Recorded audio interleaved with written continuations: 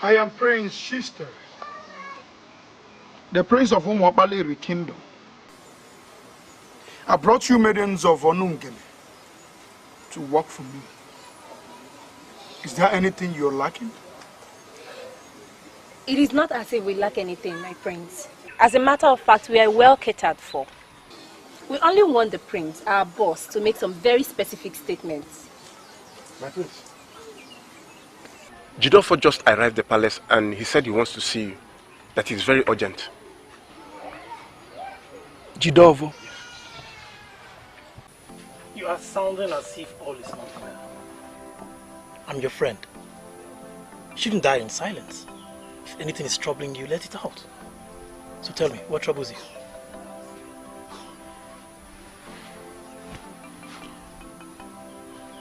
After the death of the king in Umwabaleri Kingdom, it takes 4 years for a new king to emerge. True. 4 years representing the 4 market days in Igbo land. Yes. Next year is the 4th year. You are the crown prince. And by next year, you become the king. We all know that. Except you are telling me that you are afraid of being the king. My mother, that is the queen of Umwabaleri Kingdom, has an important role to play in who emerges as king. True. Tradition has it that she must give her blessing to the chosen son before the said son is crowned king. That is a fact. And your mother will bless you. Or are you saying that your mother is not willing to give her blessings? That's my worry. She seems to favor Chizitere, my younger brother. I don't know the reason for that and it worries me. That shouldn't worry you. If I'm in your shoes, I will not be bothered. You will be king. We have a tradition in Umwabaleri, and a woman cannot change that. So continue to see yourself as the next king. You don't have anything to worry about. The woman I call my mother hates me with so much passion. I don't know. How can a woman hate her first son like this? It all confuses me. I don't get it. Don't bother yourself about it. You will be king. Jidofo, you came here before sunset. And it's already night. You've not managed to say anything. My maidens are waiting. I order you to speak. I was with your mother yesterday. She complained bitterly. In fact, your mother is not happy. Why? Why is she not happy? She has every reason to be happy. The god of Akwanga our father left behind is under her possession. So she must be happy.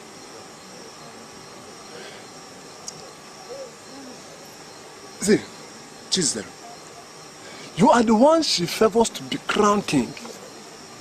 And I sincerely don't know her reason. She is not happy with the fact that you've not been carrying yourself as royalty. That is outright insult. I will not take it from you. Never. What will you do? To order me out of the palace? Can you do it? Jidofo, I want you to do me a favor. A very big one. Stop going to my mother to discuss me. I am the face of royalty. You cannot discuss me. And the second time you try it, to discuss me with my mother, I will not. My prince, our meeting with you earlier was not concluded. As the visitor is already provoking you, should we not ask him to leave so that we'll continue with our meeting? Chizel, am I the one this thing is addressing as a visitor? Who are these ones? Who are they? Who? Are they the people you call the face of royalty? Hey Chizel, answer me. Jidofo, your welcome has expired. Leave now or you see me. What else can I see? I have seen you. Eh? And I have also seen your maidens. Continue. You came at the right time. Please come and sit down. Let's continue on this.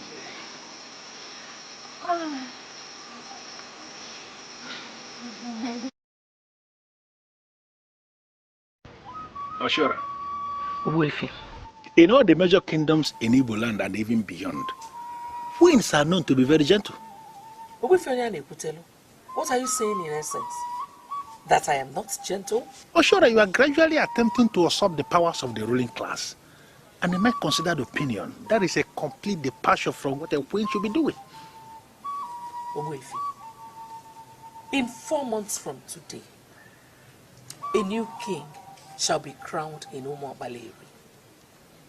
I hope you know that that king must need my approval and blessings before he will be crowned. Oshera, what has this got to do with the issue under discussion? You are excluding me from the ruling class, and it is very unacceptable. Ogwefi, I am the queen, and I must approve and bless whoever you're going to crown. Oshera, I am sorry to tell you this, but you are very wrong. A king can emerge in Umuabaleri kingdom without the queen. Our forefathers merely put that provision in place to make a woman feel important and relevant, not as it is binding on men in council.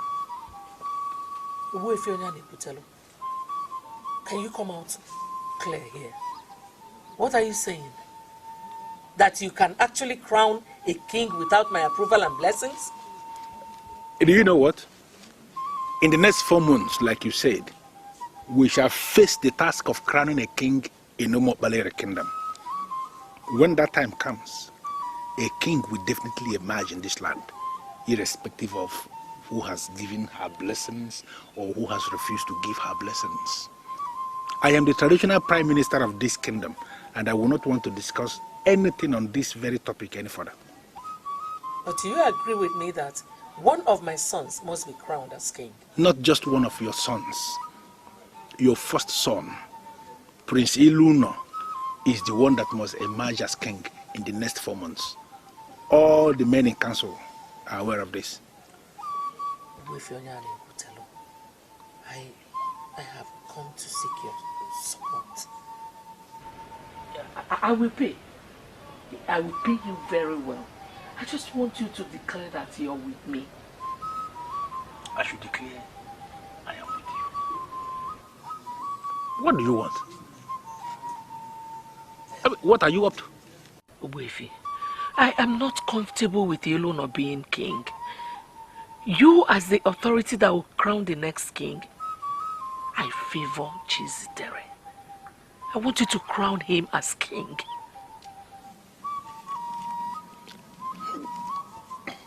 Oh, sure, I'm not going to ask you for more time to consider your request.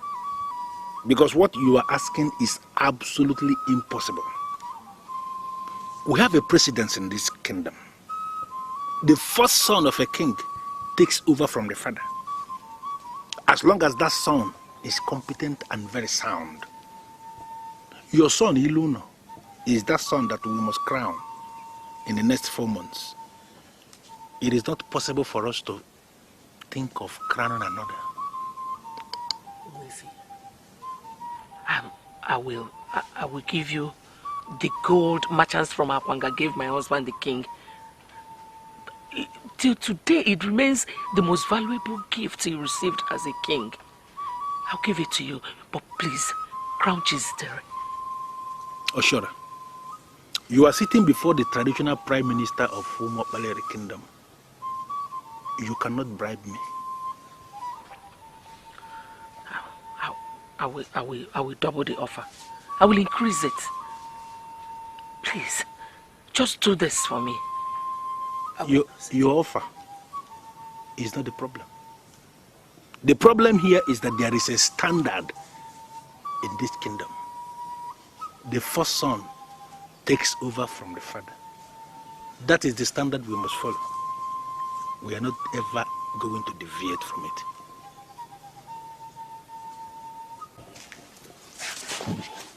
Your Majesty. Ekeze, Your father has refused to work for me. I called you here to seek for your support. Your Majesty, I am at your service. What do you want me to do? Sit down. Thank you, Your Majesty. I want you to talk to your father. A woman that gave birth to 2 boys knows them very well. He knows what both of them is capable of doing. He knows what any of them could do at any given situation. You see, Iluno and Chizitere are my sons, and I know which of them would make a better king. Your Majesty, all the age grades here in Umobaleri have been briefed that Iluno is the one that will be crowned king, and they have been giving him his rightful respect. Ikeze, listen to me. I've already made an offer of gold of Akwanga to your father. Here and now, I am increasing it to a double portion. Eh? I want Chizitere to be the next king of Umobaleri. Your Majesty, are you saying that you're going to give my father and I double portion of gold of Akwanga? Ah! That will give me the highest title in this land. I'm a woman of my words. Just get your father to my side, and the whole double portion of the gold will be yours. Your Majesty, consider it done. Your Majesty, in fact, I am already on my way. I will be with you very soon. Your Majesty, I am on my way. Talk to him. There are wars, oh there are wars, but silent war is the worst of all wars. There are wars, oh there are wars, but silent war. Igwe Kulkaralo, I got your very urgent message asking me to come to the palace. And I kept wondering, why would the king summon me with such urgency? Oyane Kutelo, blessings and curses flow from the crown. It is a blessing for you to be invited before the crown. I agree, Your Majesty. You know you can always count on me. And that is because I want to be on the right part of history. Right side of history. That is the right side of peace. That is the side of stability and progress. That is the noble side. That is the side of honor. Your Majesty, please, why did you ask me to come before the crown? Okay. You are the Prime Minister of Umokbaleri because you are a born leader. I called you here to ask you for one favor. Okay. That as you discharge your duties as a Prime Minister of Umokbaleri, always live above board. Your Majesty, I am one man of this kingdom that is committed to the protection of the cultural heritage of this land. You know it yourself that I am committed to the protection of our kingdom. Because this kingdom of Baleri is the only kingdom we can conveniently call our own. And therefore, I am committed to the protection of the tradition, the culture, and the customs of this land. At all times. Oyane Kutelu, this is heartwarming to hear. I am actually encouraged by the noble assurance that comes from you. But I'd like you to note one thing. That a time may come in the future when you will be asked to compromise yourself on the altar of filthy gains. Forces that are committed to the destruction of this kingdom will arise and buy men of class who are in positions of authority. Oh no, refuse to be bought. Stand between the devil and the deep blue sea and ensure that the traditions of our people are maintained. Your Majesty, why are you talking this way? Because I am the king. Remain on the right side of history refuse to be bought. Should I go back and tell her that you are ready to work for her?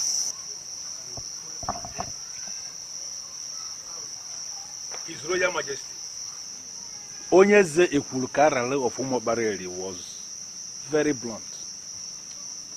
He referred to them as forces committed to the destruction of this kingdom. I know them. I know who they are. And I am not going to soil my hands with petty gains. I am sorry, Father, but we cannot continue like this. The queen has offered a double portion of gold of Akwanga. We cannot simply rely on what a dead man said to turn down such gift. Gold of Akwanga is not stones of Umobaleri. Gold of Akwanga can turn our lives around. Ekeze, there is something I'm trying to get here. Are you telling me to my face that you value the said gift of Akwanga more than the tradition of this kingdom? Father, it is not about what I value or what I don't value. I am concerned with what can better my life. The queen did not ask you to crown a stranger. He asked us to support a bona fide son of this land. But the very son of this land that she's asking us to support is not the one that was made the crown prince by the king. Ezeonu is the one that was made the crown prince by the king. And he is the one that must emerge the next king of this land. Everybody, including you, must have to support it. Don't just include me. I am not included. I am just excluded. What? Okay. Now show me what you have gained from your blind support of Ezeonu. Listen to me, Ekeze. I don't need to gain anything physically for you to understand that I've gained something. I don't need to gain anything for me to pursue something that we work for the protection of the cultural heritage of this kingdom. My conscience is intact. I am a man of integrity, protecting the cultural heritage of the kingdom. That should be what must be in the center of your mind, not any stupid physical thing you are going to gain from anybody. Be very careful. Something that can be very careful. The highest title in this land. Be very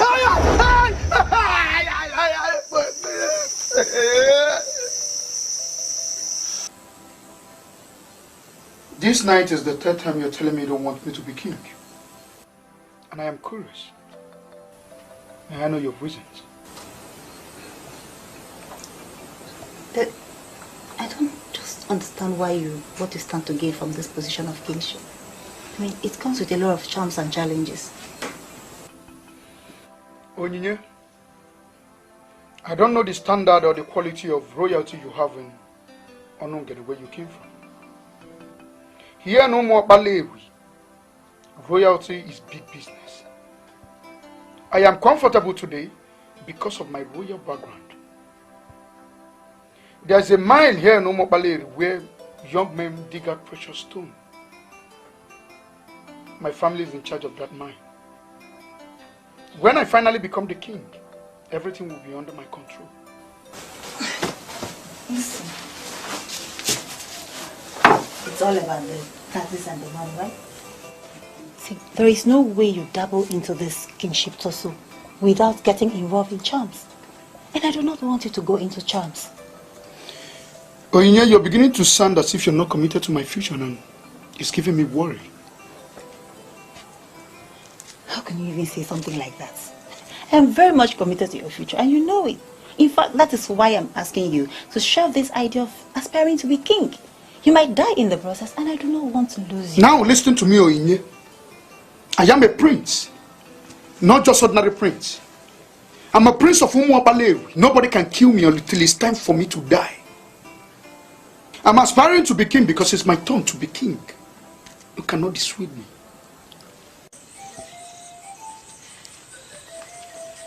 What's the meaning of this? Why are you embarrassing me? Onye, let me ask you one simple question. What do you think that you have that we don't have? Huh? Why are you always parading yourself as if you are better than anybody? Here. Do you know you're not making one tiny bit of sense to me? Adolisa. What do you even mean by parading myself? What's the meaning of that? It is possible that some people told you that you can seduce him into an unpopular marriage by throwing your cheap self at him. Only I'm warning you. I know Chizitere more than you do. He will never, ever marry you. Just simple. Please, can you just tell her that she is insulting me? No, Onye. She is not insulting you. Listen, we listened to everything you were saying back then. And it's high time we reminded you that we are here to make money as maidens attached to the prince and not to throw ourselves at anyone. Do not deviate from the original plan, you hear me? I hope you both know that the prince will be highly disappointed to hear what you're saying about him. And what gives you the impression that I'm throwing myself at him? Oh, shut up! Shut your dirty mouth up. See, we are only talking to you in private because we believe that you would listen. If you refuse to listen, then forget it. When all your fingers are burnt out, you will have just one person to blame. Yourself. Just yourself. Stupid girl. What nonsense. Oh, sure, I got the message you sent through my son. That's why I sent for you. Wefi, are you ready to work with me now? I'm still committed to all my promises. I will give you double portion of gold of Akwanga if you confirm to me that no matter what happens, my son Chizitere will be crowned the king of Umobaleri. Do you see me as one of the men of this kingdom you can buy with material things? Or sure, you are queen in this land. Why are you endlessly giving me the impression that you are one of the people your husband referred to as forces that are committed to the destruction of this kingdom? Obuefi, I want to clarify this immediately. I have not come to destroy. On the contrary, I am doing everything within my powers to make sure we do the right thing. You are a great man. And that is why I made you this great offer. Obuefi Onyane Kutelo, accept my offer and be richer.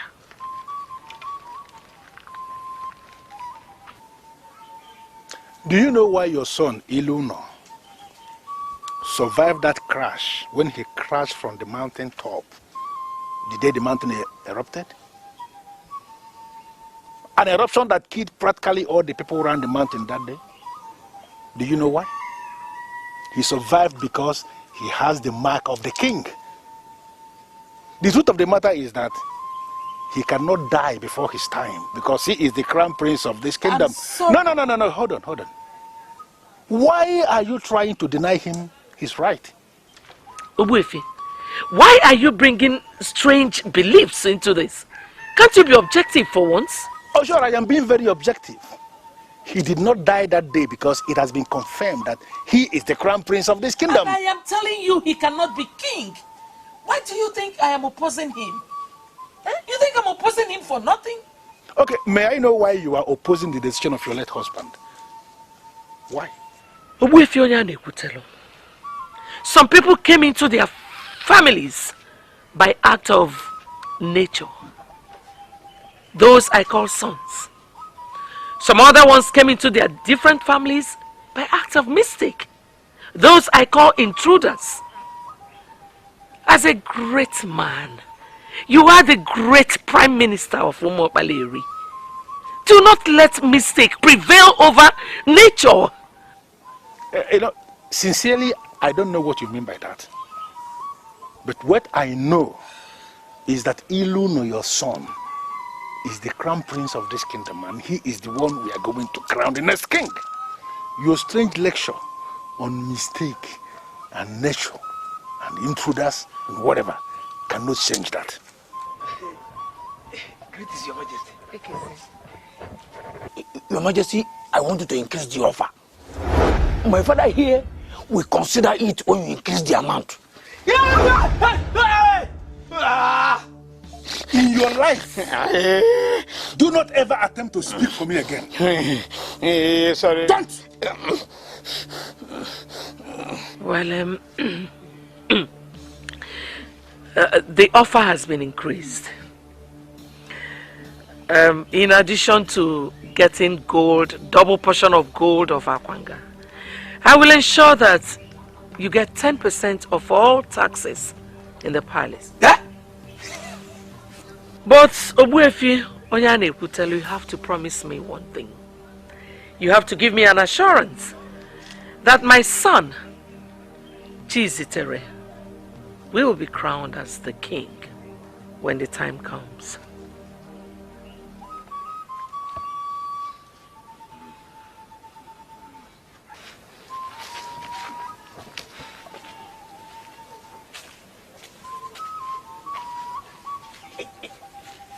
Your Majesty, consider it done. Just go. When we leave now, I will send you words from the Prime Minister. You said 10%? 10%. Yeah. Consider it done. Forget about it. I will go through it.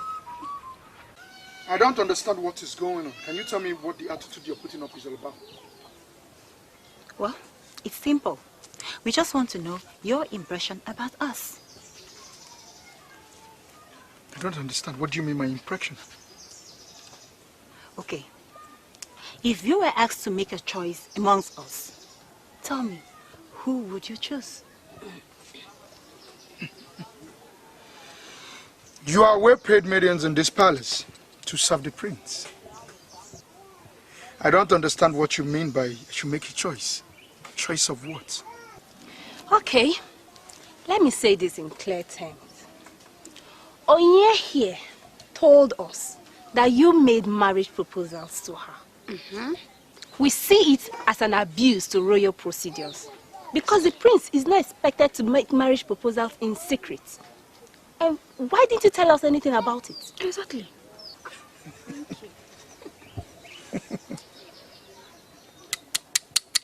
Prince of Umobali made marriage proposal to you in your dreams? Are you denying what you said to me? You said I was the best thing that ever happened in your life. This is serious. You have the nerves to lie against the Prince of Umobali. Huh? Come on, Chizitere. Why would you say that? I am not lying and you know it. You proposed to me and said you are going to give me the kind of love that no one has ever given to me. Why are you denying me before then? You know what? I want you to leave this palace this minute and never come back. Get out. Where are you going? Don't you? You heard him. He said that you should leave and must never come back. So, your way. You leave me alone. Oh, shut up, Onyinye. Shut up! You threw your cheap self at him. And now you must leave and learn your lesson. Chitty. Let's go.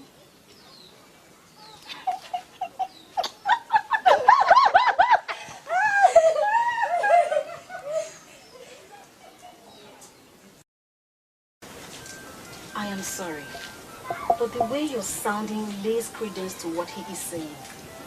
Ezeonu has been groomed for kingship. My father exposed him to the dynamics of leadership. Mother, why are you bringing discord between two brothers? Adora, if you were not the head princess in this land, I would have ordered you out of this palace. How dare you question me? With all due respect, Mother, I am not questioning you. But he told me that you hate him so much, that you told him point blank that he would never be king. Mother, why would you say a thing like that? Adora, you will not understand. There is a mutual war raging in this palace. It is war between mistake and nature. I have wallowed in that mistake for so long. Now I want to be on the side of honor. And that is on the side of nature. I don't understand what you mean by that. You do not need to understand. Just stand where your mother stands. You don't know more than I do.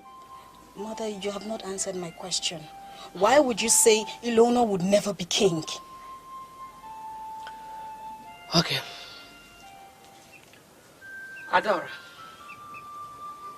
Chizitere would make a better king than Ezeonu.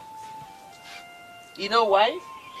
Because Chizitere was born on a night, a very bright night, when the moon was full with stars. There's absolutely no way you can compare him with Ezeonu, who was born on a very dark, barren night when all the stars and moon were leaving the sky. He is going to be a barren king, and we do not want that kind of king. Mother, is that something you're not telling me? Adora, we are talking about succession here. Just stay where your mother stays. Huh? You don't know more than I do. What is it? Mother, do you have a personal problem with Ezeonu? I do not have any problem with anybody. Adora, go back to your husband and continue loving him. And leave me to do what I have to do in this palace. I am the queen of this kingdom, and I am trusted to do what is right. There is a war between nature and mystic, and I will never allow mystic to win over nature.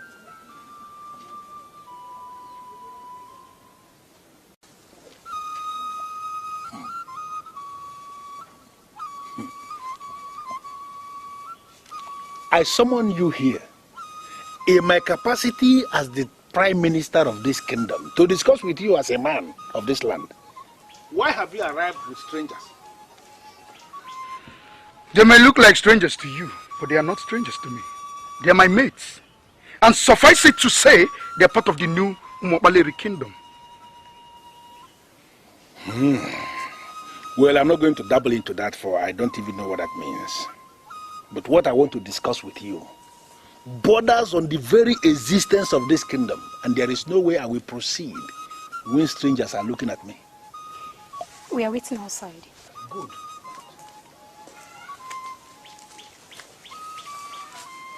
What is the meaning of this?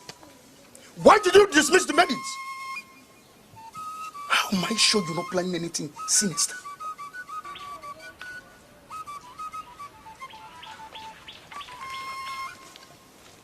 Chizitere, if I should say that I am disappointed in you, that will amount to understatement. The truth is that you are a big disgrace to royalty. You invited me here to insult me. I invited you here to give you elderly advice. And who is ready to listen to your advice? You are part of problems we have in this kingdom. I am not ready to listen to a man like you. Do you know what? You are entitled to your opinion. They have nothing to do with me whatsoever. We know who is going to emerge as the next king of this kingdom. You are not that person. Now go back to your mother and ask her to stop parading you as the crown prince of this kingdom. You are not the crown prince, and you will never be. You know, I'm beginning to have this feeling that Chizitere is beginning to see us as girls that are permanently available for exuberance. I don't understand. He brought us before his traditional prime minister and introduced us as his maid. First, I cannot be his maid, and secondly, he cannot take me for granted. I think it's high time we call him to order. You really think you can call him to order? If he continues like this, I am going to walk out on both of you someday. I will.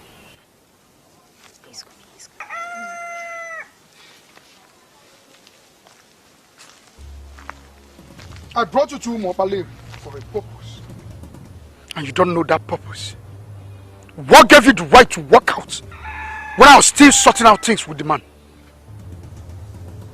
He introduced himself as the traditional prime minister of your kingdom. He said he wanted to be alone with you. I don't want him to see me as a troublemaker. You're working for the master of trouble, and you're scared of trouble. Your job as maiden working for me in this kingdom is yet terminated. Go back to wherever you came from before I kill you with my bare hands. Get out.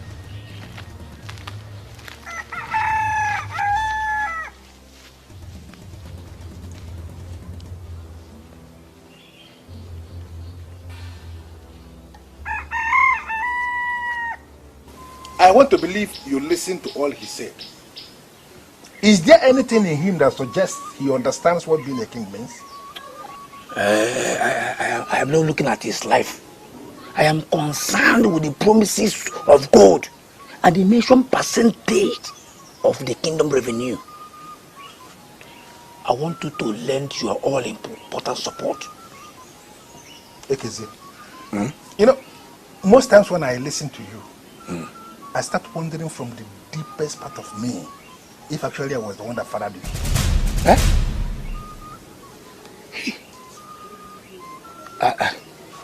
Are you saying that I'm not your son? If you are sure you are my son, then you have to behave and speak like someone I could bear.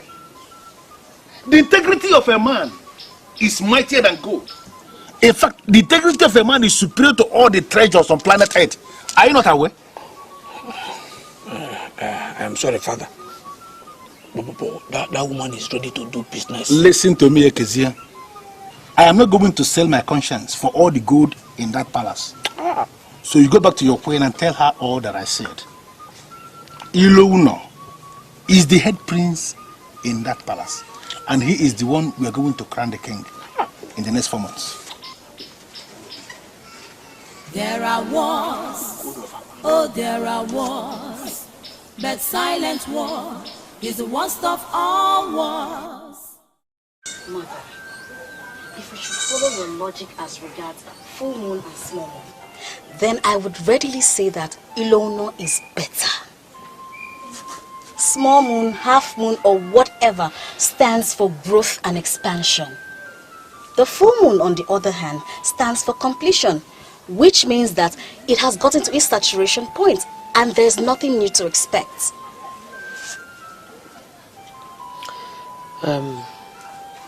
Adora, what are you trying to say with your cheap explanation? Mother, I am drawing my conclusions based on what you said.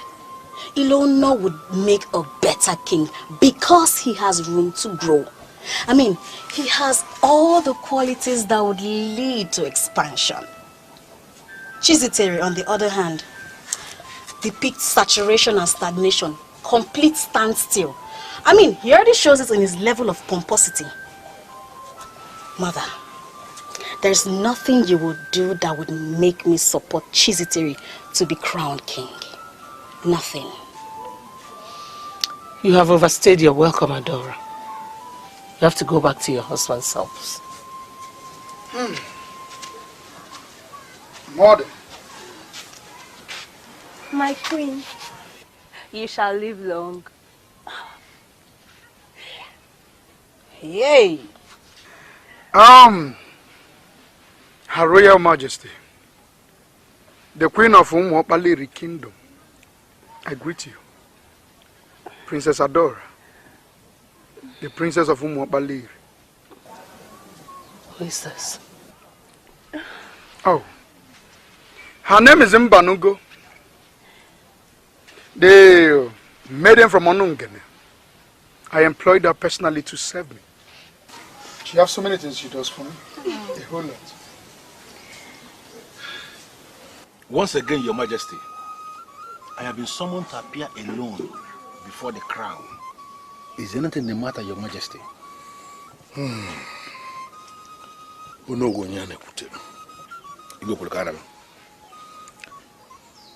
I called you here before the crown to extract some promises from you.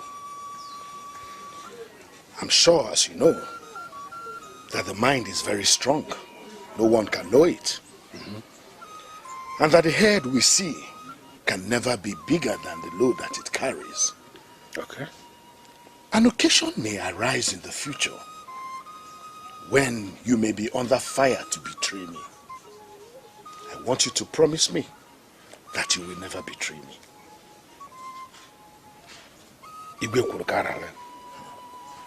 Even my enemies will give it to me readily that I cannot betray anybody. Not to talk of betraying you. No.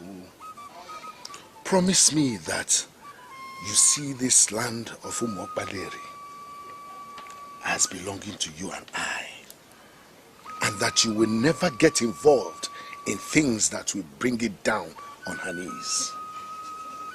Your Majesty, I don't know why you are saying all this. I am a man of tradition. I cannot sabotage this land. It's not possible. I cannot. Oh no. Give me these words as a promise that you will not sabotage this land. I promise. I cannot sabotage this land. That is why you are a born leader.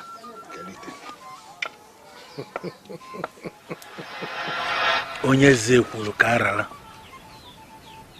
Were you a seer? All the things you said are happening just the same way you said them. What do I call this?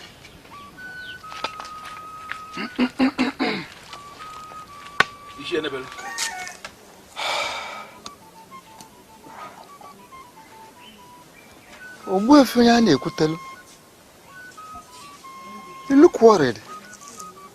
Is anything the matter? You may sit.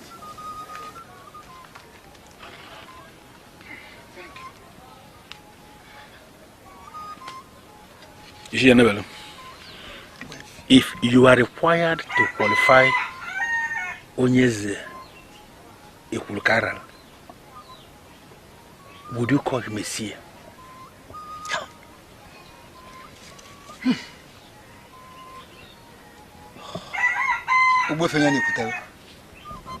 A busy hand has no time to caress a rotten seed.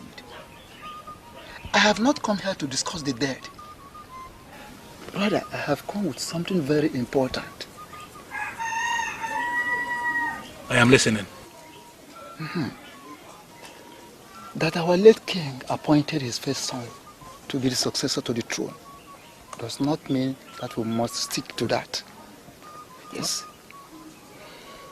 Because the dead is already dead. And all the beautiful ideas of the dead are equally dead. Today, we are the living. And we must make changes as the need arises. We should do the right thing.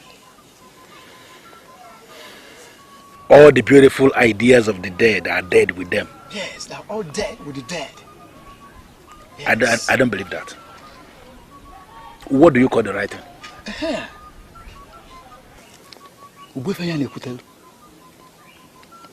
There are two princes in this land.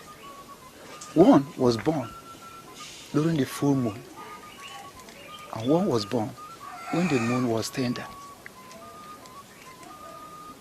You know, it will be so natural that we crown the one born during the full moon as the king, because his birth symbolizes maturity, and we must be mature enough to get him crowned as the king. That is it. So that is the right thing. Ezeonu, I want you to come out clear and speak like a man in authority. What are you saying? I mean, what do you want?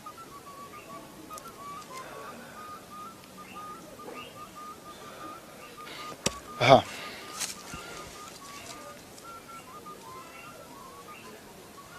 Ezeonu was born during half moon, when the moon was tender. In other words, he lacks the trait of a leader. Well, as Ishizitere was born during full moon, with all the influences and attributes of the moon, his birth signifies maturity. Yes. Owefi, like I said, we must be mature enough to crown him the king.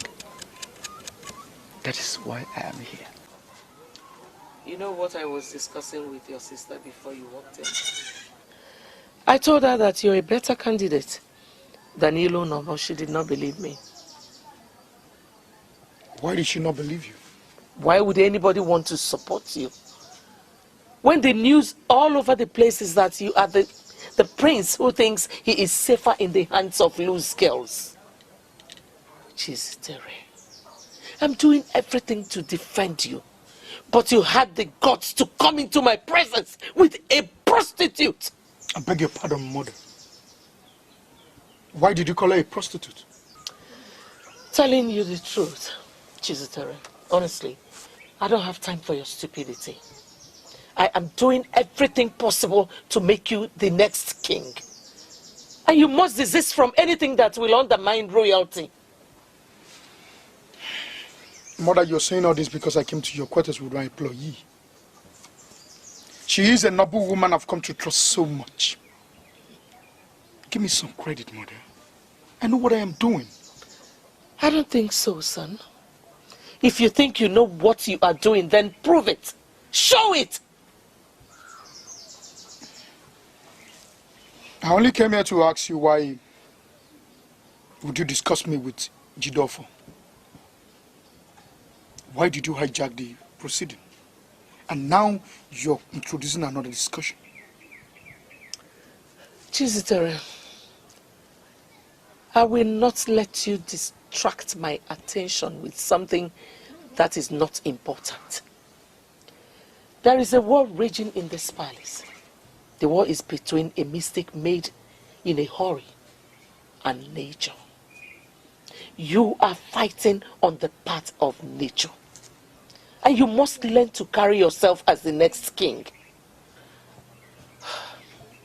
I have set every machinery in motion. But the only obstacle I seem to be having is you.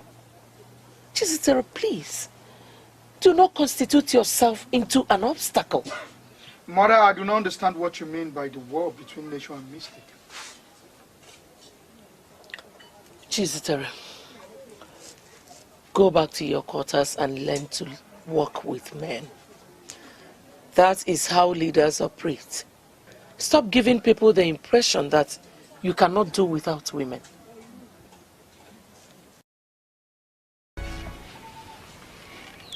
You hear, Annabelle? Are you speaking on your own from the deepest part of your heart, or were you sent by some people to come and speak on their behalf?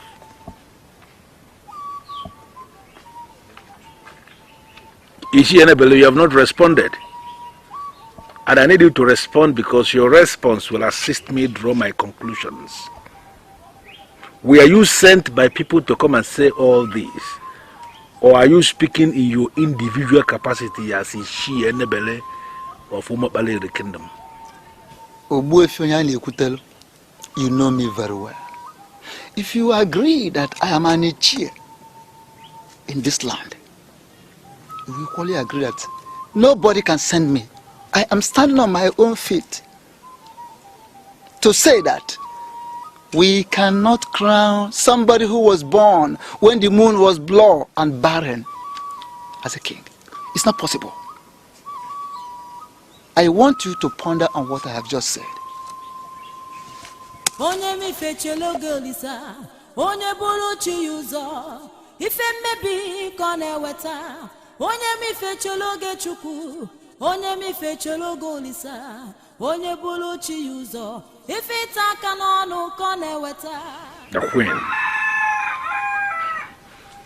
queen is surely moving so fast.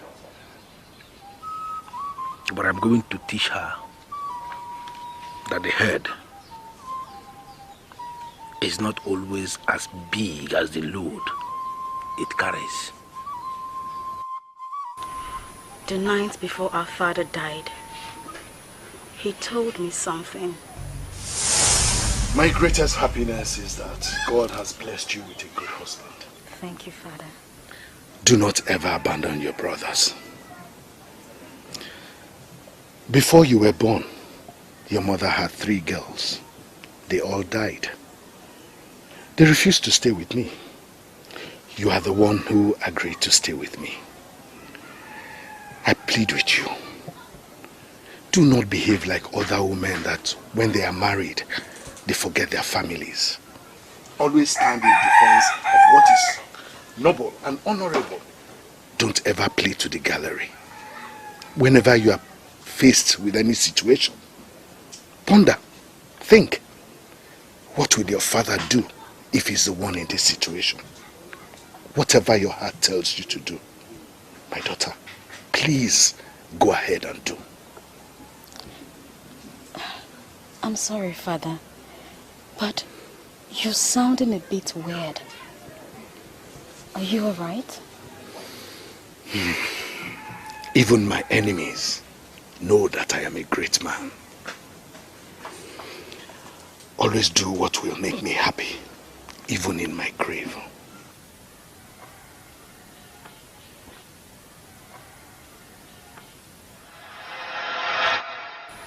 If our father finds himself in that kind of situation, he would go to that very person that is trying to deny him his rights and entitlements and ask him why.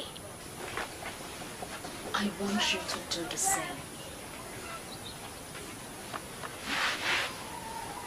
I have gone to our mother countless number of times to beg, but she wouldn't listen to me.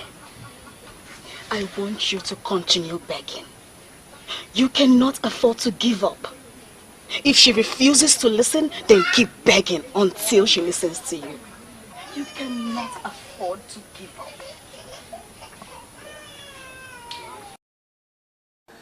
Why are you undermining me? I don't know how I've undermined you, but if you came with this charm you brought from Ire, you will never get to be king in Umobaleri. You still have the right and the nerves to repeat the same blasphemy before me. Who do you think you are? I am a woman you met by chance. Whatever we've done so far, we did it by chance. You're going to be king by chance. Free me, and I will teach you the secret of chance. I am the Lord of Confronting. I've lost count of the people I've killed in life. This charm is telling me you've become so dangerous. Why? Speak! Before I feed your flesh to the vultures. It's unfortunate that you still don't know me, because my life is hidden where your eyes cannot reach. Free me, or I will free myself. And when that happens, you will not like it.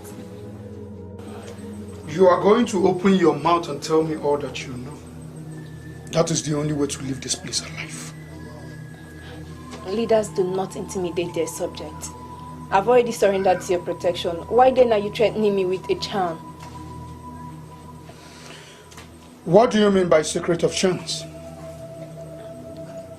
Chance is one word that many undermine, but it remains the strongest word in the ladder of success. More than 90% of men who succeeded did that by chance. Mbanugo, I swear by the gods of this land, if you try anything stupid, I will end your life here and now. Chizitero, can you call yourself a leader if you harm a defenseless woman with the charm that you made for your personal defense? I've done you no wrong. Why then do you want to kill a woman who has shown you nothing but love?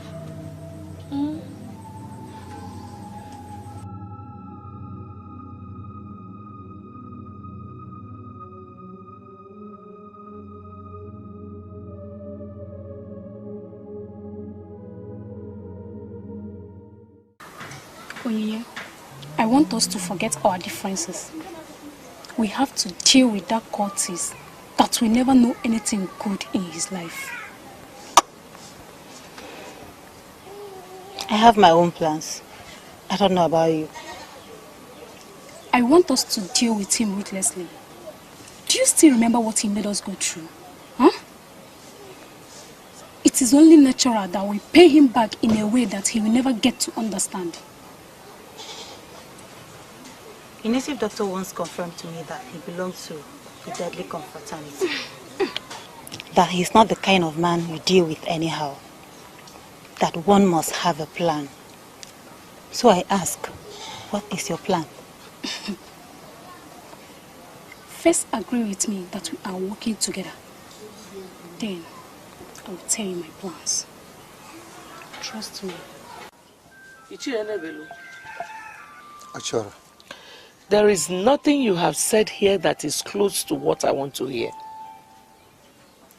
I empowered you financially so that you'll be able to bring him to our side. And up till now, you have not done that. I wonder what you have come here to do. Ochara, one thing you must not forget is that we are now partners. Yes. Chizitere is going to be the next king. And how do you intend to achieve that? The traditional prime minister is the one to crown the next king.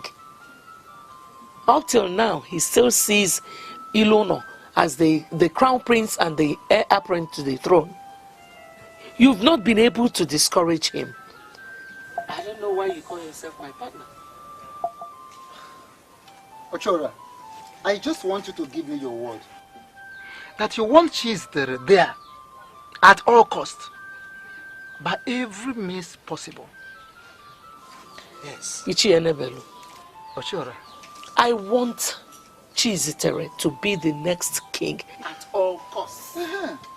I don't understand what you mean by all means possible. Oh, there is only one way Chizitere will become the next king. I'm listening. We have to delete Ezeonu from the scene. Yes, we have to delete him. And when we do that, Onya na Ekutelu will be left with only one choice. And that one choice will be no other person than Chizitere. That is it. Ichi Enebelu, you don't talk like an Ichie at all. You don't. Oh, sure. How do Ichies talk? I am an Ichie, and you know it. If you're sure you are an Ichie, you should know that it is practically impossible to delete Ezeonu from the scene. You should also know that no crown prince of Umuokpaleri can be killed. I don't believe that. I don't. When a human being is exposed to death, the person will surely die.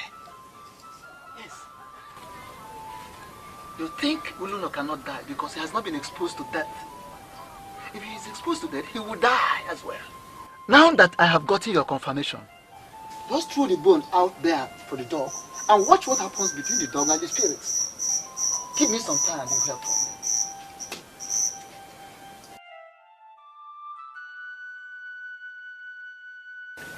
I'm still on my knees begging you. What did I do wrong? Ezeonu, please get up. Stand.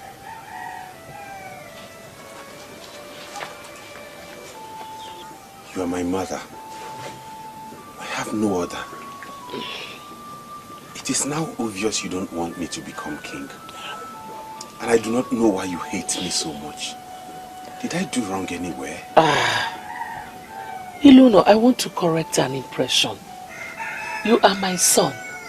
I have never told anybody that I hate you. But you have never treated me as a mother would her son. My father was very emphatic about me emerging king after him. Even the elders know this. You are the only one who fights against it, and I want to know why. You can go to any renowned astronomer and verify. Any man that was born when the moon was full stands a chance of making a better king than the one who was born when the moon was tender. Chizitere was born when the moon was extremely full. I am concerned about the prosperity of this kingdom. Chizitere is the one I trust to make a better king. But my father knew the positions and sizes of the moon when we were both born. What you're saying now is not part of his instruction. Ezeonu, before he became your father, he was my husband. And I don't think you knew him better than I did. I called you here to give you specific instructions. My son here has been blessed with all the blessings from the throne. He is the one who will emerge as king after me. There may be objections. Some elders may join forces with those that will emerge to destroy this kingdom. Men from the ruling class may compromise themselves, but I expect you to stand out as the morning star. Do not ever join forces with those that will destroy this kingdom. When the time comes for you to bless as the Queen Mother, it is Ezeonu here that you must bless. My father was clear. He stated that he wanted me to become king after him. He gave me the blessings of the throne. Even the elders know this and they abide by it. They have not compromised themselves. My father gave me the blessings of the throne. Why are you fighting against it? Why don't you want it to happen? Ezeonu, please. You can ask for any other thing and it will be yours. As for the throne, Chizidere is the one I'm supporting. You know, in all the years my father taught me the dynamics of leadership, he never mentioned this dimension of full moon and half moon. I want to believe this is not part of our culture.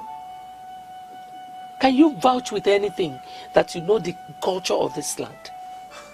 I was tutored by the king himself. He taught me everything I know. He brought me up. He once told me I had the potential of being a great man. I am begging you, mother. Please give me your support. I will never disappoint you.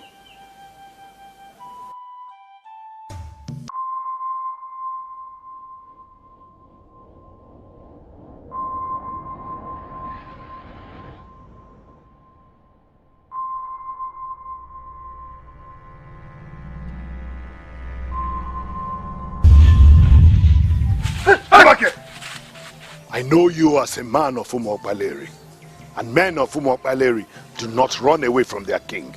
Why are you running? I'm sorry, Your Majesty. So that I was taken unawares. Take it. Take.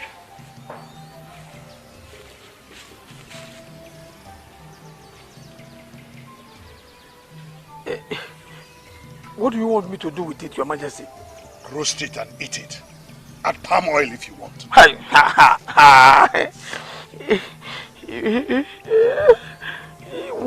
We don't eat lizards in Umokbaleri. Why are you asking me to eat, Your Majesty? Men of Umokbaleri do not eat lizards. That I know, and I agree with you. Let me also tell you that men of Umokbaleri do not sell their conscience and surrender themselves to be used for what will destroy the land.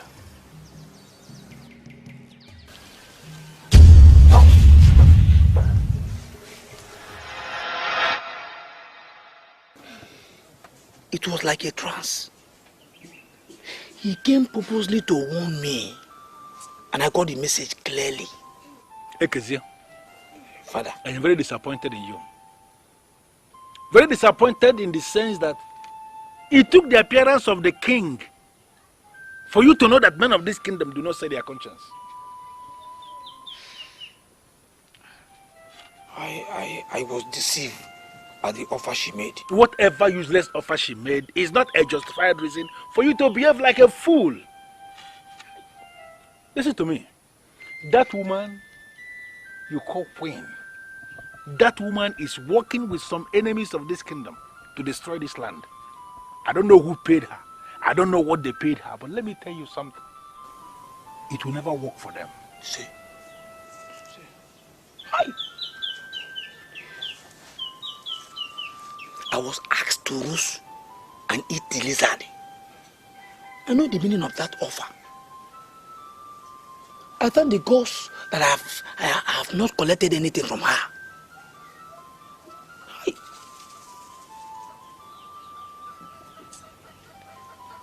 I am now working with you.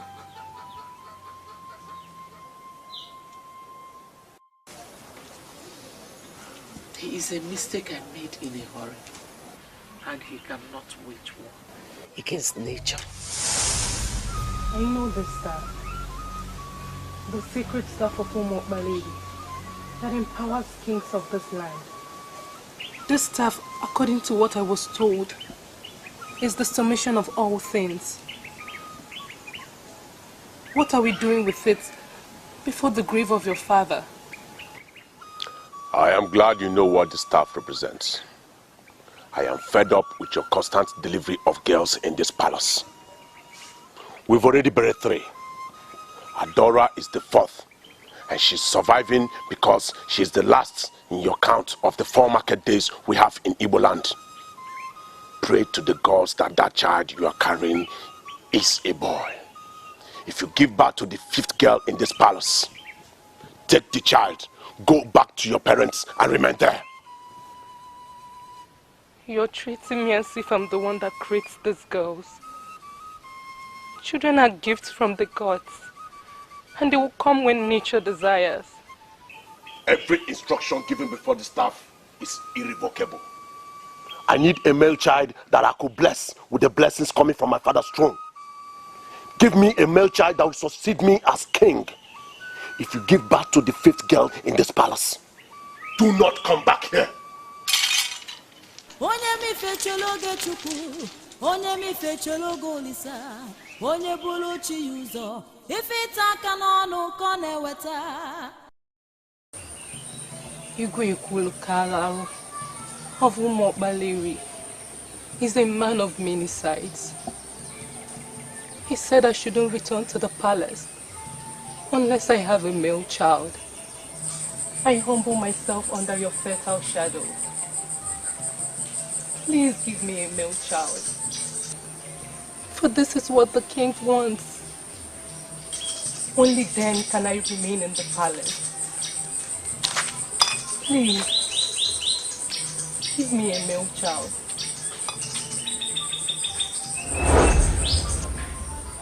Why are you here asking for what you have? I don't understand. Who are you, please? Akwama is the benevolent goddess of the forest of peace. She is the one that stands before you.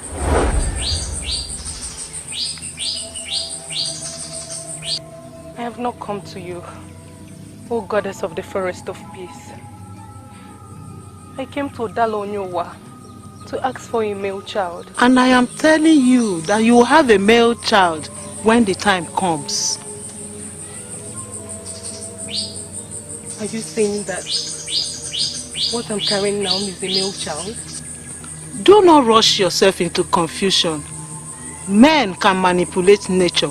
I tell you the truth, men surely cannot cheat nature. But I want to have a male child. You will have a male child when the time comes. Do not rush yourself into confusion. Rush can only bring you frustration. You can avoid it.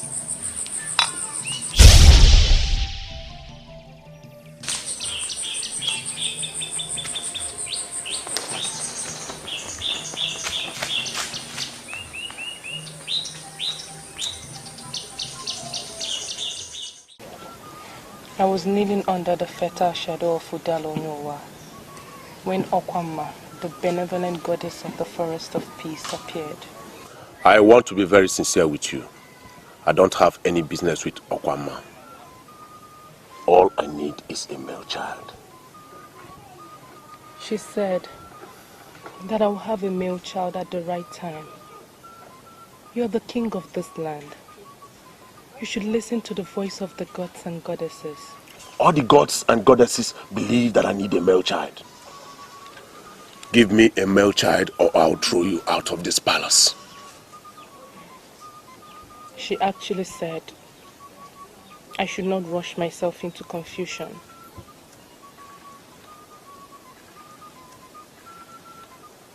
I need peace around here. Do not send word to me. Do not return to this palace if you give birth to the 5th girl. If you give birth to a girl, take her to anywhere you like. All I need is a male child.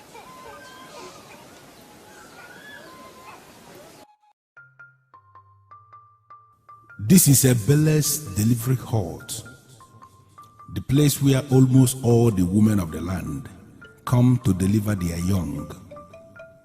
Ebele is said to be gifted by the gods forever since she started as a traditional midwife, no woman or child has died in her hands. Her place is the safest place to deliver on daily basis.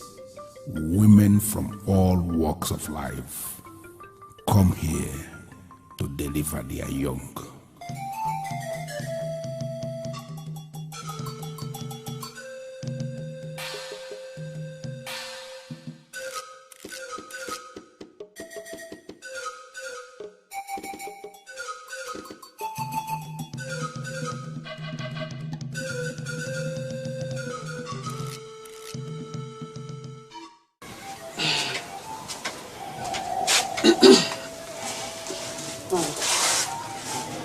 My second is dressing the child. She will hand her over to you shortly. Congratulations. Ibile, you qualified the baby with her. Does it mean my child is a girl? You gave birth to a baby girl.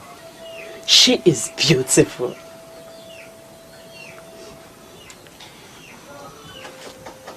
You're a woman of the gods. And I know that I can trust you. I want to ask you for a favor.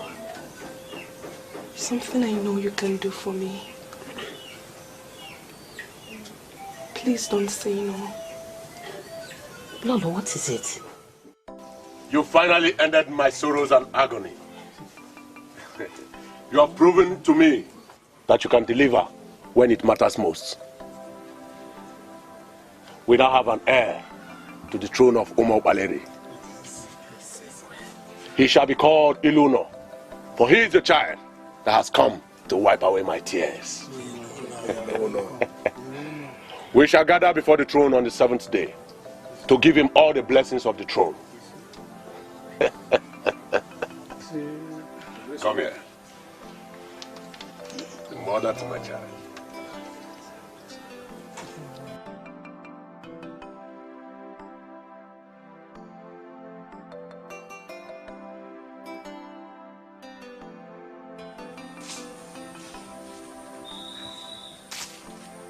Your Majesty.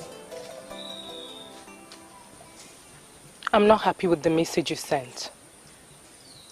What do you want? I need more money. What do you mean by you need more money? Is this how we are going to continue? Didn't I pay you everything you asked for? Are you saying that what you paid me so far is the real value of the male child I stole for you? I went against the doctrine of Ajani to make you the mother of a male child. You should not be angry that I am asking you for more money. I hope you haven't opened up to anybody. I don't keep friends. I have not disclosed our secrets to anyone, and so shall it remain. How much do you want me to pay you so you can end this endless request? Say it, so I can pay you once and for all. I believe you know what to do. I did a big thing for you. You should do a big thing for me too. All right. I'll bring something big to your place tonight. That's my grandmother. Let our secret remain our secret. That's my queen. Goodbye, my queen. She will never pay me enough. I saved her and saved her marriage. I gave her another woman's son. She will continue to pay me for that son until I die. Where is the money?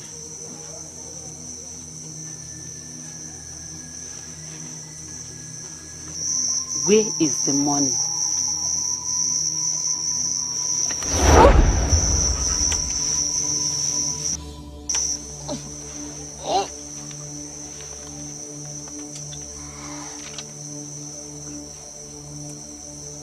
I have a son that has been confirmed as the heir apparent to the throne. the secret as regards his emergence must be kept forever.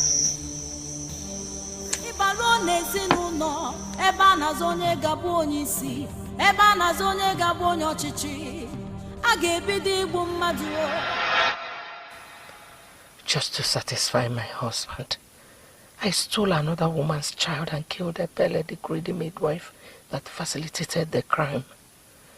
I settled down in the palace to enjoy my new status as the mother of the crown prince.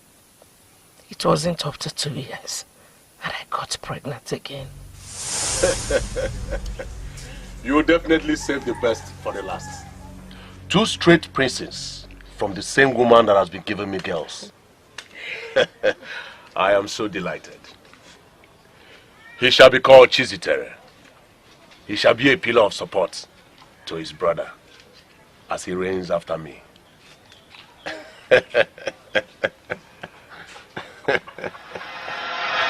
I made a mistake to have stolen the child. I should have listened to Okwama, the goddess of the forest of peace.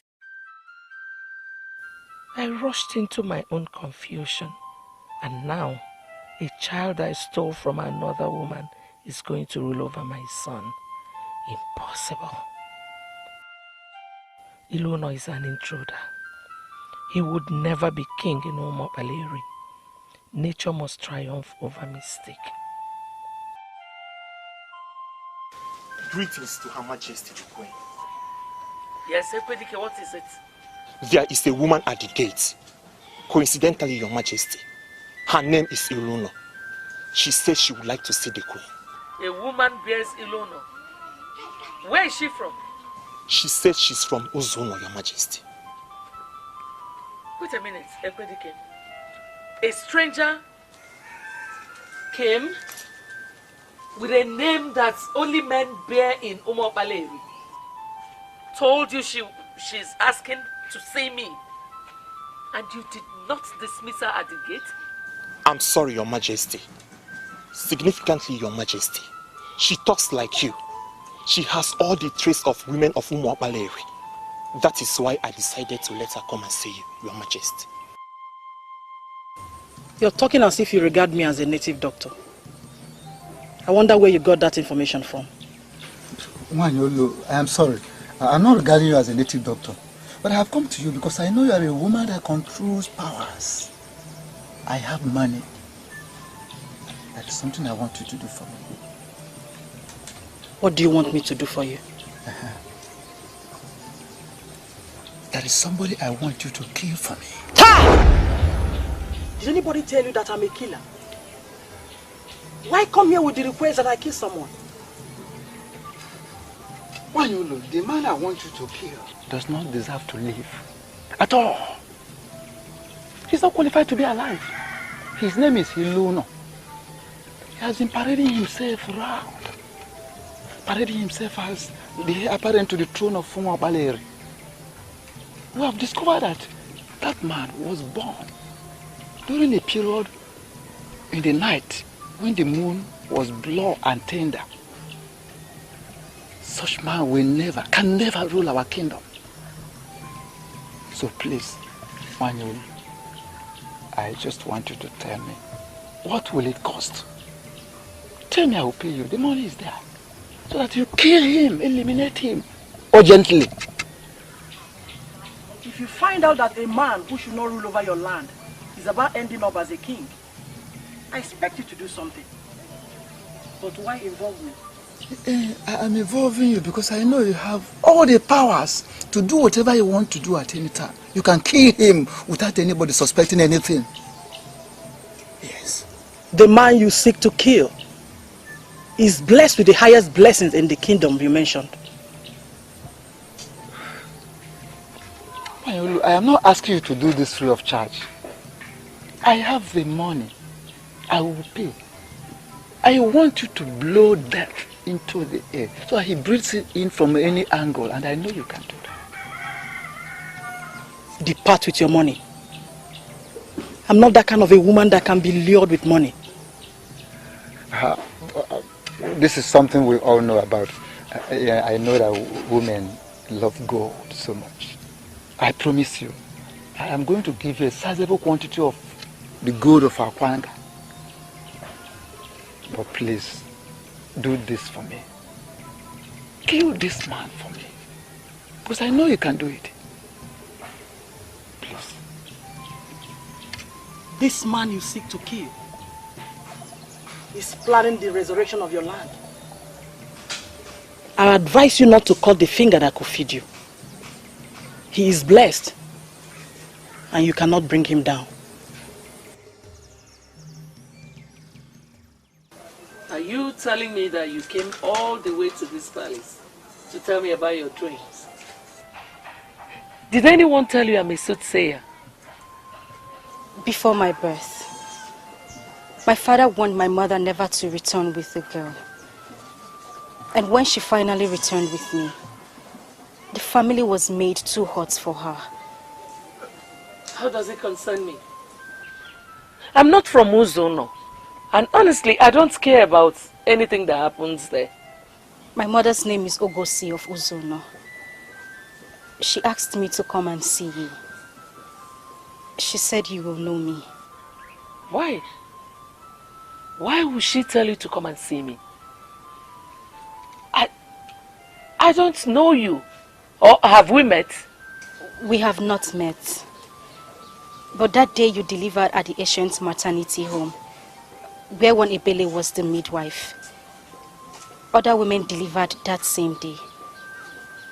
My mother was one of them.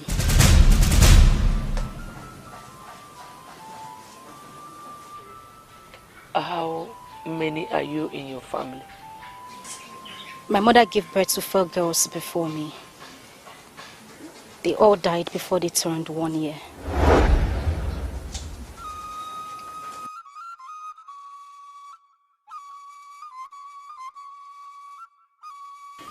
You remain the only elder that I can trust. I came to you because it's now obvious my mother doesn't want me to be king. So I ask, please let me know. Should I relinquish the position of kingship to my brother? The answer is instant no. Before your father died, he warned against some forces that will emerge to destroy this land. He referred to them as forces committed to the destruction of this land. Looking at your mother and the way she has been operating, it is very clear she is at the head of that force. So we're not going to please her and undermine the king. I have gone to her countless times to tell me what I've done wrong or where is it I've gone wrong. But she hasn't told me anything tangible. Should I tell you the truth? I am no longer bothered as to how the queen feels. In the next 1 month, we are going to crown you the king of this land. The queen is bringing in politics into this, and I'm going to teach her that politics do not mix with the tradition, customs, and culture of any people. So are you saying I should go ahead and simply ignore her? Ignore her, exactly. Ignore her completely and continue to ponder on those things you heard from your father. I still remember the things he told me in private. Continue pondering on those things.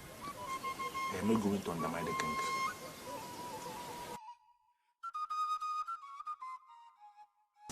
I am shocked at this information. You mean your brother has a wife in your torture and you never told anyone about it? Mbanugo, I am not comfortable with the impression you're giving me. Do you know how old he is? A man that is eyeing the throne of Umwapale must, as a matter of tradition, have a wife. You equally have an eye for that throne. Are you telling me that you are married as well? Do you have a problem with me having a wife?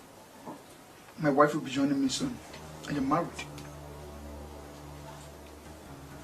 I can't believe this. You're married and you did not tell me. I should tell you as what? Who the hell are you? You have been posing yourself simply because I did not punish you. That very day, you said rubbish with your colleague. The day you left me with the Prime Minister. He brought us before his traditional Prime Minister and introduced us as his maid. Oh, I cannot be his maid. First, I cannot be his maid. And secondly, he cannot take me for granted. You think I did not know?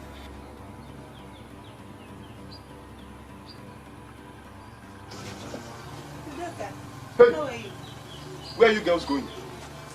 The prince, my boss, said he doesn't want to see you girls again. And you people are walking in here majestically like you got an express order from the prince to visit.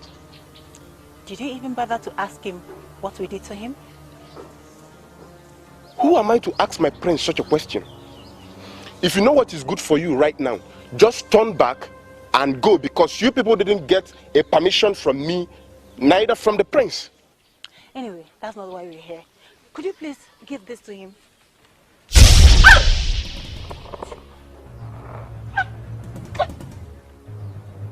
What have you done to me?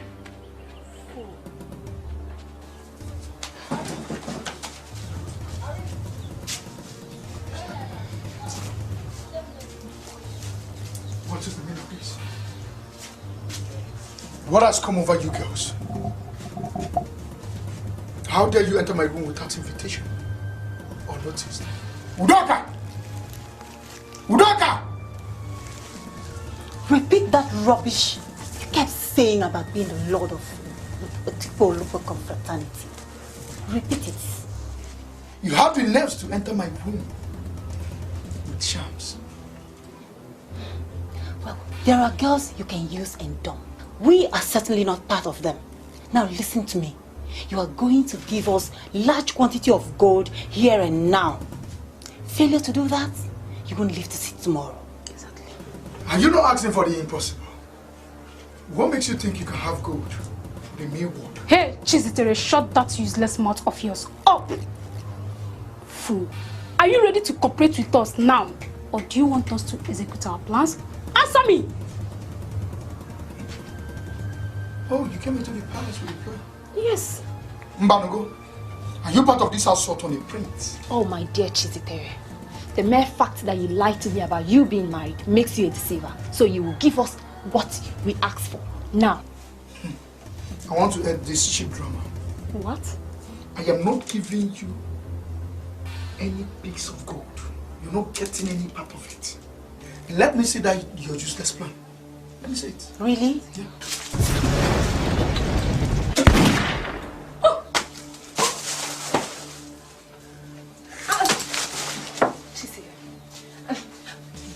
You know, I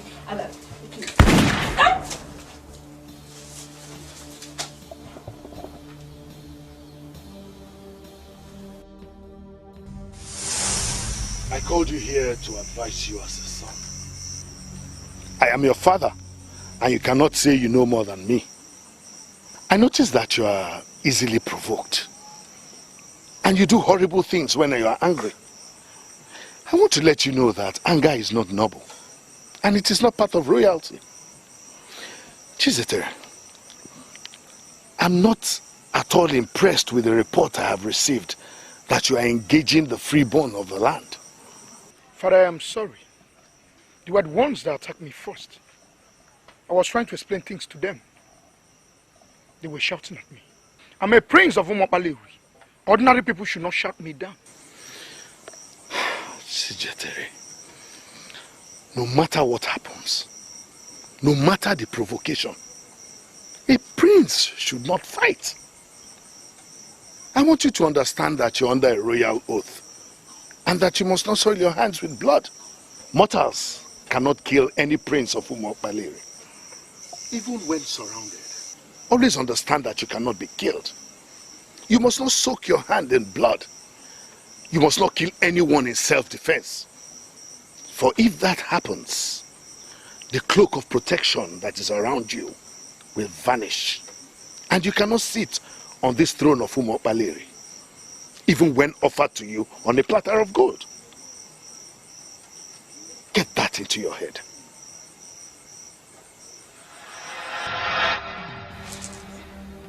Hey, where are these stupid maidens? My prince. Udoka, I am finished.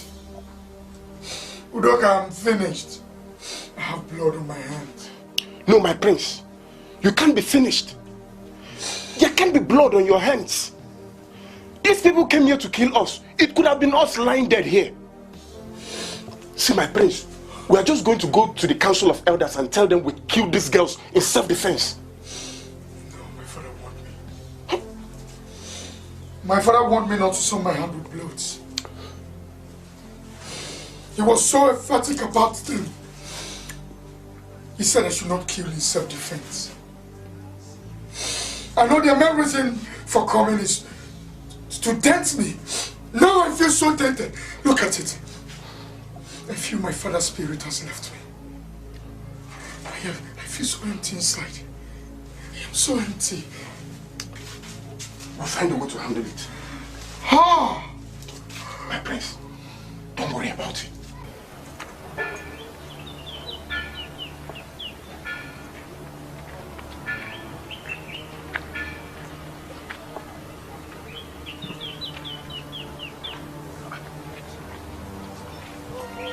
What's the meaning of this? The road block? Since when?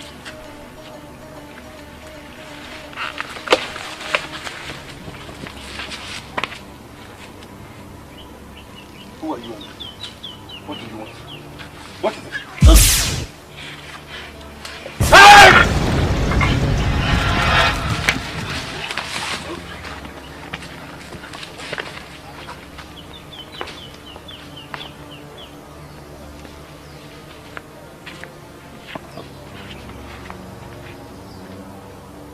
There are wars, oh there are wars, but silent war is the worst of all wars.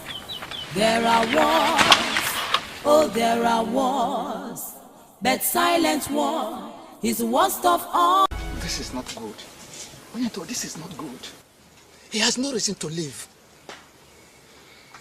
We sharpened our machetes all through the night, and our plan was to cut him into pieces. And that is what I want.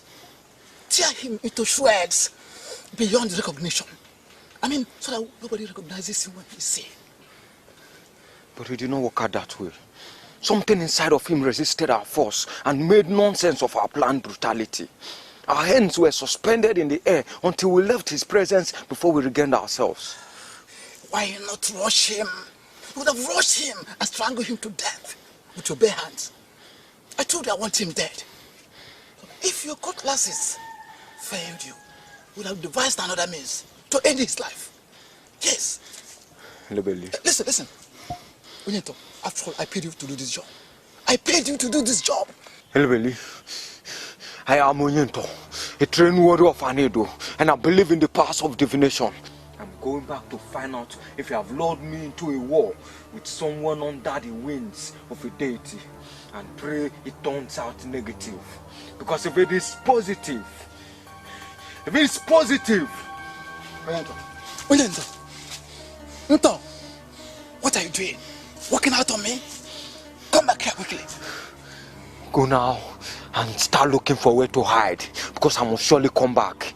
But how I will come back is something I don't know yet.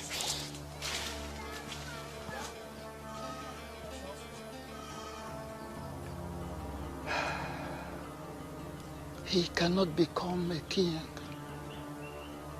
unless the queen blesses him. Yet, the queen does not want him. She must be shown the way out. Ngozi of Ezeonu. Why would she ask her daughter to come and see me? Or is she the mother of that boy? Please don't kill me. Please. I have not come to kill you, for I don't kill. When I came to you under the tree of fertility, as you prayed for a male child, I told you something. Men can manipulate nature, but men surely cannot cheat nature. I advised you not to rush yourself into confusion. You ignored me completely, went ahead and ran faster than your God. Are you not facing the confusion now? I apologize for not listening to you when it mattered most. My husband ordered me not to return with a baby girl. I did it to save my marriage. The woman of Ezeonu prayed for a male child, and God gave her a male child. You stole that male child, and that has made you a thief. Do you still have the right to parade yourself as the queen of this land? I have never castigated any of the deities of Umuopaleri. Why are you trying to bring up my past? You led that midwife to sin. You begged her beyond the limit she could bear, and she did what she had never done before. Where is that midwife now? Your path is filled with death, and your hands are dripping with blood. A thief and a murderer has no part in the administration of this land. Go to the Prime Minister and confess your sins. That is the way. And that is the only way. Okwama, wait. I have come to realize that mortals are safer with deities. I come under your protection. Please, I don't want to go to the Prime Minister over this matter. It remains the only one you must see. You have everything, but you don't have time.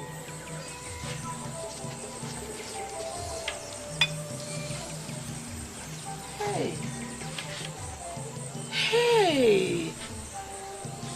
Ha! Onye mi fechelo golisa, onye bulu chiyuzo, ife mmebi kone weta. Onye mi fechelo gechuku, onye mi fechelo golisa, onye bulu chiyuzo, ife itaka n'onu kone weta. Hey!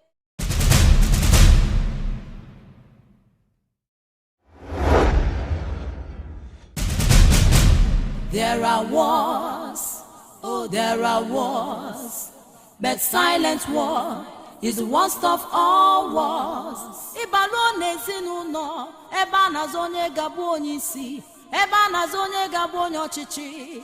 Agebidi igbu mmadu o, ibalo nezinu. I call this meeting because it has become very imperative. People are now looking at us as if we are not united. I want us to correct that erroneous impression before it gains ground. We must task ourselves and send the right signal.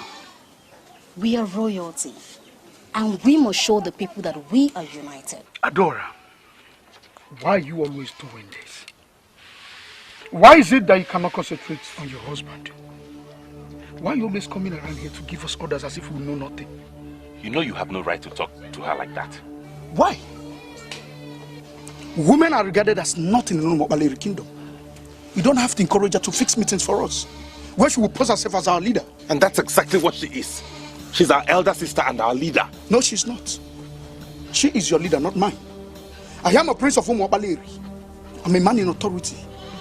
I cannot allow any woman to order me around. Chiziteri, do you realize that you are talking to Her Royal Highness, the Princess of Umuopaleri? You know what? How dare you?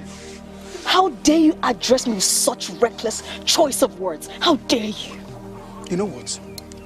I am not cut out for this nonsense. Yes.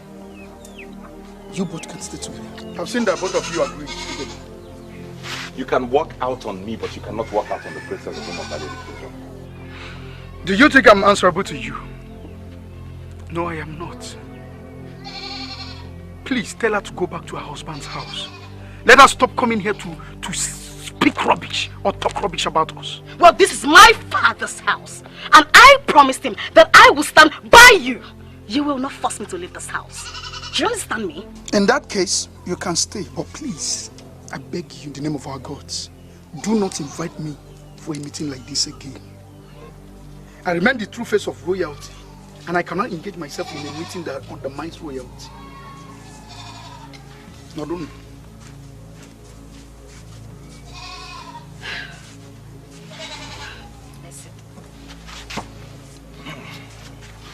Don't worry yourself over nothing. He doesn't have the right to say who the true face of royalty is. The people of Umuopaleri are the ultimate judges. And the judgment will be in 3 weeks' time from today. Okay? I'm beginning to think it was him who sent those assassins after me. Like I said, you don't need to worry yourself. I can categorically tell you that Chizitere is suffering from what I call exuberance. He couldn't have sent assassins to you. He's your brother. Okay?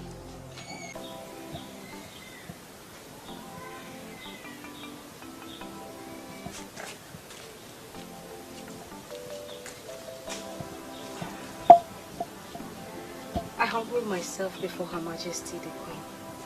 I wish to express my very profound gratitude for the first-class hospitality you gave me. Rise. Thank you. You're already dressed. Don't tell me you're going back to Ezeonu. Yes, Your Majesty. I want to go back to Ezeonu. I would not want to overstay my welcome. Let me correct an impression. There is no way you can overstay your welcome here. If you don't mind, I'll ask for a little of your time. I want us to discuss further. Please come and sit. Your wish is my command. Is there anything you want me to do, Your Majesty? I will send for you when I need you. Yes, Your Majesty. You can leave now. Yes, Your Majesty.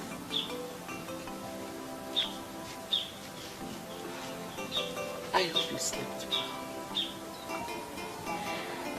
There was this satisfaction and fulfillment that descended on me when you asked me to spend the night here. For the very first time in years, I slept in peace.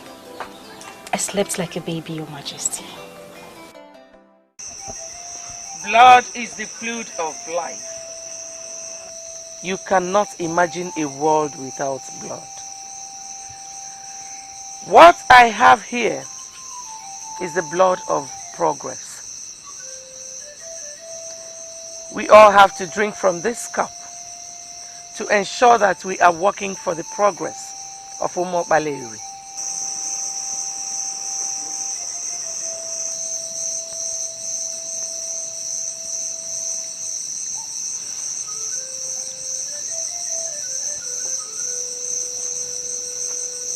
You are not qualified to be in this meeting because you are not a man of Umo Baleri.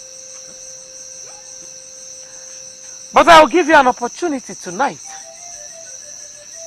to redefine yourself. Drink from this cup and become a bona fide citizen of Umo Baleri. A man whom the king declared a citizen and gave all the blessings from the throne is extremely relevant. I will not drink this strange liquid to legalize what is already legal. I am a man of Umo Baleri and Will you shut up? You mistake I made in a hurry. But I will fix you. I will sort you out soon.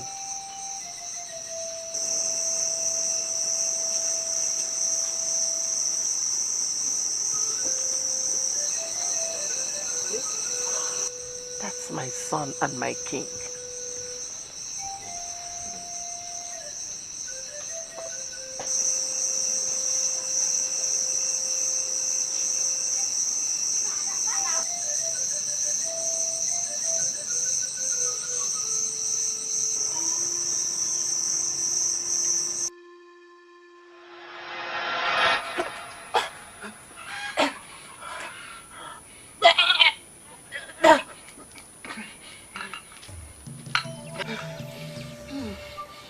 This is the kola nut I just broke. I want you to take and eat. Oh, I am an Ichie. Not just an Ichie anywhere. But I am an Ichie in Umo Baleri. I don't eat kola nut broken by a woman. In Umo Baleri, it is an abomination for a woman to break kola nut. Yes. You were unable to vomit the blood of death because you actually did not drink it. But you must vomit what you swallowed physically, or I will be forced to list you among the men that eat kola nuts broken by women. Wait. Who are you, please? All men have their prices. Not a perfect saying. There are men who will prefer to die rather than betray themselves. Such men cannot be bought. We call them men among men. Men like you that women can buy should not raise their hands when men are talking. Do what you have to do, or face something deadlier than the blood of death.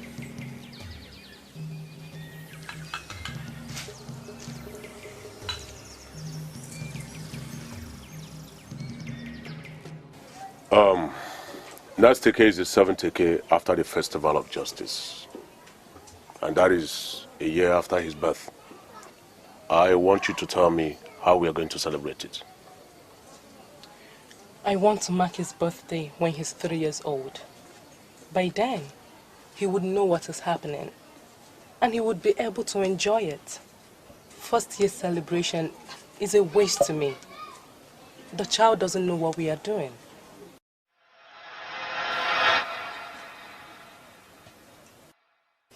Your Majesty, is anything the problem? Some things are beginning to click, but I want to be sure. When exactly is your birthday? 7th Eke after the Festival of Justice. You share the same birthday with my first son. And coincidentally, you bear the same name. Oh. Your Majesty, my name is not Ezeonu. It's just the name I adopted when the guard asked me my name. He took me unawares and I simply said Ezeonu. So, what is your name? My name is Awili. What is going on? How do you mean, Your Majesty? Does the name remind you of anything? Forget the fact that they now call me Your Majesty and Ochiora. My name before I got married is Awele. You see, you're not going back to Ezeonu. I think you belong here. Your Majesty, I arrived with only this set of clothing. I cannot be here for too long. What you will wear shall not be a problem. You will have more than enough before the end of today. Thank you very much. Ever before you were married into this palace, I was already a great man in Omopaleri. You cannot destroy me. Never! You cannot destroy me. You will never destroy me.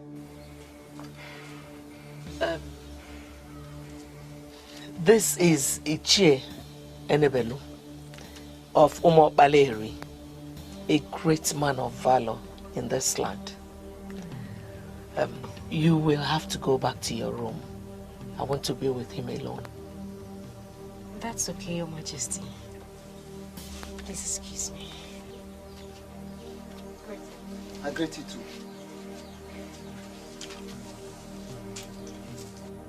What is your problem?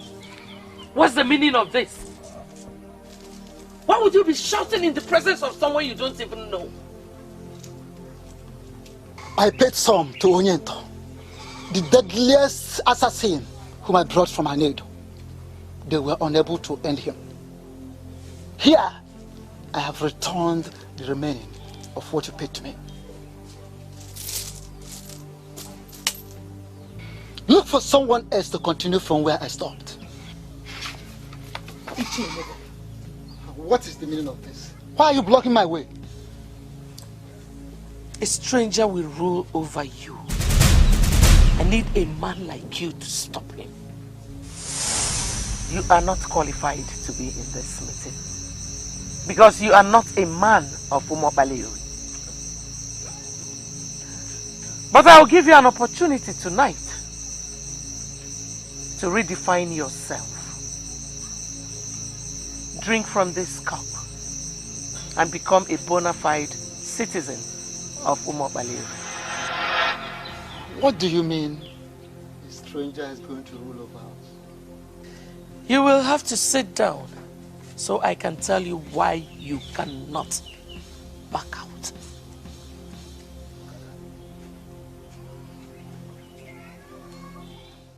There is this news making the rounds that you were attacked by assassins. I came to find out what actually happened. Yes. They were assassins, quite right.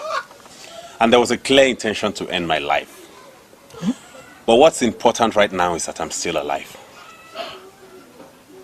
Yes. So what are you going to do to unmask the brains behind the crime? I have decided to put the past where it belongs. Tell me now, what plans do you have in place? Oh, we will... I came to have a private meeting with you. Am I obliged? Oh, yes, of course. I'll see you soon. Wanyolu, the eye that sees tomorrow. What do I offer you? I'm not one of those women who are moved by offers. I came here so we could talk. Annabella, I am not getting what you are saying.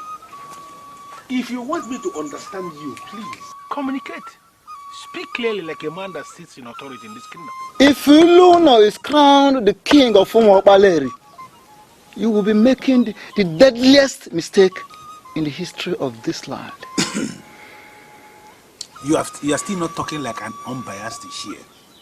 The Ezeonu you are talking about is the crown prince of this kingdom. He is the one destined to be the next king of this land. So how do you mean if I crown him king, I should be making the deadliest of mistakes?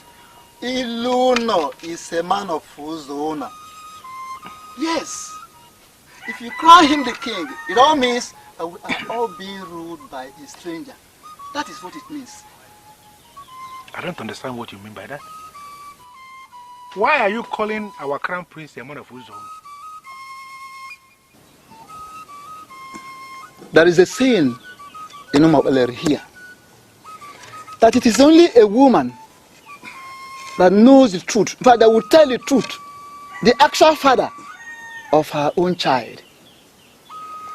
Wait a minute, Annabella, let me understand it.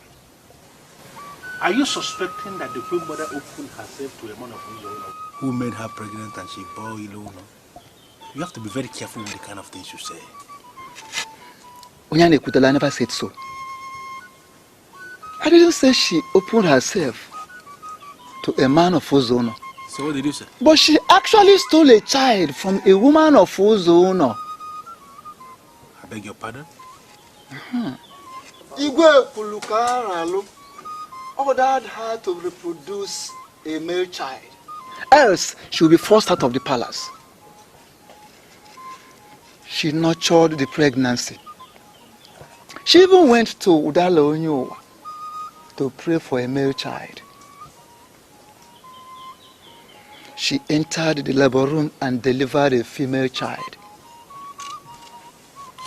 She connived with a midwife to steal the son of an unconscious woman from Ezeonu. Her name is Ngozi of Ezeonu. That son, the stolen son, was the one she presented to the king and was named Ezeonu. Yes. As I'm talking with you, that particular princess she delivered, that was exchanged for this son, is now in the palace. What? Yes. So tell me, do you have any right to crown Ezeonu, a stranger, as the king of Umuokpaleri? You hear, Annabella? Can you swear on your life that it was the queen mother herself for sure that told you what you just said now? She did. As a matter of fact, I am under an oath not to discuss this with anybody. But I consider your position as the Prime Minister of this kingdom. I have to confide in you and share this with you so that you know what is going on. She stole a child and presented as the prince? Yes, that is what I have just found out.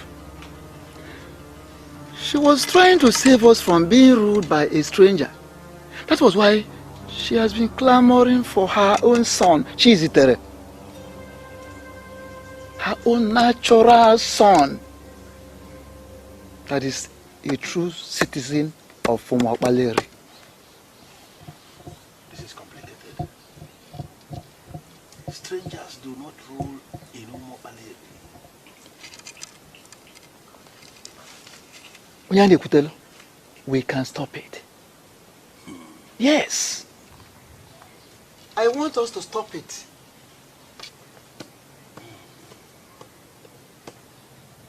I do not understand you.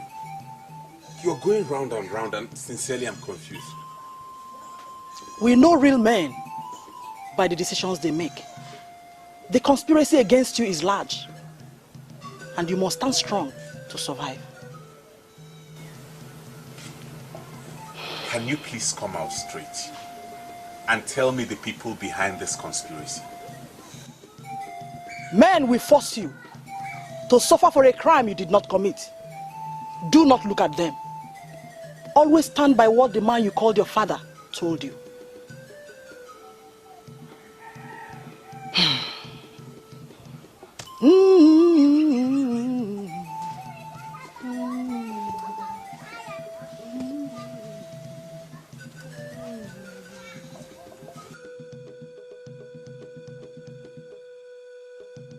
But you are the one that just confirmed that you will never allow a stranger to rule in our kingdom. Why then are you refusing to go to the palace and confront the queen? I cannot go to the palace. I cannot go to the woman. She has to come to me. Yes, I agree with you. But that would have been under an ideal situation. What we are facing is no longer an ideal situation. So why not let us ignore protocols and ensure that a stranger doesn't become our king? I cannot ignore protocol. And I'm not going to undermine my position in this kingdom as the prime minister. I cannot go to confront a woman. Never. Go back to that palace and ask her to come and see me. Your path is filled with death, and your hands are dripping with blood. A thief and a murderer has no part in the administration of this land. Go to the Prime Minister and confess your sin. Ochora, I don't understand the look on your face. Why not go straight to the Prime Minister and tell him what happened? Because he is the competent authority to handle this matter.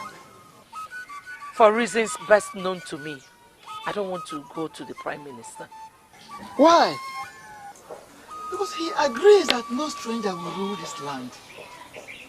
Of course he wouldn't act without you coming to him to tell him about the abomination directly. Yes. What do you mean by abomination? A man of Ezeonu was presented to the king as a prince.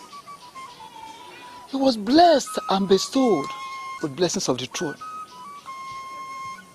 That man of Ezeonu has been our crown prince for years, and that is an abomination. Hold on a minute. Who called it an abomination? Onyane Kutelo or you?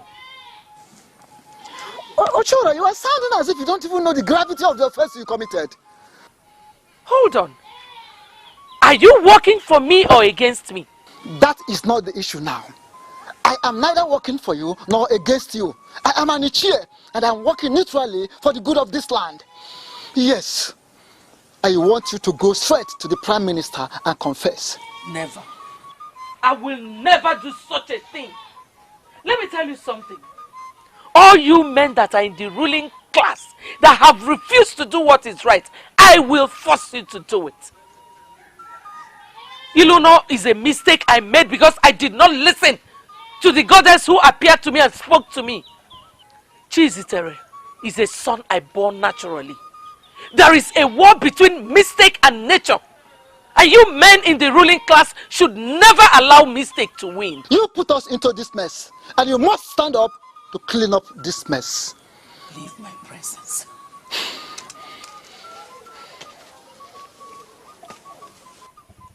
I am the queen And whatever I say stands.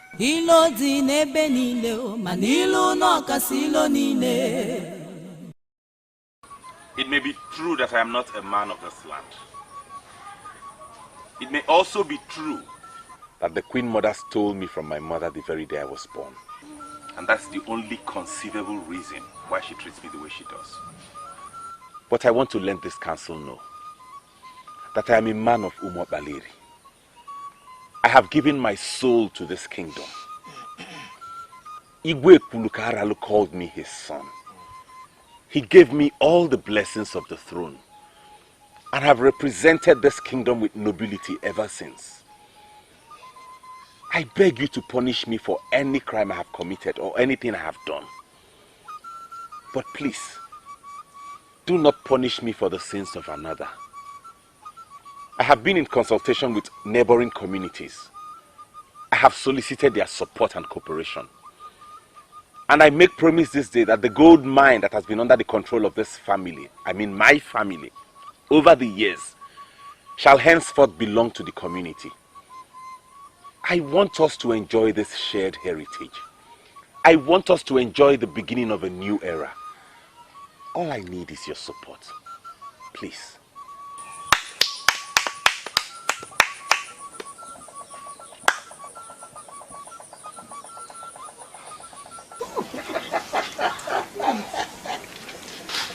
Huh?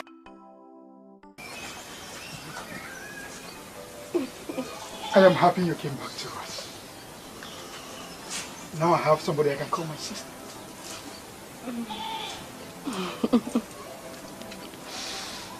She's very different from Adora. Mother, she looks so much like you and she talks like you. You know what? I am going to make you part of the gold mine. In fact, I am going to give you the position Ezeonu is relinquishing. Are you going to kick him out of the family? Exactly, my daughter. He does not belong here. He is the son of Ngozi, of Ezeonu. As you have traced your mother, let him go and trace his mother. He made me feel very important. He talks to me like a brother. I like him as a brother. Awele, now you shut up! He is not your brother. You have just one brother. Chizitere. He is the only brother you have. I'm sorry to interrupt your majesties, but you need to see what is happening outside. What do you mean, what is happening outside? The grave of the king is quaking. Yes, it is quaking. Initially, I thought I was dreaming, but I can now confirm that I'm not dreaming at all. You need to come and see what is happening. Something is wrong.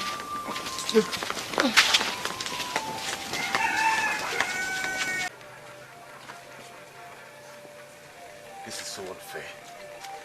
I'm being punished for a crime I didn't commit. And I cannot go back to Ezeonu because I don't know anybody there. Why would you want to go back to Ezeonu? You belong here. Igwe Kulukaralu was a great man, your father. He declared you the crown prince because he sees you as that. So even if no one is seeing you as that, I will always see you as that. I feel like traveling to Akwanga to join my wife and avoid all this confusion associated with royalty. Don't ever think of that. You can't do that. You belong here. The people of Umokbaleri may denounce you, but the land has not denounced you. That's why I'm working on it. So as far as the land has not denounced you, you remain the very man of this land and the face of royalty. And I, your friend, am forever see you as that. You belong here. See, don't ever. Ekezie, I just want you to mind the kind of things you say. The only claim you have to the knowledge of the culture and the tradition of this kingdom is that I am your father. Apart from that, you don't know anything else. So why are you challenging the decision made by men in council? Father, I'm challenging the decision of the council because I think you are making a mistake. What? Yes. The queen who stole the child has not been punished. Why are we punishing a man who has proved to have a plan that will lead to prosperity in this kingdom? Ekezie, the reason I will not place a curse on you is because you are in your father's compound. Ekezie, why are you holding place for a stranger? Why? He's no longer a stranger. He's no longer a stranger. This is a man who has been exposed to the highest secret in this land.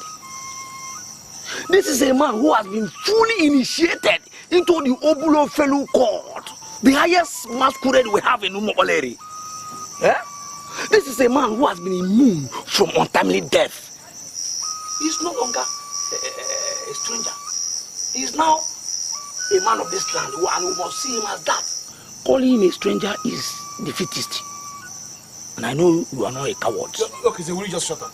Just shut up. We are not cowards and you know it.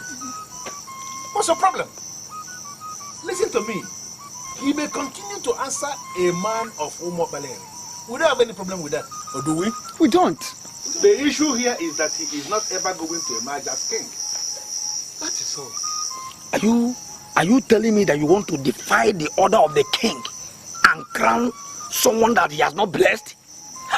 Okay. That will trigger a lot of setback for this kingdom. Ekize, shut up and speak what you know.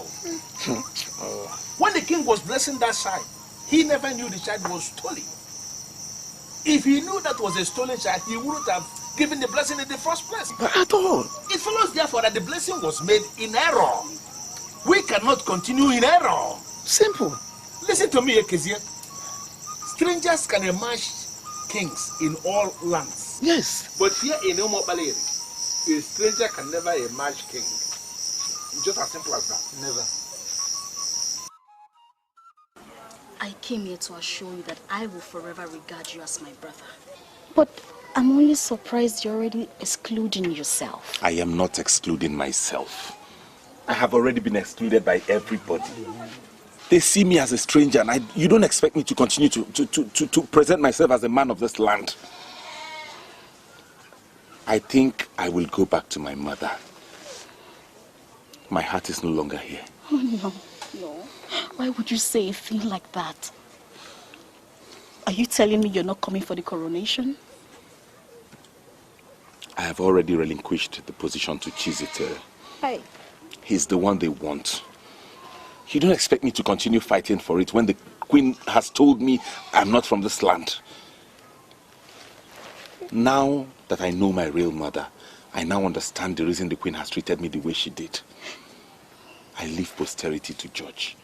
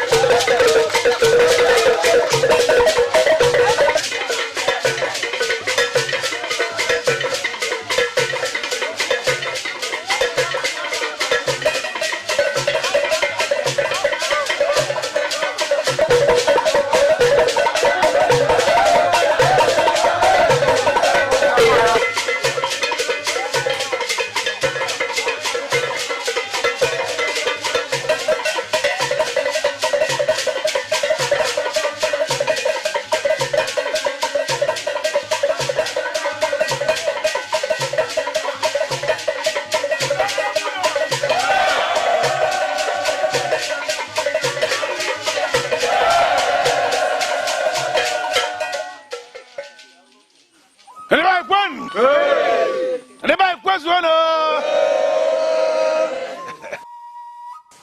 You can step forward.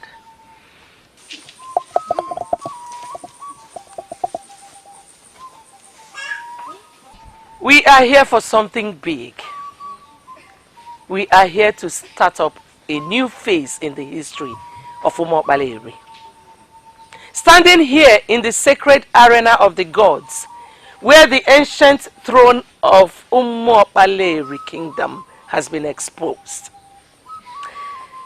I give you the blessing you need to emerge as king. Your reign shall be great. Isa?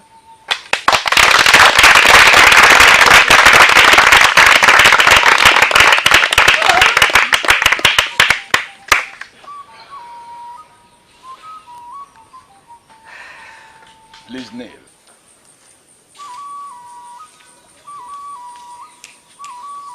The time has come for you to step into the shoes of your father. It followed a rigorous process, and that is for you to realize that nothing good comes easy. Standing here in the sacred arena of the gods, before the secretary of our people, and on behalf of the men in council, I hereby place the crown of Umo Baleri people on your head.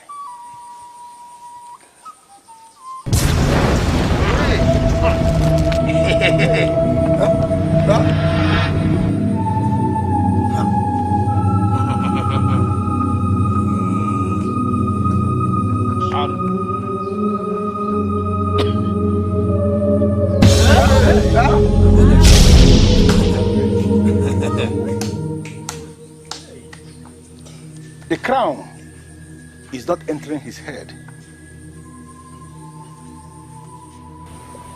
You are judging a man, and the gods have not judged him. Place that crown on my son's head. He is the king. I sit on my throne to tell you that I acknowledge God as the ultimate judge. No matter what happens, never judge a man that the gods have not judged. Judge a man by what the oral testimony he has. Judge him based on what he does. Judge him on what you hear him say. Never judge a man based on what others say. Leadership has nothing to do with where you come from. A leader can come from anywhere. Master everything I have said to you today, and you will never make mistakes.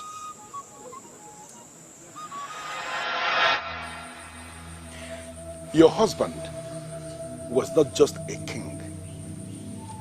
He was a seer. I'm sorry, Shizitere, but I don't believe you are the king. I am the king! Crown me the king. This occasion was organized for me to be crowned king. Do not ridicule it. Place the crown on my head so we can depart in peace. Okay.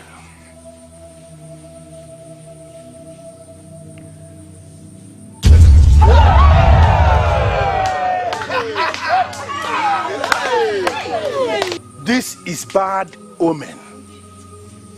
It's like you don't want to do the right thing.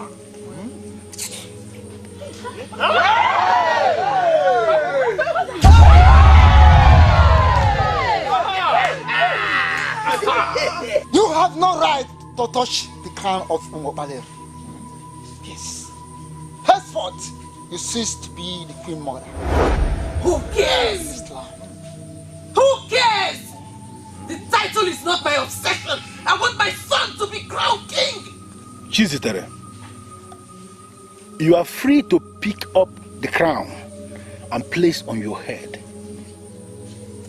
If this crown rests on your head, then you are the king of Umo Baleri kingdom, and we shall go home in peace.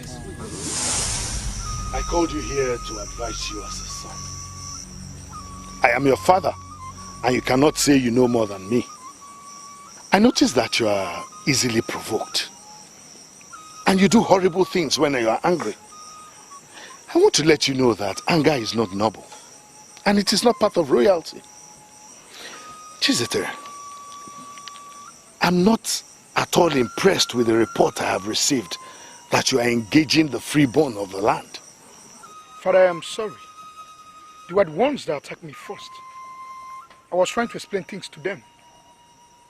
They were shouting at me. I'm a prince of Umopalewi. Ordinary people should not shout me down. Chizitere, no matter what happens, no matter the provocation, a prince should not fight. I want you to understand that you're under a royal oath and that you must not soil your hands with blood. Mortals cannot kill any prince of Umopalewi, even when surrounded. Always understand that you cannot be killed. You must not soak your hand in blood. You must not kill anyone in self-defense. For if that happens, the cloak of protection that is around you will vanish. And you cannot sit on this throne of Umopalewi, even when offered to you on a platter of gold. Get that into your head.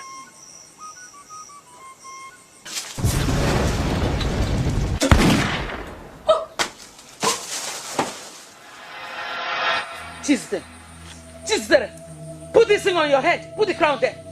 It's yours. It's yours. No.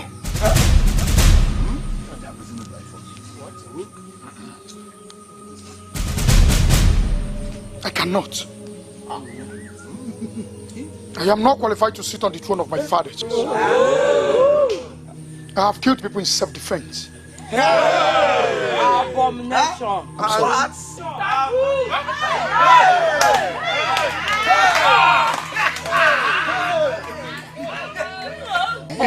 We shall see.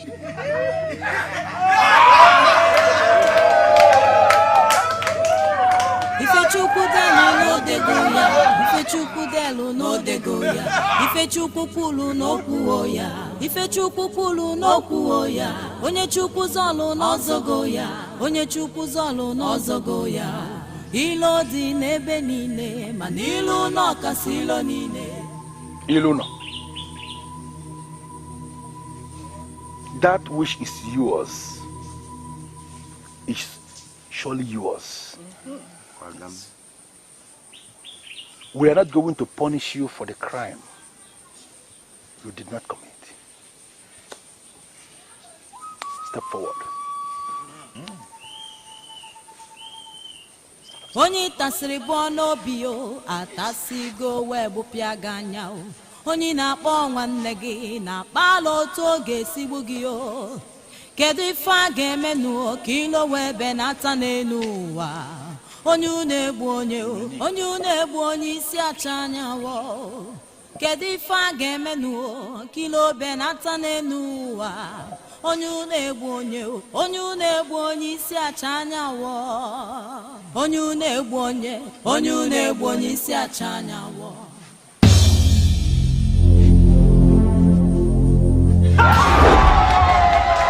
Ifechukudelu no degoya, Ifechukudelu no degoya, Ifechukupulu no kuoya, Ifechukupulu no kuoya, Onye chukuzolu no zogoya, Onye chukuzolu no zogoya. Ilo di nebe nine, manilu no kasilo nine. Ifechukudelu no degoya, Ifechukudelu no degoya, Ifechukupulu no kuoya, Ifechukupulu no kuoya. Onye chukuzolu no zogoya, Onye chukuzolu no zogoya. Ilo di nebe nine, manilu no kasilo nine.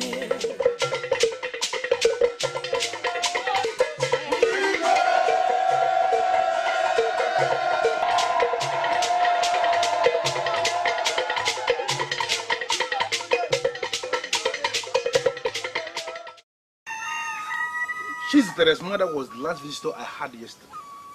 She also came to my place and was shouting all through. That was why I asked her to come and see you. That's why I sent for you. Why would you ask her to come and see me over a matter you can't handle? Is there any part of our tradition that you don't know? A woman who has the effrontery to touch the crown of Umo Baleri should be barred from women assembly. You know this yourself. So why do you need to tell her so? Onyane, you sound as if you don't know what the king is planning. What is he planning? Your son has taken the center stage in the unpopular plan. And I think you should ask him. I am not going to ask a young man to explain what an Ishia can explain readily. I'm asking you, what is the king planning? As we speak, he has already brought back his mother into the palace. Is there anything wrong if the king has decided to bring his mother to live in the palace? I don't understand why you are complaining. The woman in question is his biological mother. If destiny has brought them back together, is there anything wrong in having her around permanently? That he brought his mother back to the palace is not the problem. What is the problem?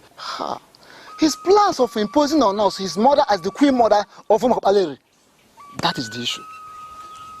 You are joking with that, are you not? Of course I'm not joking. I'm telling you of the plans he has with other young men. Your son inclusive.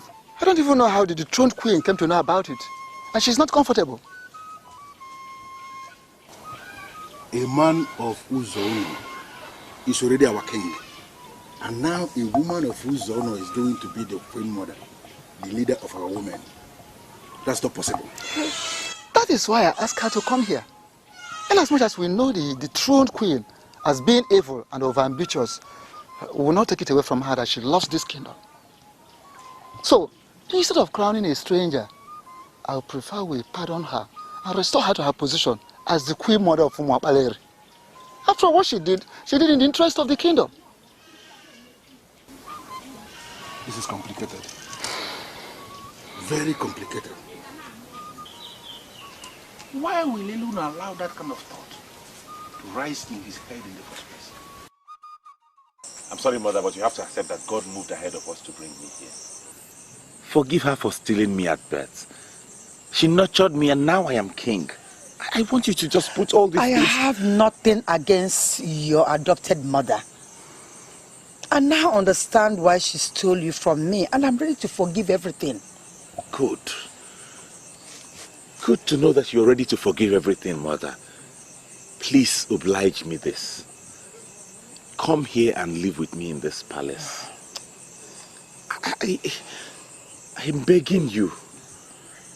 The problem I have with you is that you don't even realize what is happening around here. Is it the rumor that I brought my mother from Ezeonu to come and become queen mother? You call it rumor? Son, is more than a rumor. They now see me as a threat, and I'm not comfortable with that. I have my telepathic business I established in Ezeonu. And by the gods, I have a thriving temple. And I'm not doing badly, son. I want to go back to my land. I want to go back to Ezeonu. Mother, I'm sorry, but you have to give up whatever thriving business it is you have and what telepathic stuff you do.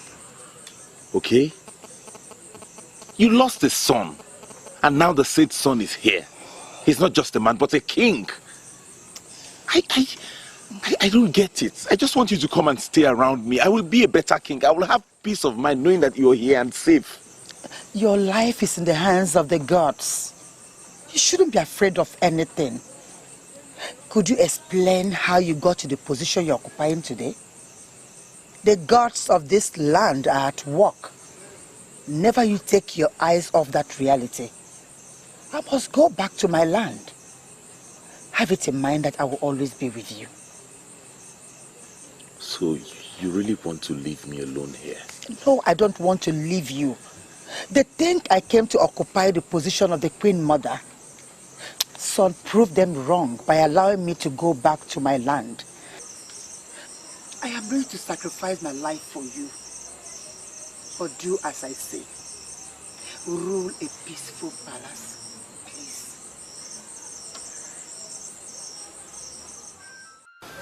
I'm sorry, Mother, but I don't understand why you're asking all these questions.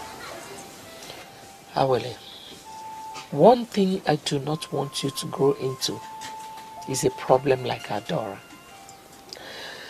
Because I will personally kill you if you do. Now tell me everything you know about Ngozi. Ngozi is a woman of Ezeonu. She has a temple where she reads the palms of people. She's very popular, for she doesn't take no for an answer. Men actually fear her. So how did she get to hear about me? As I said earlier, she reads the palms of people. She's a woman of many sides. Probably she got to hear about you from someone from here. So I wouldn't be wrong if I concluded that she's diabolical, right? No, mother, she's not diabolical. She's simply just a woman that anyone cannot intimidate. She's actually the reason I am still unmarried.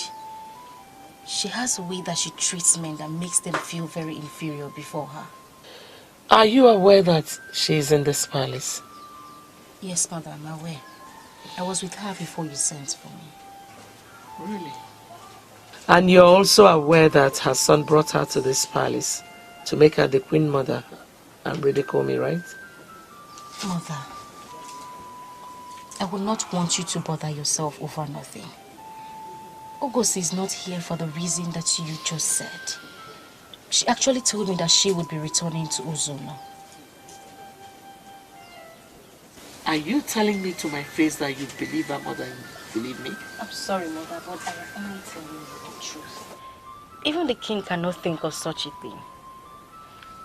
Ngozi is from Ezeonu, and it's very impossible for her to become the queen here in Umuokpaleri. Can I trust you? Yes, mother. You can always trust me. I want you to poison that woman. I don't want her to be alive. I'm sorry, mother. But why must we do that? She gave me life, mother. Shut up. I gave you life, not her. You are a princess of Umuokpaleri, not a woman from Ezeonu. Ezeonu brought her here to make her relevant in the kingdom politics. And I don't want that to ever happen. You are the one she trusts. And you are the one I trust. So, who do you value more? Your biological mother or your adopted mother? Can you still remember the exact message we got from Aligum that compelled us to seek elimination of Ngozi? Are you talking of Ngozi, your brother's wife? This is one thing I hate about you, Okudeli. Why can't you ever answer questions directly? Do you know any other Ngozi? If you could recall, I wasn't there when the chief priest of Aligum gave the message. You were the one that told me what he said. And moreover, I didn't hear from him. Can you still remember what I told you that he said?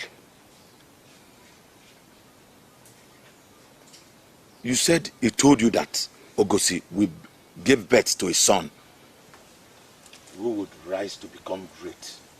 And ultimately, the said son will be a powerful Lord to all our children, and even to us.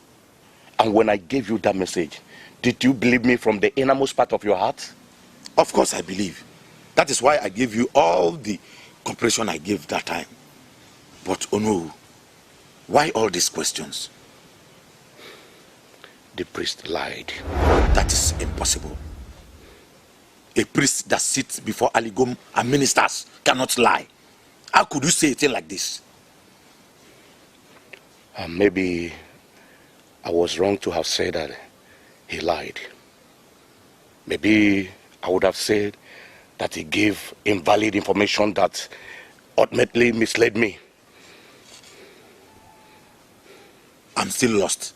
What exactly are you saying? When the priest said that Ngozi will give birth to a son, he was wrong. The right thing was that she had already given birth to the braided monster that will make our children his slaves. I still don't know where you are coming from. Iluno, the vibrant king of Umo-Baleri, is that monster. We forced Ogos out of this family to prevent her from reproducing the monster. But unknown to us, she had already reproduced the monster. I don't understand. How can you say Ogosi reproduced the king of Umo-Baleri? That's a reckless word. I don't think I like getting involved in such a thing like this. She gave birth to a son, and the son was stolen. That same stolen child is now the Iluno of Umo-Baleri today. He is the problem we have today, and we must crush him before it becomes too late. I am into this mess I am today because I want you to be relevant. I've always wanted the best for you, Jesus.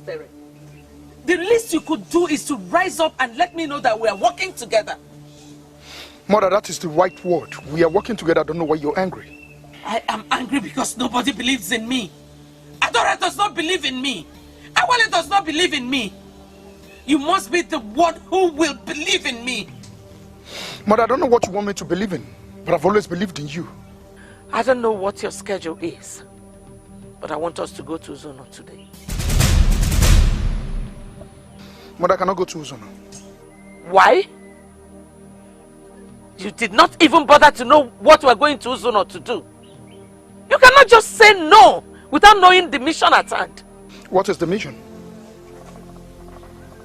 Ngozi, the cursed woman of Ezeonu, is planning to come to Umo-Baleri to assume position as the Queen Mother.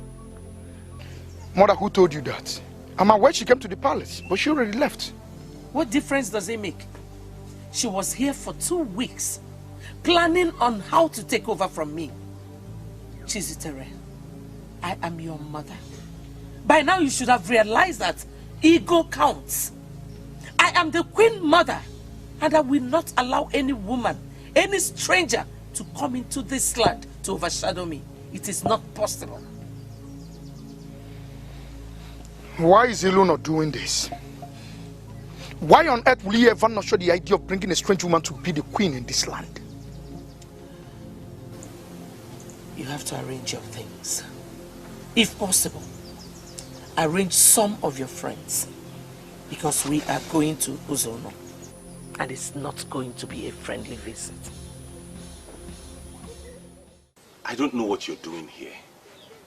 Why don't you want to live with me in Umo-Baleri? I will be a better king when I have you around. I'm always around. I want to stay here in Ezeonu to retrieve every single thing that is seized from me. I have been reluctant about it all these years and allowed them to trample upon me because I thought that the gods abandoned me.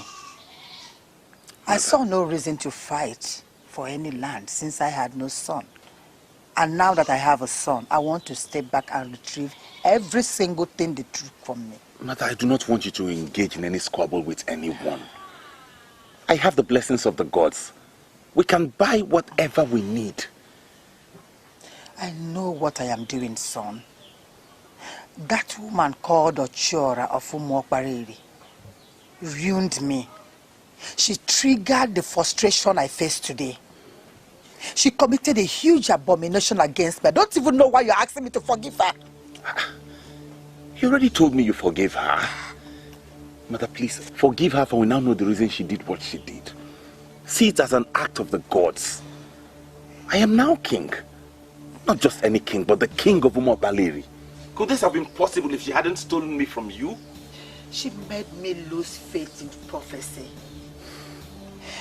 It was prophesied to me that I will have a son that will be a great man. And that has happened, Mother. I am a great man.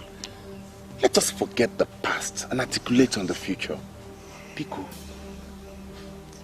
listen to me, I beg you.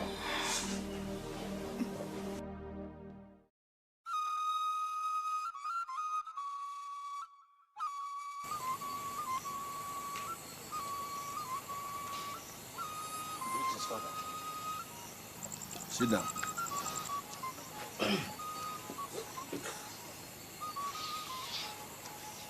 There is an evil scheme going on in this kingdom as we speak. The king has brought a woman of Ezeonu and is planning to make her the queen mother of this land. My inquiries reveal that you are part of that. So I called you here to explain what that means. I am sorry, Father, but I sincerely do not understand what you mean. Ekezi, are you telling me you are not aware that his brother is in this kingdom as we speak? He invited her into this kingdom on his royal invitation. I can tell you that the woman has come back to Ezeonu. He brought her here to take care of her. And there is nothing like making her the queen mother.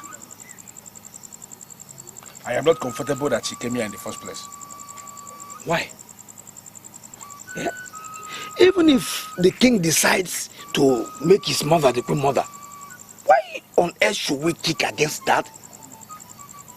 Why are you very stupid? I mean, why are you parading yourself like a man of this land and you are a fool? What is wrong with you? Does it mean you cannot use your head? Why are you part of an evil scheme that will make our kingdom inferior to Ezeonu? A man of Ezeonu is already ruling us as our king. And now, he's planning to bring a woman of Ezeonu to come and be the leader of our women. And you who calls himself my son, is supporting that. What is wrong with you? Father, you are bringing politics into this. And sincerely, I do not want to get myself involved in politics. I don't want to get involved in politics. Huh? The king has the prerogative. He decides on who is to be queen. And if he's already settled for his mother, then we cannot continue to call her an outsider. Yeah? Her son is our king and he is not doing badly. You are just very stupid. Now, I want you to go back to your colleagues. As many of you that are planning this madness, go back to them and tell them what I'm telling you now. That a woman of Ezeonu will never emerge as the queen of this land.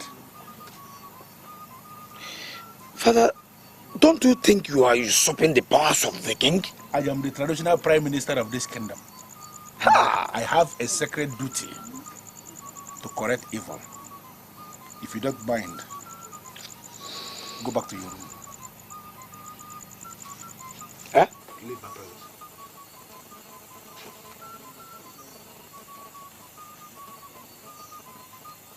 Tell them what I said. To all your colleagues. Useless bunch of people.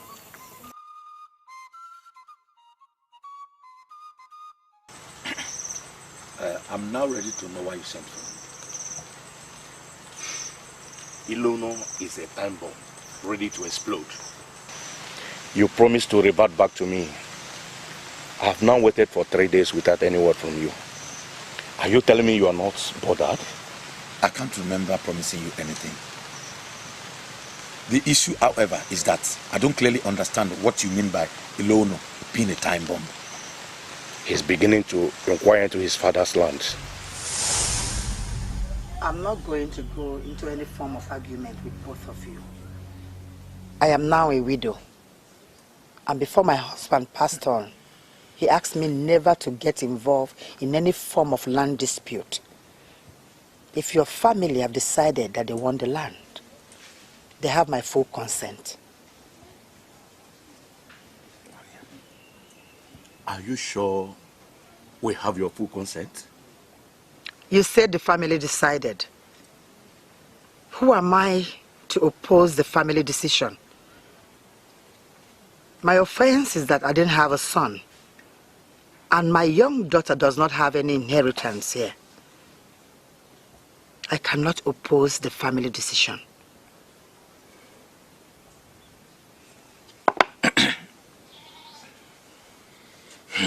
This is Oji Ikenga. I will break it before you and we'll share it together. It will be a perpetual agreement that you give us your consent. Ichokudile, my oral submission is enough. I will not be part of this scholar. Why? But you just said that you wouldn't want to stand opposite the family. Yes, I said so.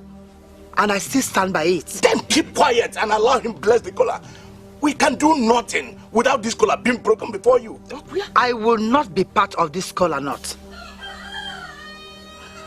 I will not show any form of interest in the land. I have given you my word, and my word is my bond. Oh no. Let's go. Let's go, Tyler. I can see you are preparing for something. Prepare your mind. I have just started. Oh no.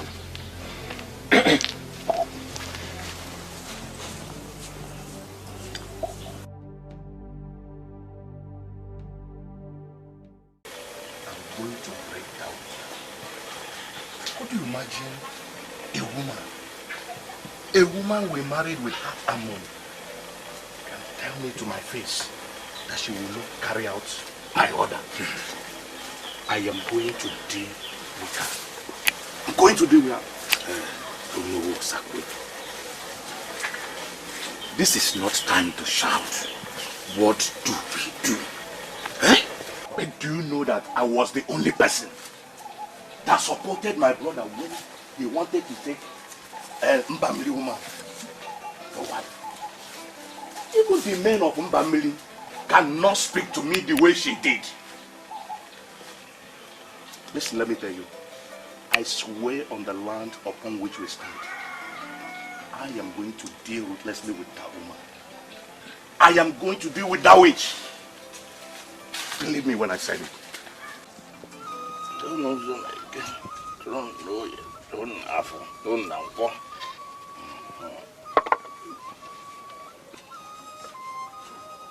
Eke, Ori, Afo, Info,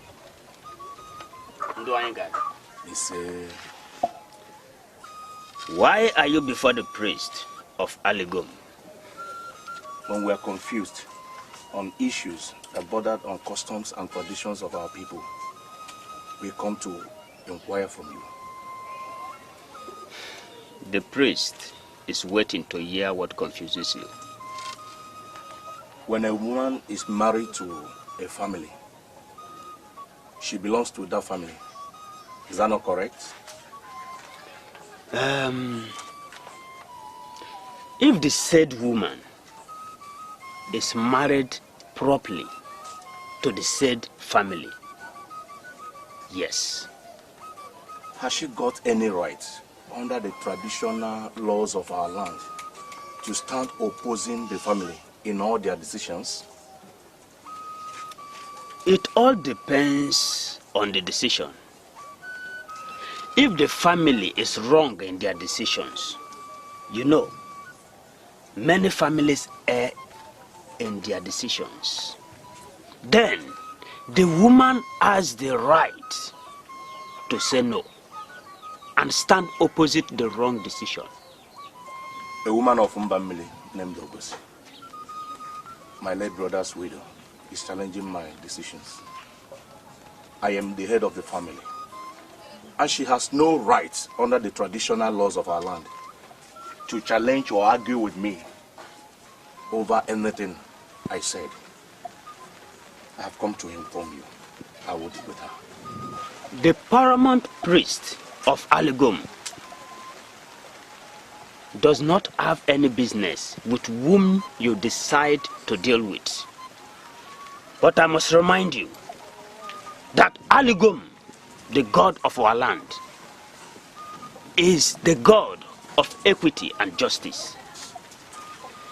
He will rise against you if you trample upon the widow unjustly. Can you just give me one reason you find it difficult to believe me when I say that Ngozi is evil? Oh no. You don't say someone is evil. You should present facts. I mean cogent and verifiable facts. Listen to me, Okudele. I am just coming back from the shrine of Arigom, where I had gone to inquire from the priest. What did he say? Ngozi is going to give birth to a son. This son will constitute himself into a lord and will dwarf our children. And they will always go to him begging for things. Impossible. That cannot happen. Or could the whole dawn have not finished? This son will become popular in the council of Ahanes and Debo. Ultimately, he will be the bridge between our land and others. I am just telling you the verdict from all these years. The priest of Aligum has finally confirmed the message. Do you have any idea who will father the son?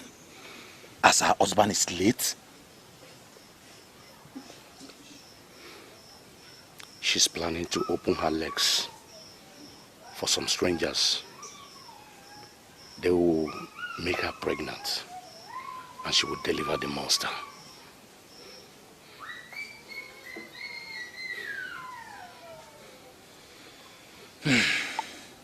Well, if you are sure of what you are telling me, then we must call her to order. She must be warned against getting pregnant for a stranger. Okudli, that is childish. You don't issue such warnings. A widow has the right to do whatever she wants with anyone. You can't issue such warnings.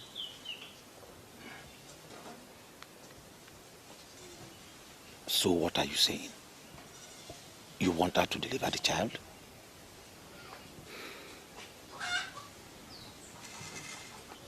We're going to kill her. There is no way you can prevent a lousy woman from becoming pregnant. Mainly when her mind is made. Killing her is the safest way to end the manifestation of the monster. Yes. I pleaded with you that we should kill the woman, but you refuse. Are we not facing the consequences? Had it been we killed her, it would have been an act of killing someone for nothing. She had already had the boy before you called for her assassination. And if I'm allowed to speak, I will say that Ezeonu is no threat. Why are you sounding this way? Can you afford to surrender your own share of the land we seized from his mother? Oh no, you don't have to misunderstand me. The man who is the king has access to all the lands. Yes, I agree. But we are not part of the kingdom where he is a king and where he has access to all the lands. He is a king in Umuapaleri. He can never be a king here. What makes you think he is interested in the lands? He has sent a message to Odibo, the youth leader. He has told him that we seize all the land from his mother. Ngozi has told him everything. And that is why I will never stop blaming you. Had there been we killed the woman, she will not be able to say anything to anyone. Let people talk. Why are you staring at her? Kill her! Kill her, let me see how she will become a queen mother in my land. Where? When I look at you, I wonder what makes you think that you can silence me with that thing you're holding called gun. Will you shut up your mouth? Do you realize you're talking to my mother? Mama. What?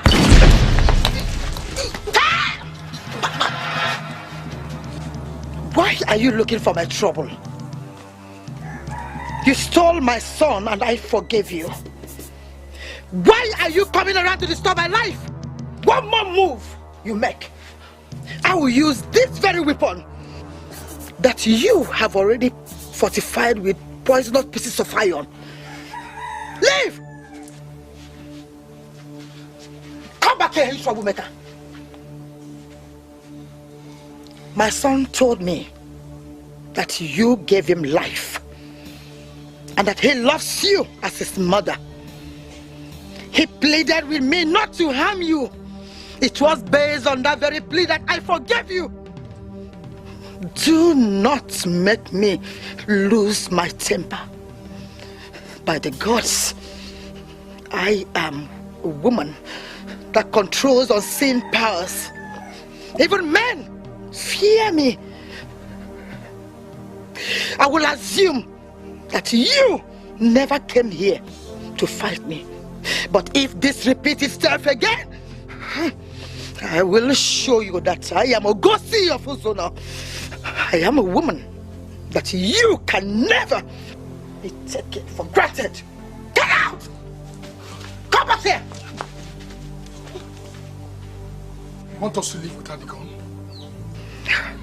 I will send back the gun to you before sunset. Now you must leave. Now you come back here! Hey! He that kills by the gun dies by the gun. Never you ever step your foot back here again. Back like this. Get out! Out!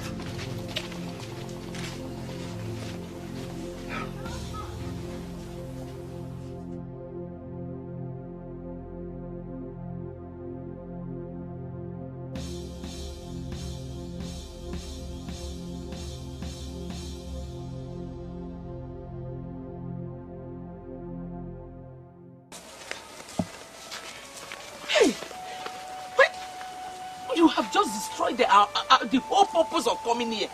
To kill that woman who was about to make history of becoming a queen in a strange land. You were just there pointing the gun at her.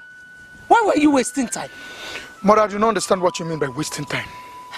You would have shot that woman immediately we went inside that place. But you were just pointing the gun at her, wasting time. The fact that you wasted time gave her ample opportunity to strike. And now we're going back without achieving our aim. Mother, I want to ask you this question. How many people have you killed in your life before? What kind of stupid question is that one? Mother, it's not a stupid question. It's very important. You've never killed anybody in your life before. I have. I've lost count of people I've killed. So why did you not kill this one? You were just there staring at her. She insulted your mother and you couldn't kill her. Mother, there's something we must do. We need to go back to Umopaleri and strategize. And if I find out she has the ambition of becoming the queen mother, I will personally kill her. Kill her now, you couldn't. Mother, take my word, I will kill her. Come, ordinary woman, kill her, you couldn't. I will kill this Come, woman. kill who? Come. Mother, just give me a little time. If I had known, I would have collected that gun from you. I would have shot her. My mother, take. And we are going now. Come. You don't want to go back? Go back to where? Go and do what? Why are you giving me the impression that you're working with my enemies? Why are you sounding as if you're not part of the politics of this land? Why? I'm sorry, my husband, but I'm not talking about the politics of this land. I interacted with your brother and... He is not my brother. I wouldn't want to say this again. That man you're calling my brother is a stranger from Ezionu, who used the power of Aligomi to become king. He is not my brother and he can never be. I'm sorry, my love, but there's no reason to get angry. Your brother is ready to lay down his life for this kingdom. It is only unfair that you address him as a stranger. I mean, he works hard day and night to make this kingdom the best around here. Listen to me, Ifeyinwa. You're not getting my point. I want to ask you this one question. Are you aware that Ezeonu is planning to bring his mother, another stranger from Ezionu, to make her the queen mother of this land? Are you aware? No, that's not true. But even if he decides to make his mother the queen mother of this kingdom, is there anything wrong with that? Our primary concern should be the unity of this palace and the prosperity of this kingdom. I mean, the king is doing everything possible to make sure that we'll have all this. Why must we allow the politics of who becomes queen mother or not to come in and destroy everything? My husband, let's put our energies together and support the king. Let's work. Will you shut up your mouth? Do you realize you're talking to your husband? Exactly. you remain my husband. Why are you not seeing things the way I'm seeing it? Ezeonu has a bad plan to make our kingdom an extension of Ezeonu. If you're sure you're part of the palace, you must align with me to fight for the protection of this kingdom. Forgive me, my husband. I'm sorry, but I don't believe you. Will you get out? Get out, get out. Have such plans. Get out. Go inside and allow me to think. Because I see you're not well trained. You have to go back to those that are training you. You need to be well trained. Get out. Get out. Ezeonu is the greatest problem we have. Now tell me, how do we end him? A man who is a king in Umo Paleri cannot be killed by mortals. How do you want us to end him? What you said is valid. When you want to kill him in Umo Paleri, all his protections are rendered impotent once he stepped out of that kingdom. Oh no. Oh no. I have my doubt over what you are saying. Even if I accept that we can kill him like that, do you ever think he can leave the land alone? I have my plans. The men of Umo Paleri do not know what it means to have a stranger as their king. We shall come up with a strategy to educate them. We need to open their eyes. We must make them see him as evil. They may even dethrone him and banish him. When he comes to this place, we'll kill him. Do you think it will be possible? Everything is possible. Remember what the soothsayer says. Even the priest of Aligom ultimately confirmed it. He will become so big and become uncontrollable. The best way forward is to kill him before it becomes too late. Why are you giving me the impression that you value her more than me? Mother, I value the both of you. You are my mother. But she it was that nurtured me. She was actually the one that directed me to come and meet you. Mother, she has done a lot for me. I cannot kill her. You just told me now that she prevented you from getting married. Why are you trying to defend a witch? Mother, she is not a witch. I did not call her a witch because she is not one. Yes, she has a problem, but she's still a good woman. Awele, you will not like what I will do to you if you refuse to work for me. I have been making all kinds of plans to get you a husband. That's the greatest honor any woman can have. I am your mother. That is why I am trying to honor you.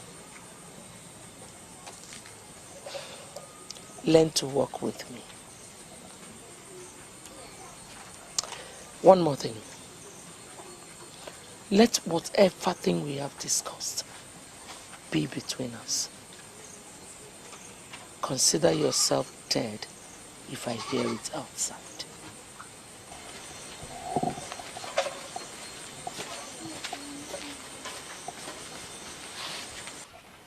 Why is she forcing me to do what I know I cannot do? Why on earth would I kill a woman that gave me life? I am standing on my feet to address this body because of the importance of the matter under discussion. Rules are made for men and not made for rules. I have discussed with other elders, and we have arrived at the conclusion that we have to suspend the enthronement placed upon Ochora. She is the rest mother. The devil we know is better than the angel we don't know. She has to resume her duties as the queen mother of Umo Paleri. Eh? Yes. Your Highness, do you have any objection to that? I was made to understand she committed an abomination when she touched the crown. I was told a woman does not touch the crown of Umo Paleri kingdom. And based on that, She was declared incompetent to continue as queen. And it has remained so ever since. And you need an assurance from you. Is this decision in line with the traditions of our people? Your Majesty, I want to register myself with what Ishi Enebeli said already. Rules are made for men and not the other way around. We, the men in council, we have discussed extensively. And we found out that the woman in question acted in her quest to salvage this kingdom. She didn't touch the crown for any selfish reason. And we, the men in council, we have decided that the dethronement order placed on her should be cancelled immediately. That she must be allowed to continue performing her duties as the queen mother of this land. This is the decision of men in council, Your Majesty, and the king is under obligation to key in.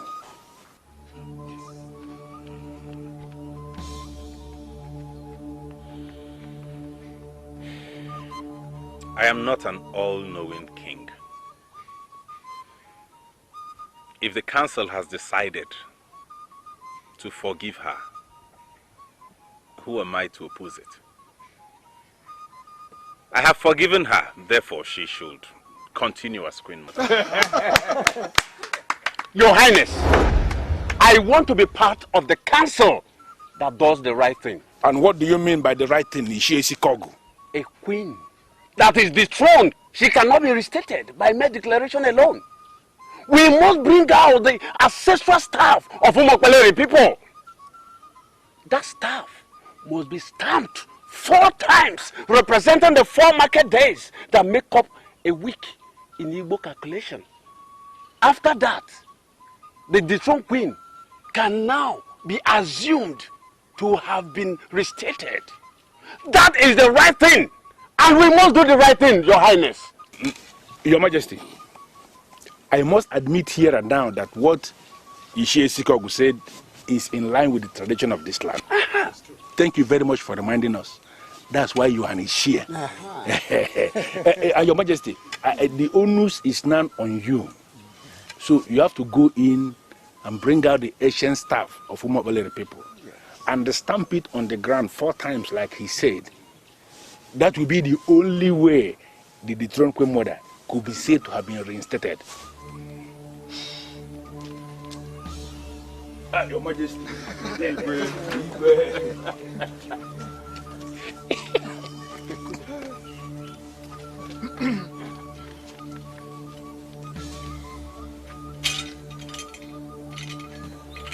Wait!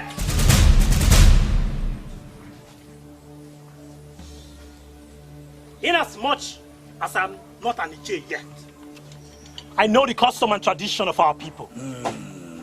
An abomination has been committed, and the elders are saying the abomination should be swept under the mat. Never. It's not compulsory that the king must be the one that will stamp the staff.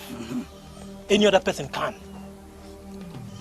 Since the elders are saying that the abomination should be swept under the mat, the elders should decide who amongst you does the stamping. Yes. We don't want the king to do the stamping. Yes, exactly. And who are the we, if I may ask you? I speak on behalf of the youth present here.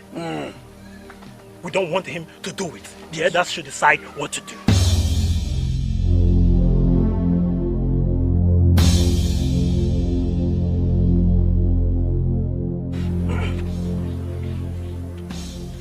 The conclusion here is that we don't have queen mother. Yes. The meeting shall reconvene when the elders volunteer who shall stamp the staff. Oh, yes. Then a decision shall be taken. Oh, yes. Yes. You told me that you would be attending the meeting. Why didn't you go again? I changed my mind. Do you have a problem with that? Why would you change your mind when they are discussing the progress of this kingdom? Chizitere, that is not fair. What we are facing is bigger than fairness. The youth of this community have decided to align with Uluno to frustrate me. I am not going to play into their hands. There are this war coming. I wouldn't want to be the loser. Are you the one that wants to start this war? I am asking because Ezeonu is not thinking of war. I am sorry, Awele, but I wouldn't want to believe what our mother said is the truth. How do you mean? She said you're not ready to work on our side, that you're more attached to Ezeonu. And I wondered if you know you don't have a biological relationship with him. A biological relationship is simply not the only thing we have. We have seen brothers and sisters killing themselves. I value true love. Ezeonu represents that. Sincerely, I would not want to do anything that would undermine his peace initiatives. You're working for him? I am working for the progress of the family. I am not working for any one individual. Ezeonu is now king and he is doing extremely well. And I would advise that you do everything to support him. Get out. Are you talking to me? Yes, I am talking to you. Any day you run into troubled waters, don't come to me. Are you telling me all this simply because I told you the truth? As long as you're emotionally attached to somebody who doesn't share blood relationship with you, at the detriment of your own blood brother, it means you don't know the meaning of the words truth. If you don't mind, I would like to be left alone. Get out. Ifechukwu delu no dego ya, Ifechukwu delu no dego ya, Ifechukwu kwulu no kwuo ya, Ifechukwu kwulu no kwuo ya, Onye Chukwu zolu no zogo ya, Onye Chukwu zolu no zogo ya. Ilo di n'ebe niile, ma n'ilu n'ọkasị ilo niile. Ifechukwu delu no dego ya, Ifechukwu delu no dego ya. I have this weird feeling that the elders have been bought over. They're planning my downfall. To be very sincere with you, the elders have not been bought. Whatever they are doing boils down to ego, and we must give them some credit. So how do you explain what just happened now? They knew I was going to collapse and die if I stamped that staff to atone for all the sins the dethroned Queen Mother committed. And they were encouraging and pushing me to do it. I think they are sabotaging me. The Queen Mother told them that you are bringing your mother to become the Queen Mother, and they believed her. But I have no such plans. That's not true. Listen, I have been separated from my mother since birth. This is the first time I am being with her. I just want to bring her close so I could show her all the love and care I never did all my life. Why would Ochora read meanings into this? Your Highness, there is a question I want to ask you. Is there anything wrong in you making your wife the Queen Mother of this land? I believe that Ochora will not have a problem with it if your wife is declared as the Queen Mother of this kingdom. I do not want to bring my wife into the kingdom politics. That is why I kept her out of the picture. I think the elders are plotting my downfall. They are sabotaging me. And it gives me serious cause for worry.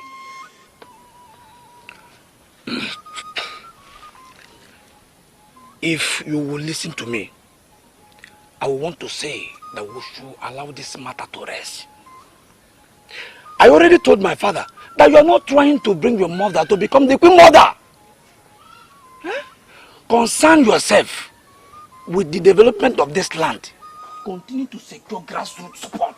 And there's nothing anyone can do to silence a popular king. Yes. She is planning to kill that woman, and I know she must be stopped. You don't have to worry yourself about that. The Ngozi I saw is not the kind of woman that would be intimidated by our mother. Adora, it has gone beyond the desire to intimidate. She is out to kill. Already she asked me to go and poison that woman, and I said I won't do it. And now she's very angry with me. Awele, like I said earlier on, you don't have to worry yourself. Mother doesn't treat me like a daughter because she doesn't see me as a strong woman. She tells whoever wants to hear her that I am not a strong woman. I don't know if her definition of being strong is being wicked and inconsiderate. Look, do you know that Mother went as far as telling me once that she regrets me being alive? That she would have been happy if I was dead like the others. My goodness. Listen to me. Do not involve yourself with Mother. Whatever she asks you to do, do not do it. Mother is not a noble woman, and it's not possible for her to be. You don't have to cry. I have to go now. Please come see me off. I'm just so confused. You don't have to be confused. You don't have to be confused. Okay?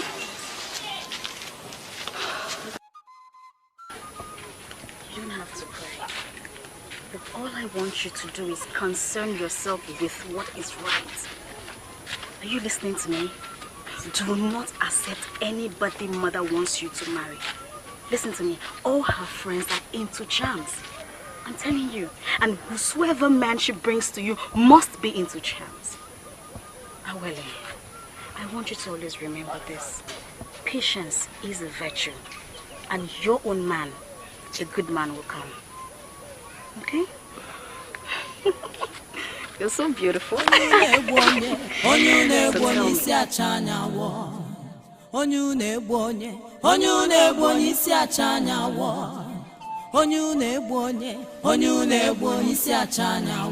Mother, you're here already.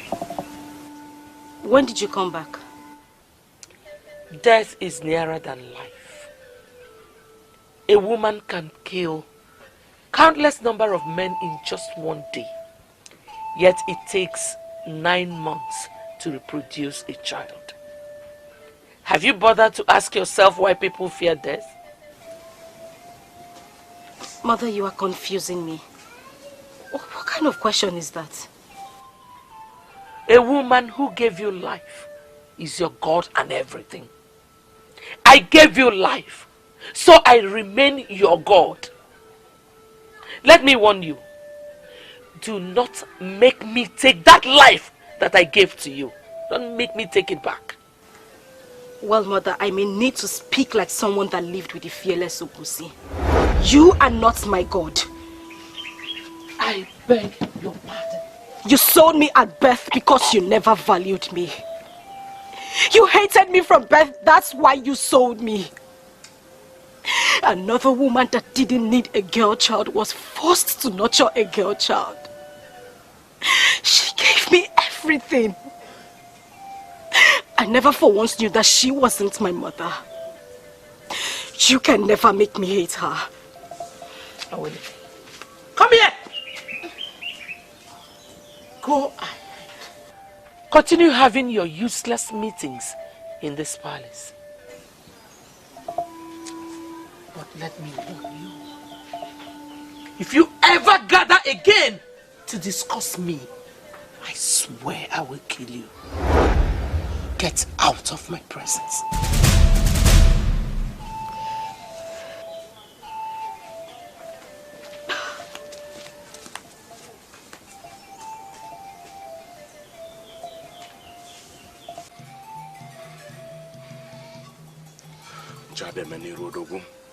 It is a taboo. It is a taboo that Ezeonu, an evil child that was stolen at birth, has risen to become this great. He has been protected with all the protections of Umo Baleri. That is why it has become impossible for me to kill him. I am asking you to go through the wind and bring him down to Ezeonu, where I can kill him. I want him dead.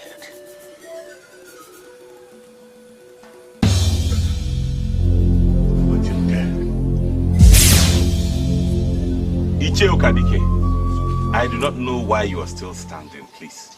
The last time I saw you was during the death of my late father, your friend.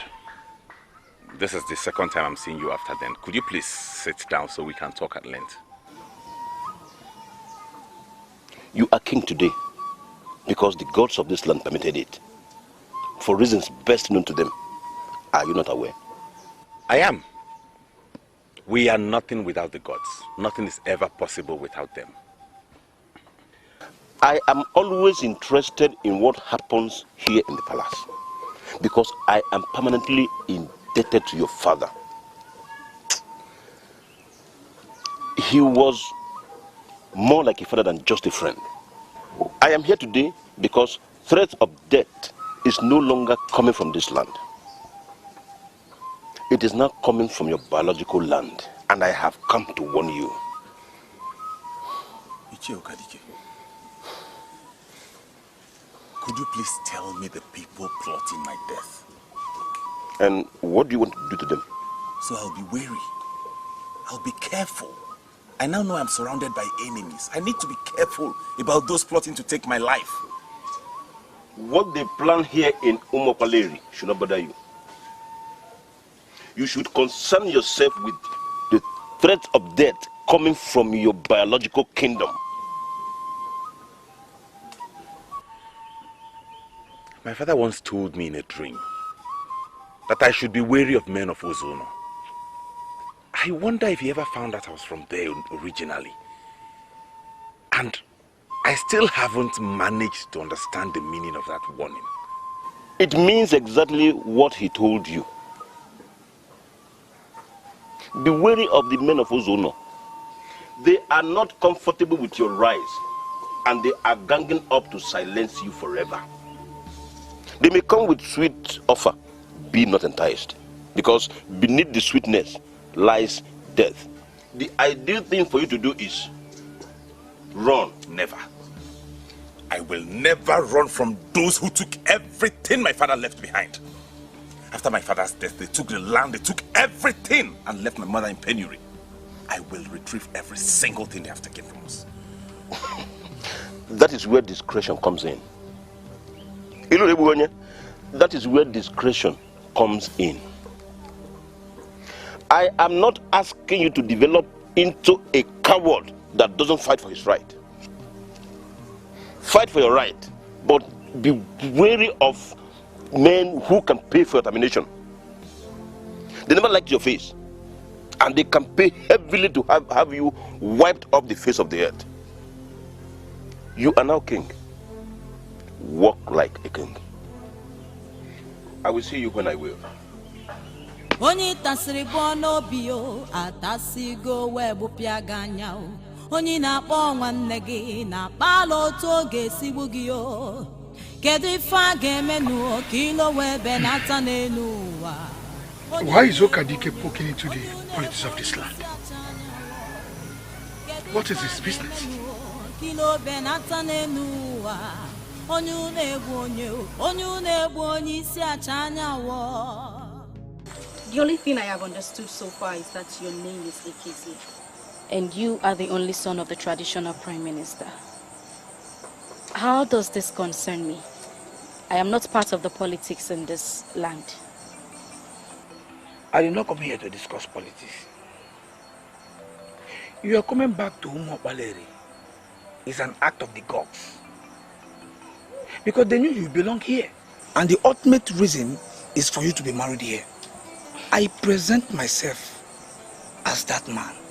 Please accept to be my wife. This is very funny. I mean, tonight is the very first night we are talking. Apart from the things you told me about yourself already, I know nothing else about you. How could you be talking about marriage? We have a pattern here. We are different from men of Ezeonu, where you spend all your life. Here we go straight to the point. That's why I open up immediately. Accept to marry me and we can start the process tomorrow. Remember, it is the gods that planned this. They brought you back as a single woman because they know you belong here. Just say yes to me.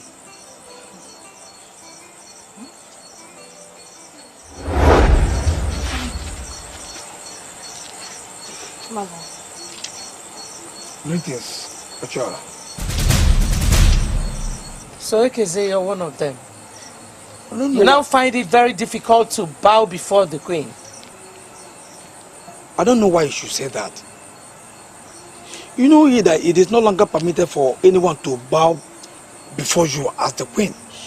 Doing so may ignite the anger of the gods, and I don't want to die untimely. I am sincerely sorry. What is going on here? Mother, he said he wants me to be his wife. That is not how I said it. I said that it was the God that prevented you from marrying Ezeonu. That's why they brought you back here to marry here. And I asked you to permit me to be the man. Then what is the difference in what you have just said and what I told my mother? You remove the angle where I mentioned the gods. That is the most important thing. Ekeze, I want to ask you. Did you come here on your own accord or you were sent by others? You know, I am here on my own accord. I can never be sent by anybody. Very well then. You will marry my daughter on one condition. I am your mother and I make all decisions for you. Ekeze, you will marry my daughter only if you volunteer to work for me. What did you want me to do for you? I don't want to waste my time with you. What are you doing here? Do you realize that you are talking to the Onowu of Ezeonu? Do you also realize that you're standing before Ngozi of Ezeonu? You are not welcomed here. I request that you leave immediately. I came here to give you good news. Why are you hostile to an Onowu that has good news to give? You are the origin of my problem. I'm not interested in that good news you came to give. Well, we have decided to release all the land we collected from you. Now it has been established that you have a son. We are no longer holding on to them. And who told you that you and Okudile took the land in the first place? Each time I look at your ignorance, I can't help it than to laugh. The ritual of Oji King was never completed because I didn't eat the kola nut. So what made you think that you took the land in the first place? Listen, you are just a woman and you don't know the application of the laws of this land. As it concerns land ownership, invite your son to come down here. We can finally hand over the land to him. He was not here when you allegedly took the land. So you don't need his presence to release them. I am telling you what we have decided. Send for him. Without him, nothing happens. Osakwe, wait.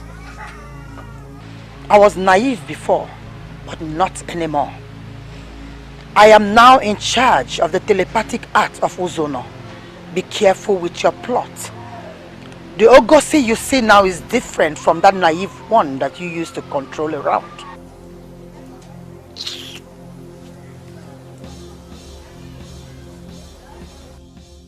I agree that you have a right over me.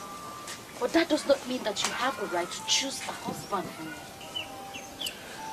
Well, I'm sorry, my dear. I just do not want us to argue this. You see, there are so many things you don't know about this kingdom. You need to calm down and learn from me. The young man that came to marry you, if you agree to marry him, that means we are beginning to get hold of the heart of the politics of this kingdom. Open your eyes and see. The politics of this kingdom is more important to you than how I feel? The politics of this kingdom is the most important thing. Every other thing revolves around it. The young man that just proposed to you is one of the few young men who can make things happen in this kingdom. If you agree to marry him, that means the gods are beginning to answer my prayers. And I wouldn't want you to ruin my plan. Mother, I have a blacksmith from Oka. A man that produces all categories of guns that will come and marry me after the New Yam festival. Awele, send word to him. Tell him to look for somebody else. That you already have somebody. Or are you not concerned that your mother, who you met as Her Royal Majesty, Ochora of Umopaleri, has been stripped of her title? Your major concern here, my dear, should be how to get that title back. Ekeze is our hook. Mother, I am sorry, but I will not marry Ngozi. I have gone too far already with the blacksmith. Mother, we are engaged. We shall see. Ngozi is surely a better mother.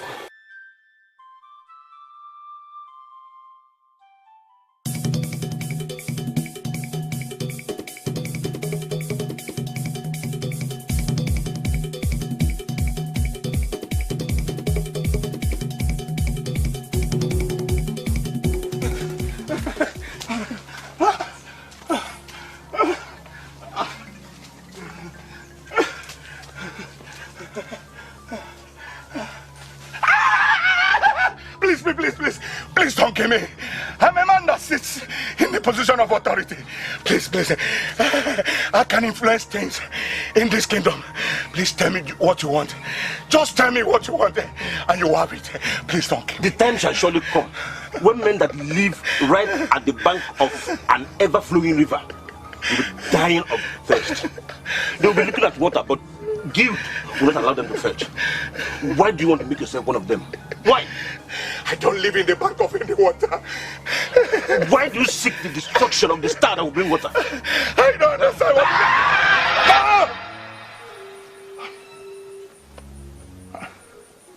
It's this man.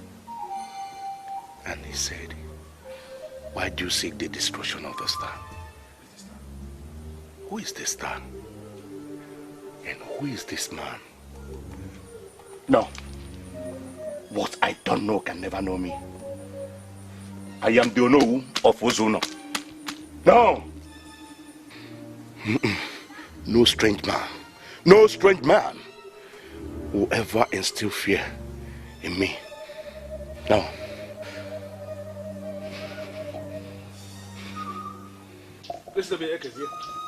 I am not going to waste time discussing this nonsense with you. You started the process without me. Continue without me. Don't get me involved. Are you not overreacting, Father? I have not done anything. I just merely proposed to her. Why would you propose to her in the first place? That is the question. I am the one who has been asking you to get married. And I decided to surprise you. Huh? I left all the girls and ladies that are ranked as basic and ordinary.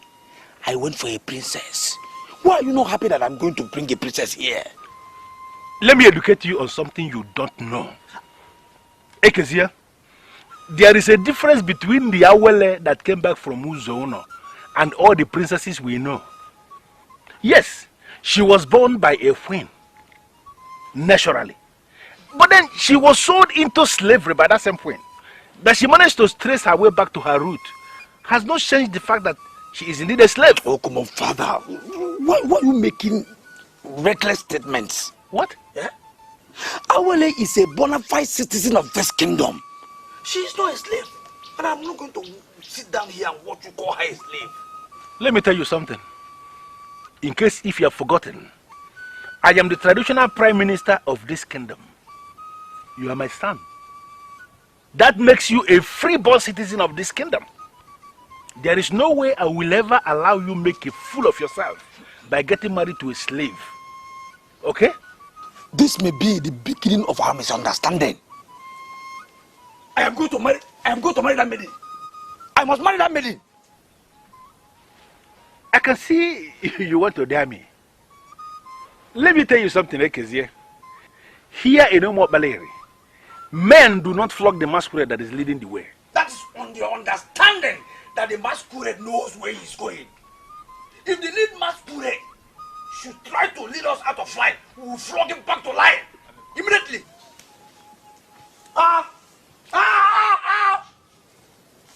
There are wars, oh there are wars, but silent war is the worst of all wars.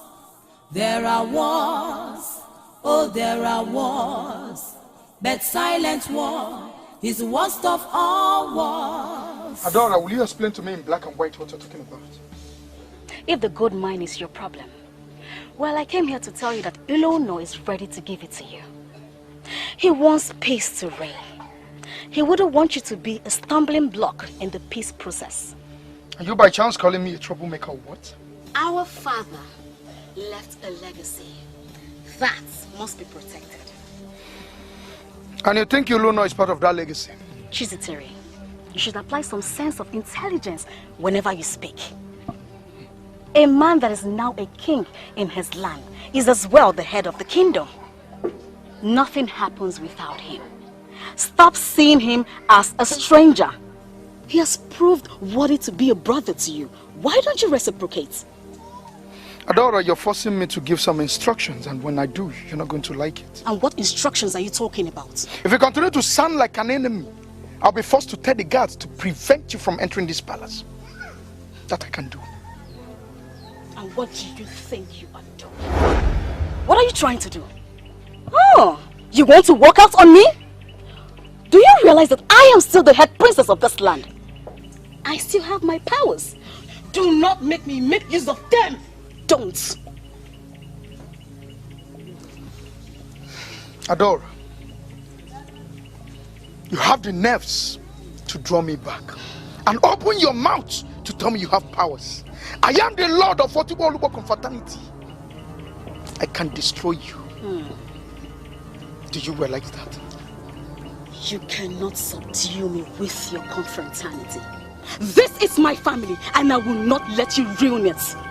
You can join all the confraternities around, including in Ndapo of Omambala people. I do not care. That is your business. But one thing, if you fail to listen to me, I will grind you to a halt. I will make use of my power as the head princess to place a curse on you. And that curse will stand. Me who doesn't know where the wings start beating will never know where it ends with it. What I clean on no Mavia, I am born on Mako Nyamako. If not for one thing, we will get the nanny in Azada. You talk like someone that knows me very well. But I am surprised. I don't know you. Someone told you that a soothsayer said that a man from amongst you will become great. And I ask you, is anything wrong with anyone from your midst becoming great?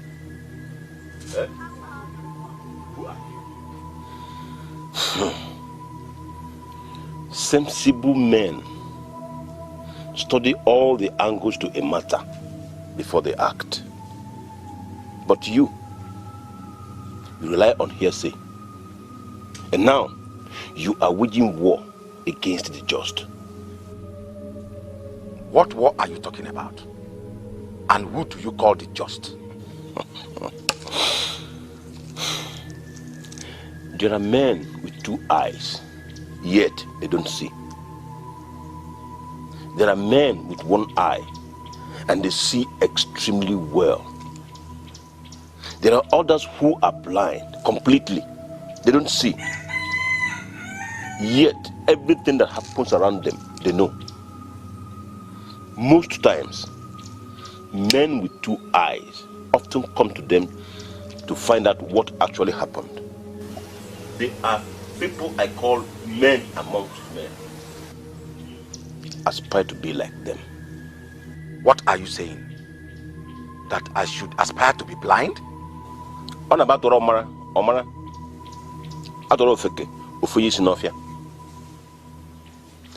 Men like you with two eyes are blind. And those that are blind, they see extremely well. Aspire to be blind so you could see. I will come back to you when you need me. Until then, I leave you with this. Men cannot cover the moon. You didn't tell me your name. Oh. And where you come from. Oh. I am Okadike. Milidiobu. The realist that lives within.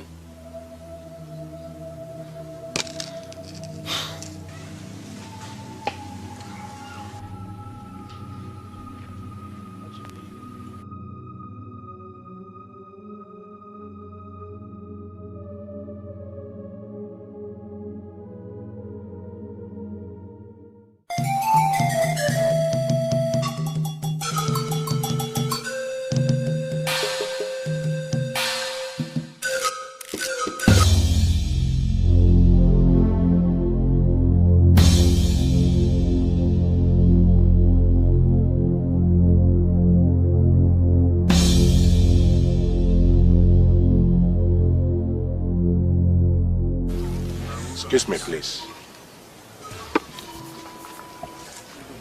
They have eyes, but they cannot see. Are you one of them? I had a terrible dream where an evil man struck me. Are you the evil man? There is an evil man in Ezeonu who is trying to bite the finger that will feed him. Are you that evil man?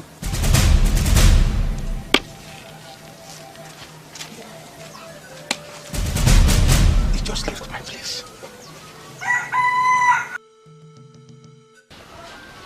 Did you hear what the town crier said earlier this morning? Town crier? Do I still have time to listen to the town crier? My brother was assassinated. And the men who parade themselves as kingdom security have not been able to come up with any explanation. Tell me again why I should listen to any town crier. Please, tell me. The town crier said the attack was planned and executed by members of Otikpo Olukpo confraternity. And that is the reason the security network are not taking the matter with fear. I don't understand.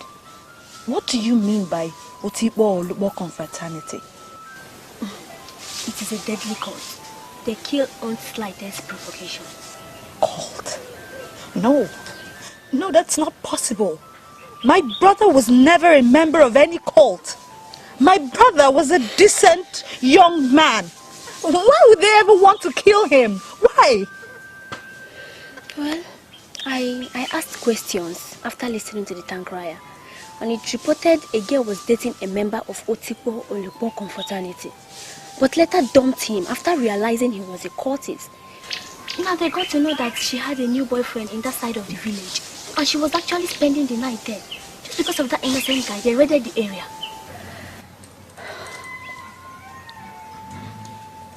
Are they that wicked? How can they kill countless number of people because of one girl? They killed my brother because of the story you just told me. How is it possible? It's to see how wicked they could be. And I don't think that the kingdom security will do anything about it. No! No! How can my brother die because, oh my God, I can't. It's okay.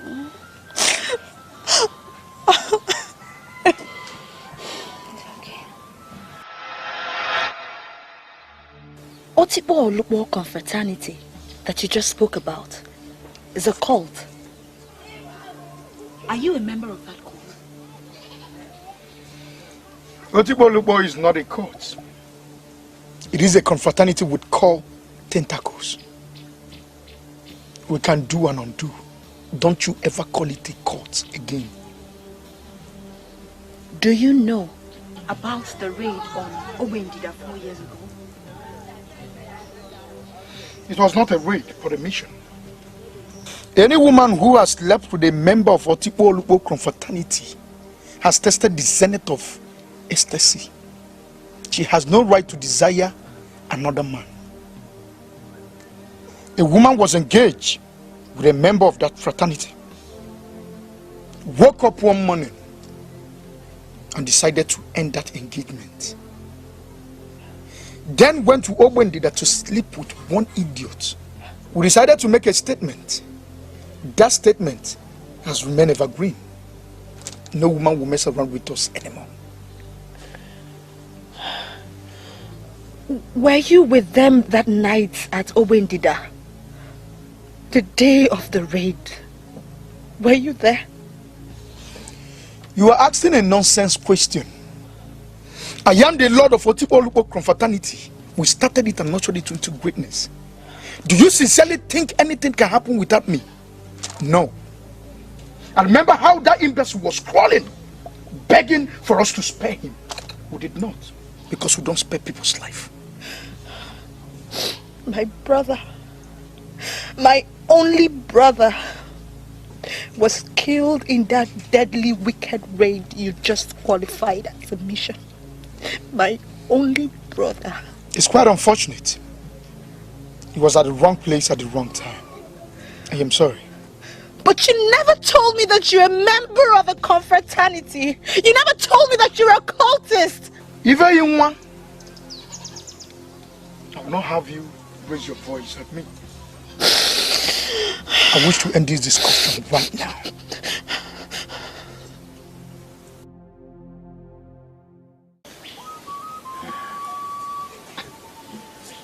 He introduced himself as Ukadike,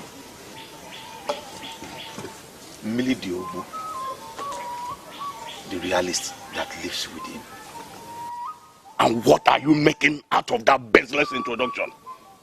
The man that attempted to kill me in my dream actually visited you, and you are not bothered. Okudele. Oh no, I am bothered. What I'm saying is that we should strive to get the meaning of all he said. He made strange statements to you and equally made strange statements to me. He might not be from the West, like you said, but he said he lives within, and I think... Don't think, Okudili. Okudili, don't think. I am telling you what we are going to do. That man you call Okadike is Ilono's employee. He has hired him to instill fear in us. Can't you get that? And the best way to handle him is to end his master. When we end his master, he will no longer make any further appearances anywhere. Men like you with two eyes are blind. And those that are blind, they see extremely well. Aspire to be blind so you could see.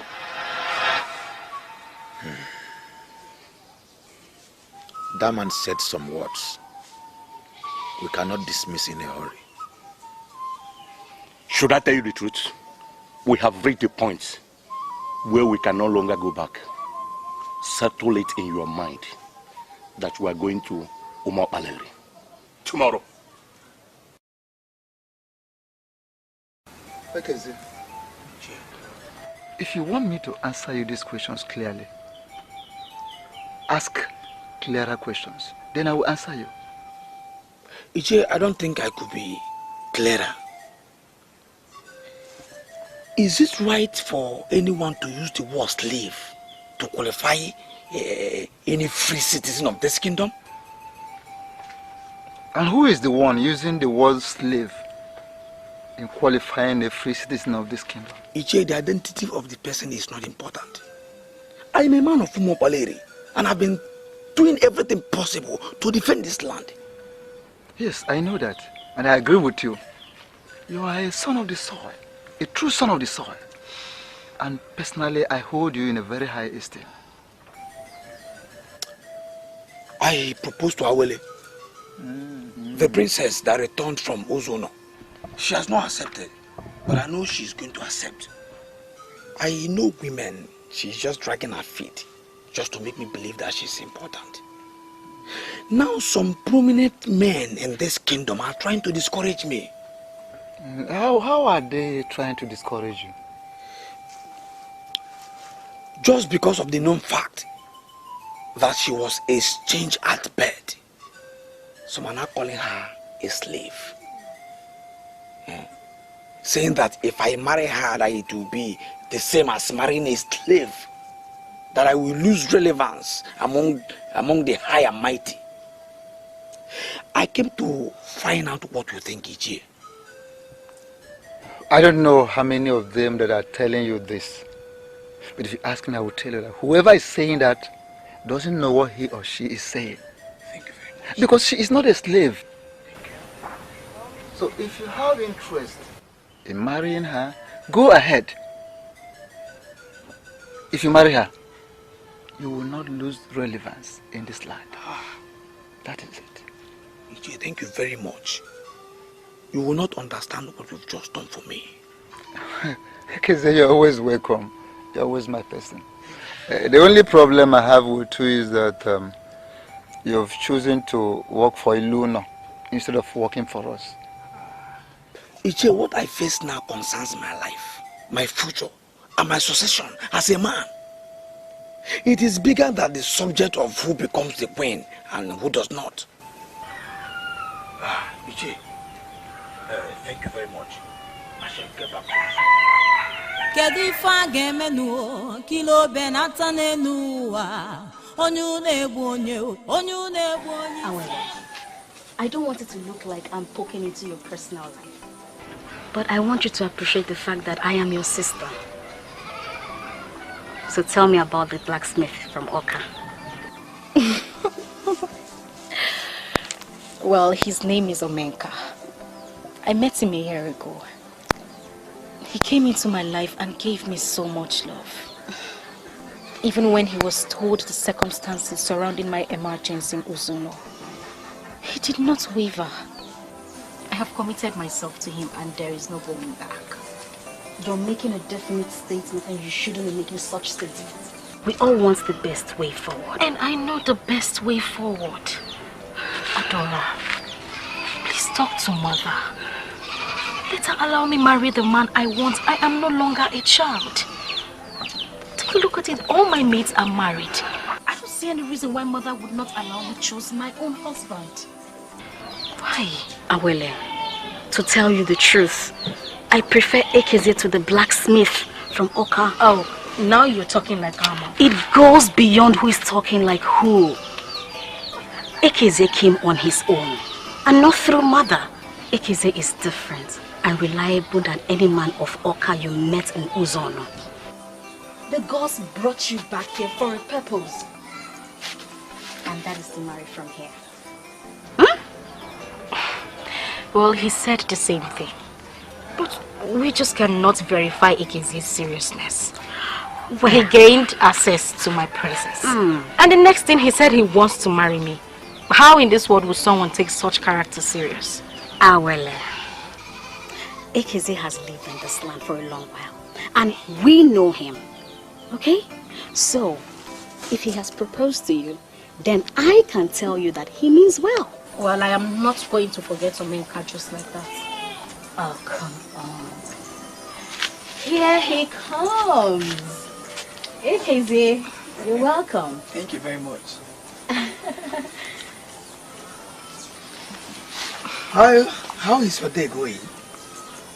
Fine, and yours? Well, it has never been better. Ekeze, how is your father? He's fine. I was told that the princesses are here relaxing, and I said I should come and join. That is very thoughtful. Awele, we have a visitor, so he needs to have clean. Oshera. The decision to dethrone you was not based on any political reason. A sacrilege was committed and the Ishiene Bello responded accordingly. I am the traditional prime minister, quite right. But I cannot single-handedly reverse that decision. Reversal follows a very rigorous process, and that is what we are doing. Well, Obuefi, I did not come here to discuss the elders or whatever decisions they have taken. I came here because we have a way forward. And what is the way forward? Your son came to the palace and expressed his willingness to marry my second daughter. And my second daughter already told me in confidence that she has a man from Oka who wants to marry her.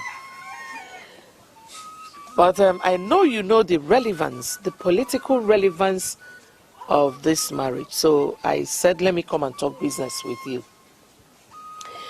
I can actually cancel her engagement with the man from Oka. That is, if you will confirm it here and now that you work for me. Oshora, we have an age-long tradition here in Omo Baleri. A freeborn must marry a freeborn. And a slave must marry a slave.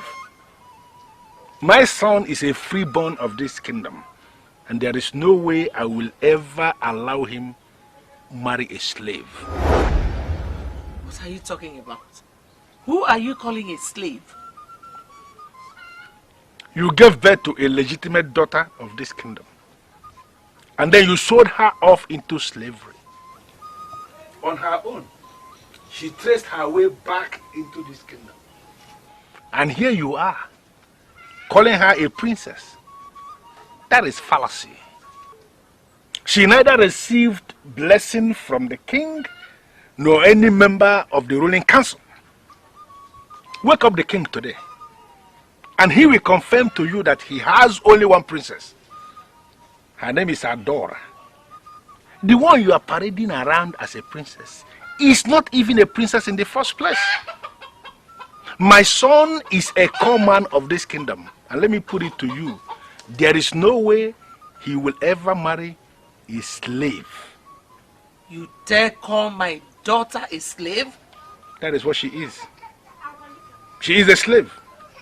I want you to send words over to the man of Oka that you said is already engaged to your daughter.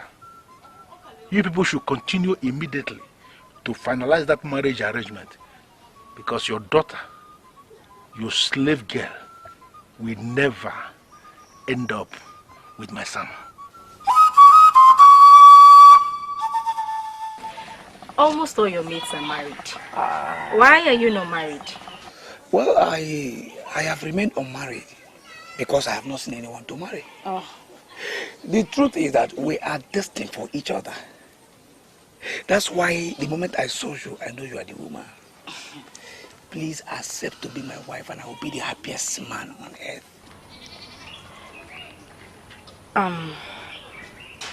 This is very tough for me. Really, I never wanted to end up here. Getting married to you will automatically make me a woman that will live in this kingdom all the rest of her life. I'm finding it difficult living with that. You are talking as if you've forgotten that we have good mind in Umabaleri.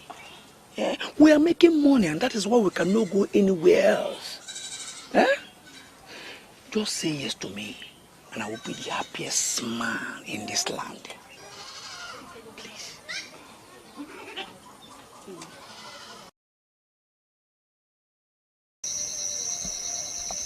I wouldn't want you to think that I'm Lily Liver.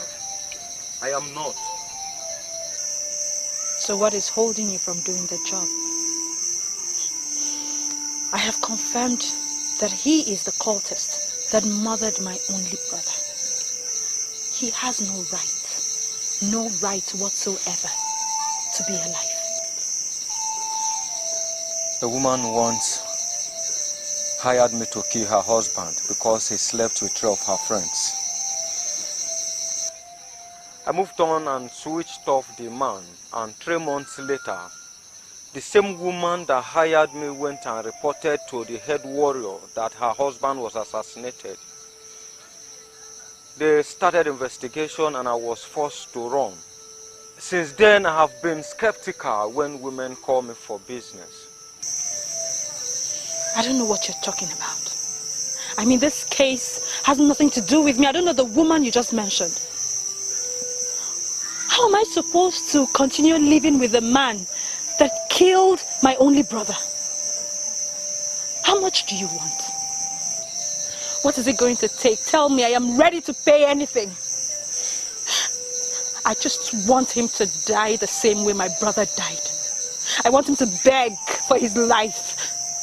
I want him to smell the bitter taste of death. That is what I want. You really want me to do this?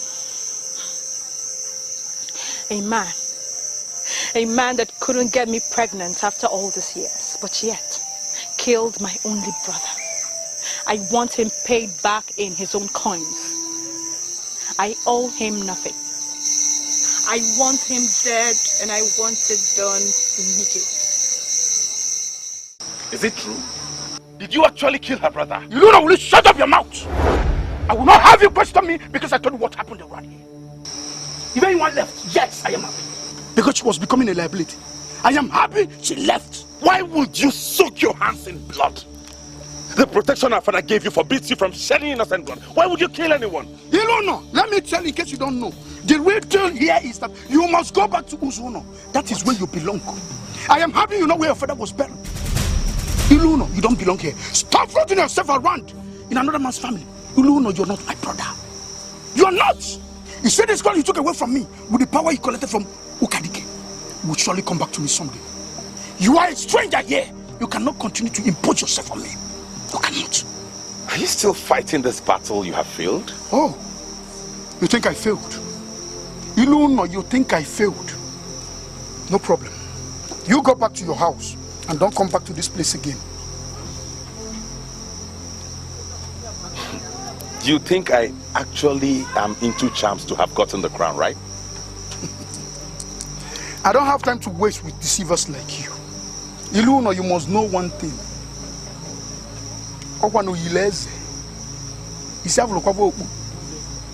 This crown must come back.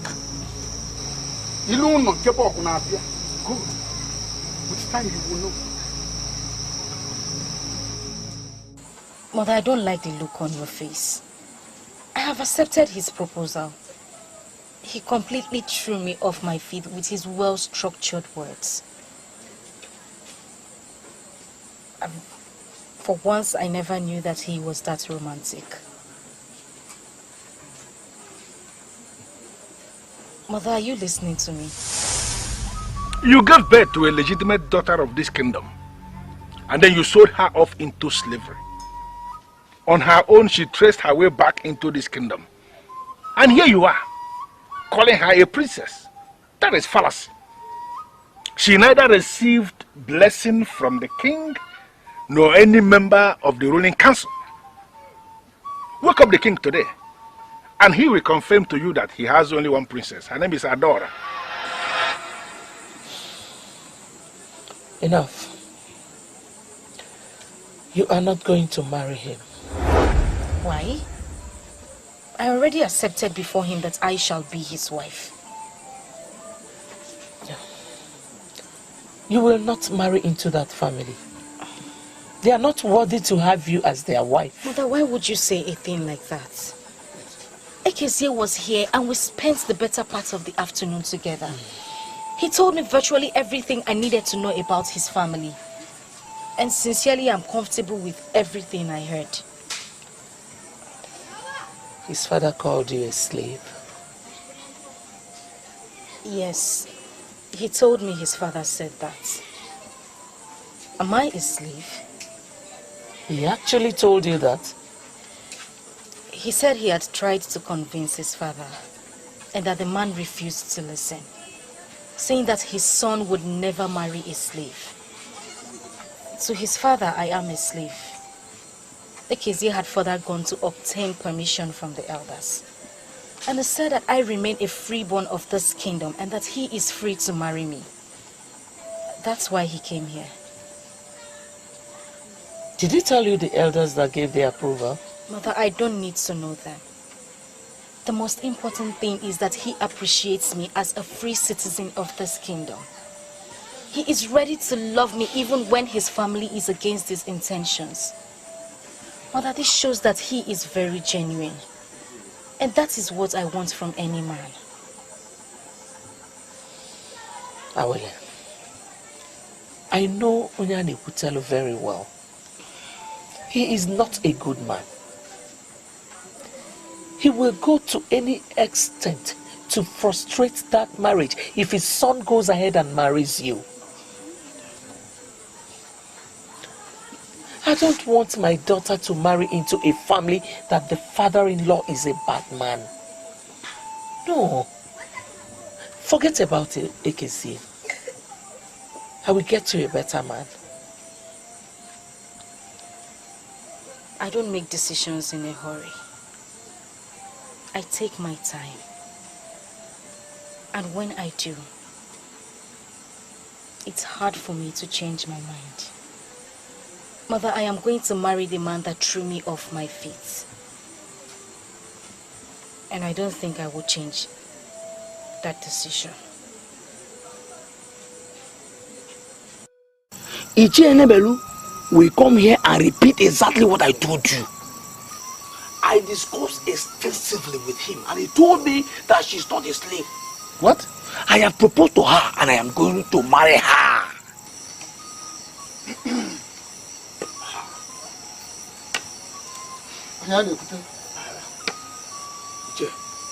You're welcome. I got your message, and I wonder what went wrong. Sit down. Thank you. My son here is planning to marry the slave girl that came back from Ezeonu. The same slave girl the throne queen mother is now parading as a princess. I asked him, and he said you are supporting him. I said for you, Ishi Enebele, because I want to be looking into your face as I ask you why. Ekeze, you never told me the exact reason you were asking those questions. Now you know. The circumstances surrounding her exchange at bed is known to all. Yeah? We all know that Igwe Ekulukaralu was her father, and that the throne queen is her mother. Yeah? Can we legitimately call her a slave? Yeah? Let us remember that it is an abomination in Umopalieri to punish someone for an offense he or she didn't commit. She realized that she is not from Ezeonu, but from Umopalieri, and decided to identify herself with us. Can we legitimately call her a slave? Huh? She's not a slave. Oh. What did I hear you say? You heard me. She cannot be called a slave because she is not a slave. She is a citizen of this community. So, if your son has interest in making her his wife, let him go ahead. Let us lend our support. Ishienebele, there are some questions I want to ask you, and I want you to answer them sincerely. Was she blessed by the king? Was she blessed by anybody in the ruling class? Ezeonu, the current king, blessed her. Even made her part of royalty.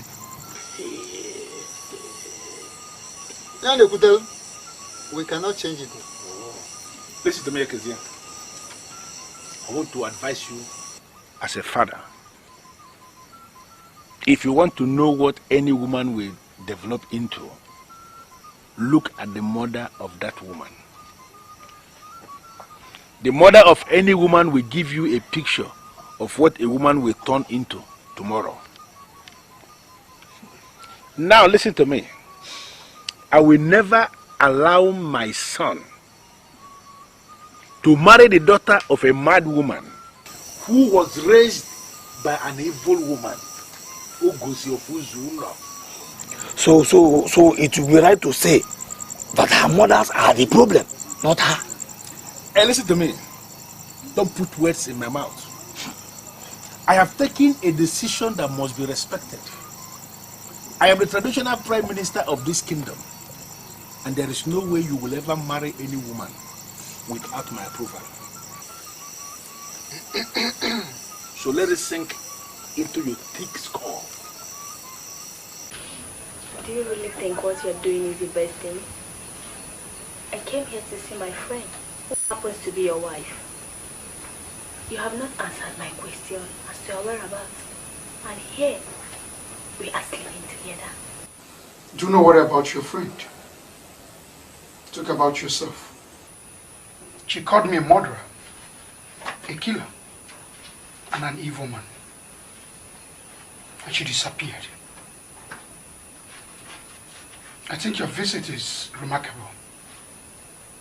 You've come to fill the vacuum she created with her exit.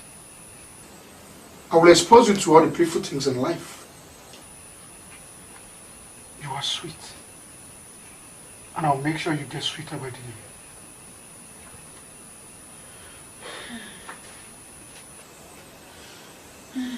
There must be a reason why she called you names and left.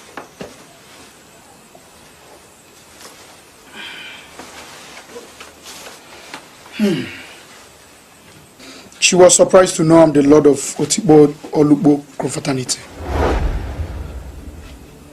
She said I killed her only brother. And she called me a murderer. Is she not insane?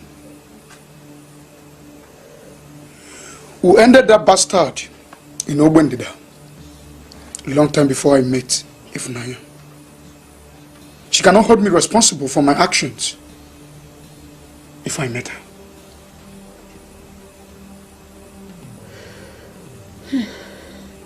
I can't believe this. I can't believe it. Are you telling me that you are among that group that killed the innocent people at Ogbendida? Udoka!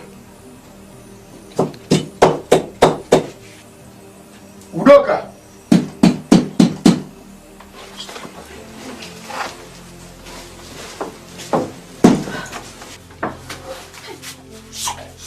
Where is that?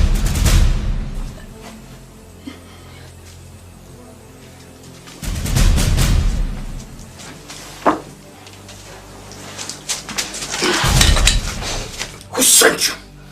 Who sent you? Calm down, just calm down. So who sent you? Speak!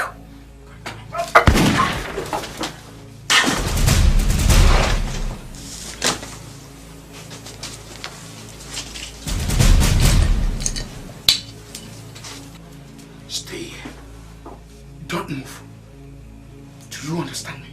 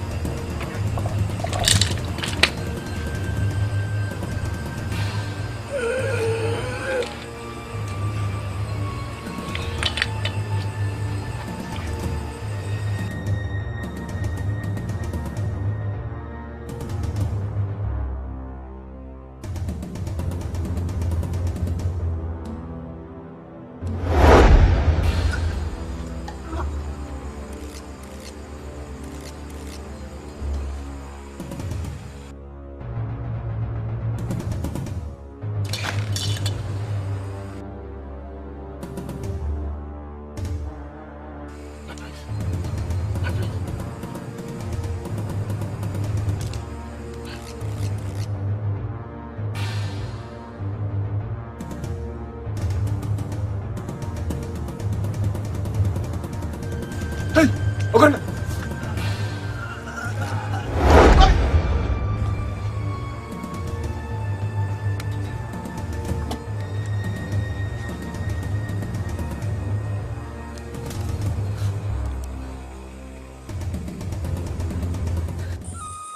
Greetings, men of Umokbale. We greet you. Greetings to you. And my brothers from Ezeonu, I greet you. You are welcome. I am standing on my feet to address this gathering because of the importance of this mission. The men of Ezeonu are warriors, and this is known by all. And we all know that warriors cannot be caged in a strange land. The man of Ezeonu is today king in Umokbaleri. Still, Umokbaleri do not pay homage to Ezeonu, to us, as providers of their king. We have waited for a long time to see if this abnormality could be corrected. But it has now dawned on us that we are not even thinking about it. This is why we came. And we have two options on the table. You will either release our son, Iluno, to come and become king in our land. Or you will enter into a perpetual agreement with us that you are under us in political status. Yes. Yes. I'm sorry if these conditions are tough, but suffice it to say that they all were taught and they stand irrevocable. Yes. I raise my case for now.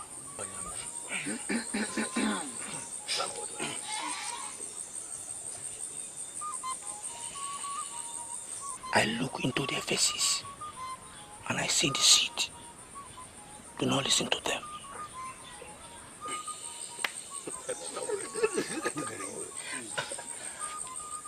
I am surprised that men of Umopaleri are not willing to respond to our request. That means onye balonketi kwele ekwe.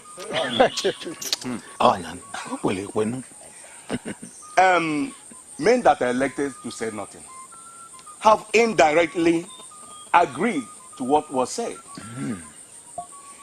And we are living with the impression that Umopaleri is a nurse to Ezeonu.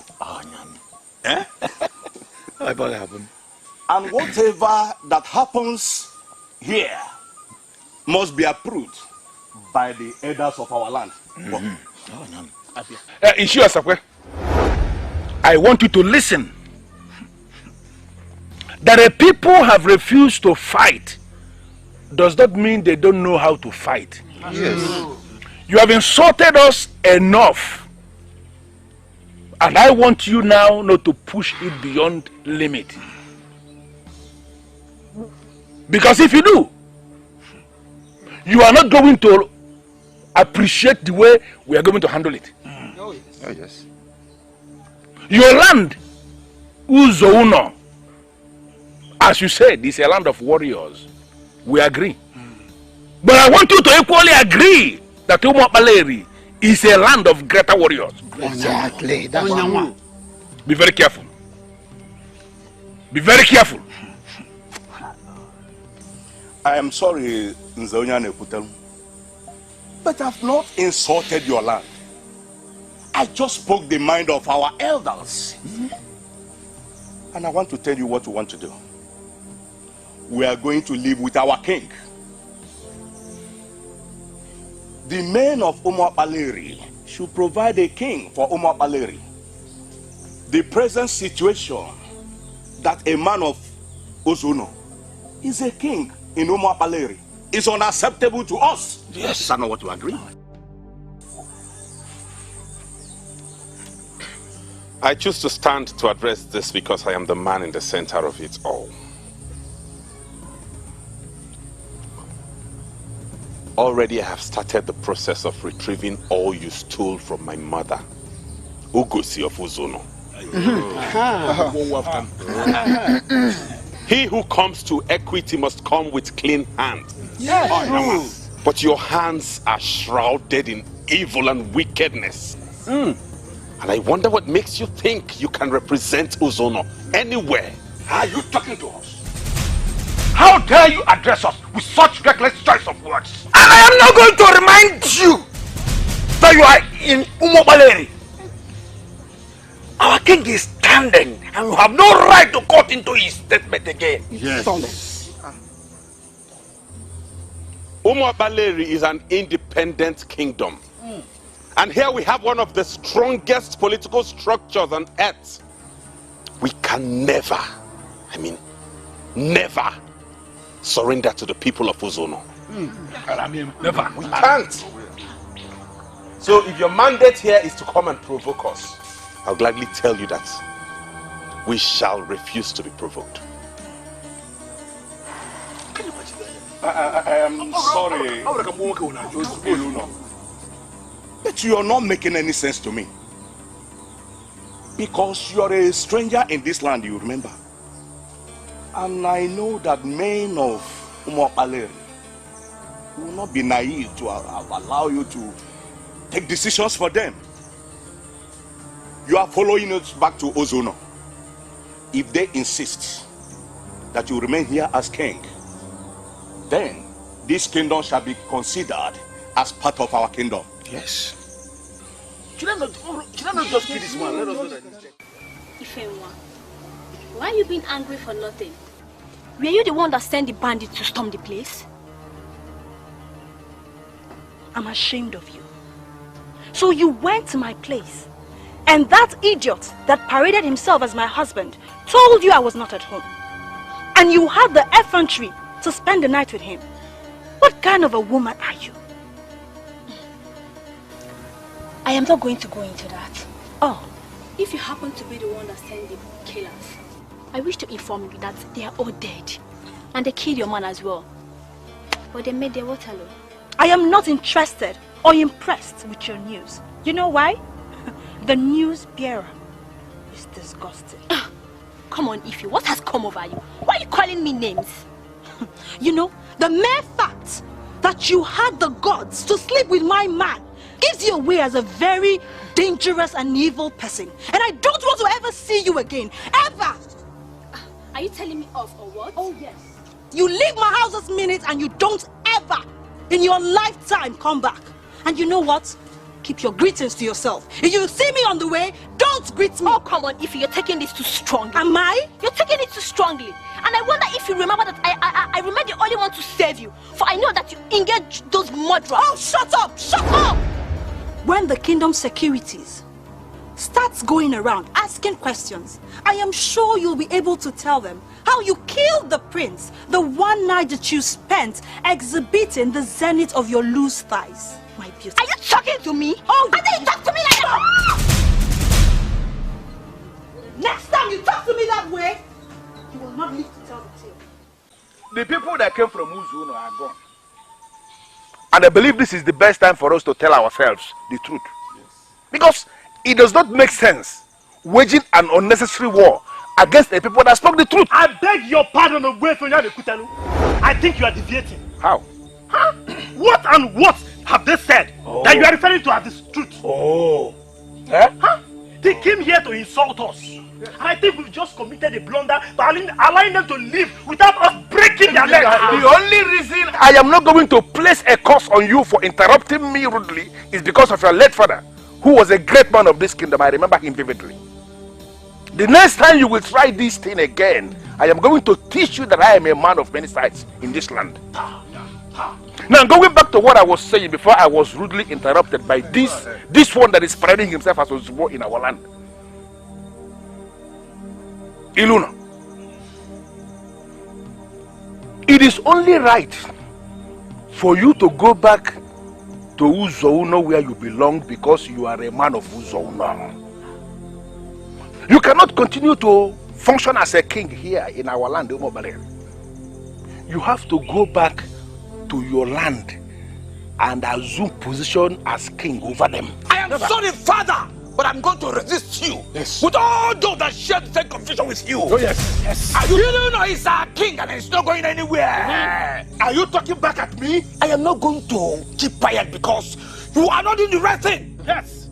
A man who was blessed by the king and was declared a citizen can never be punished by the council of elders. Never.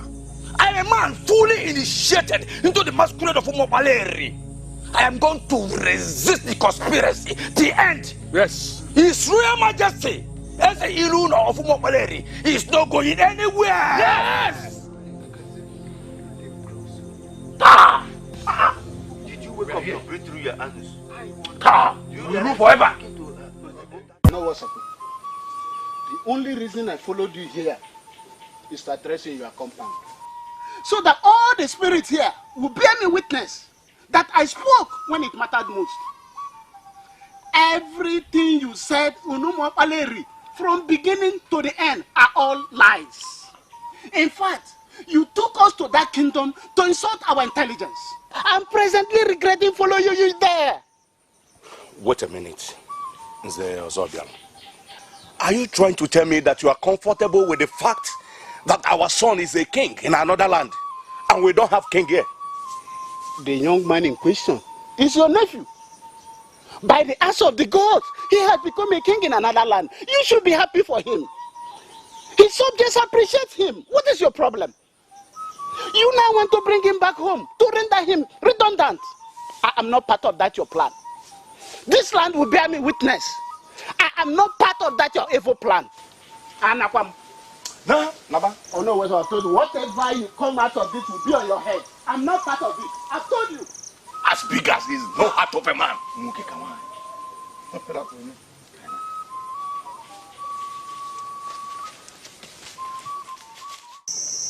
We are back here to assure you that we are solidly behind you. Once kings emerge in Umubaleri, they remain kings till death. Others are warming up to initiate something that never happened before, and we are going to resist them with everything we have. Eh?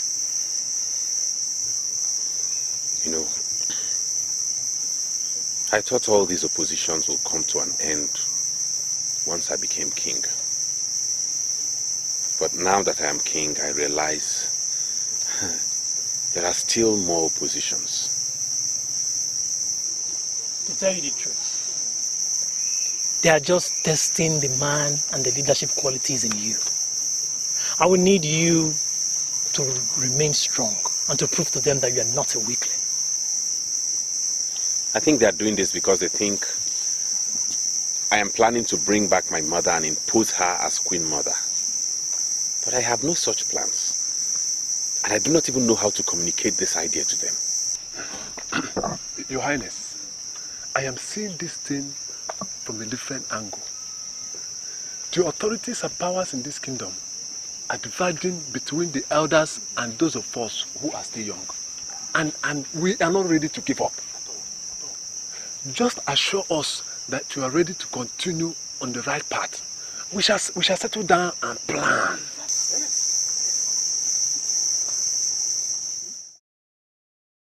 I have remained unmarried because I have not seen anyone to marry. The truth is that we are destined for each other.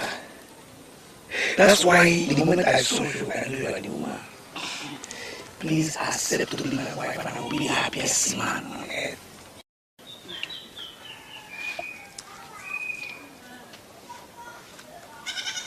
I know exactly what is running in your head.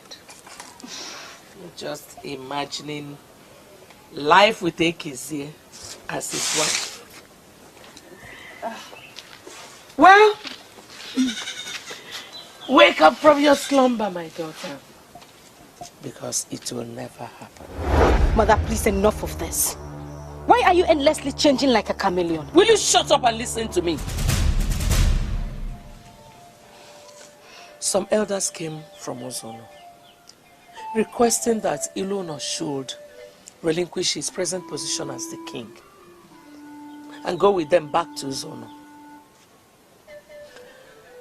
Can you imagine that idiot, that fool Ngozi, that I'm doing everything to make sure he marries the most wonderful princess we have, was speaking against their mission? Huh? Now, Awele, tell me, how would you now marry a man who is openly fighting your mother? Mother, if you are sure that Ngozi actually squared up to these said elders, then it means that he is reliable. It means that he is the right man for me. Are you out of your senses? How do you mean he is the right man for you? Mother, what exactly is your problem? Ezeonu, my brother, or who? You're still even calling him your brother. That means you did not even hear what I said. Listen, Awele. I said that some elders came from Ezeonu to take Ezeonu back with them because he does not belong here. Because he belongs to them in Ezeonu. They want him back home in Ezeonu. So he is going back to them while my son Chizitere is crowned king. Mother, wait. Let me get something clear. Are you saying you want Ezeonu to relinquish the crown and go back to Ezeonu? Exactly. Because the crown does not belong to him. The crown belongs to my son, Chizitere. They used some powerful charms on him. Finally, the mask is finding its way back to the original owner. He is going back to Ezeonu, where he belongs, while my son will be crowned king. What you are saying will never happen. The youths have taken a decision on this, and we are ready to challenge the elders. We are going to fight them to finish. Come, who are you working for? I am not working for anyone. I am doing my best to avoid anything that could reduce our kingdom to public ridicule. Kings emerge here to rule until they die. That is what we know. And that is how it shall remain. We shall see.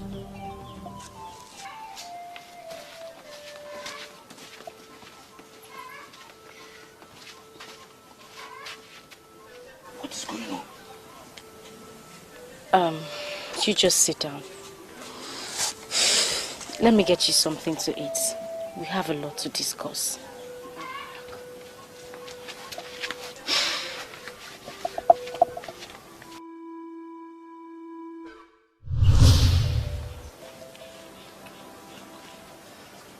It is not very glaring. Their mother is pursuing an agenda, and I am not going to make myself available for her constant manipulations. Will it be possible for us to get married without her consent? The people that are getting married have the final say. Your mother and my father has no say at all. They are playing discordant tones. And the best way forward under these circumstances is to ignore them and proceed with our noble intentions. Do you mean you can actually disobey your father and marry me? The truth is that I have never agreed with him. And based on what I'm seeing so far, I am going to disagree with him again. I am now a prominent man of Umobaleri. I take credit for my achievements. And I blame no one when I make mistakes. You impress me every new day. And you made me feel great. The very first day I set my eyes on you. It has remained a glorious impression every new day. Thank you. I hope you're enjoying it. Very delicious. I can still remember what that strange man said to me. Okudele, please, wake up from your sleep and think like a warrior of Ezeonu. An unwanted child that was sold at birth is trying to make us irrelevant. We must stand to challenge him. I don't think I would like to continue with this. Why? Why are you backing off now that we have put in motion the best traditional tactic to bring him here? Why? Because men like you that have eyes do not see. Those that are blind could see properly. Aspire to be blind. What do you mean by that? So that you could see. What do you mean by that? As you aspire to be blind? That strange man named Ukadike said a whole lot, and I am not ready to continue with what may lead to regret. I want you to ponder on this saying: men cannot cover the moon. Don't tell me that you are becoming naive. You now see Luno as your moon? Discretion remains the better part of valor. Know when to discontinue something that will lead to dishonor.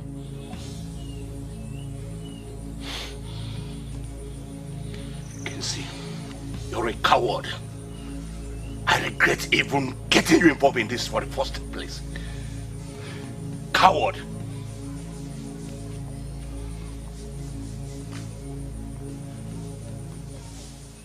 Oluolia. Oh? I smell conspiracy here. My son, who was at the verge of becoming king, was killed in his hut. And you men in charge of kingdom security are not doing anything to get his killers. It was your husband who mandated that every man that has bands of yam acquire a gun from Oka to watch over the bands. Yes. I'm really trying very hard to get the connection between your explanation and the assassination of my son. Ochora, it has everything to do with the issue. Now, every man owns a gun. Even those who have never planted yam before, including your own son. He was found dead with others, including Onyento, who was notorious for his evil deeds. I paid some to Onyento, the deadliest assassin whom I brought from Anedo. They were unable to end him. Here, I have returned the remaining of what you paid to me. Look for someone else to continue from where I stopped.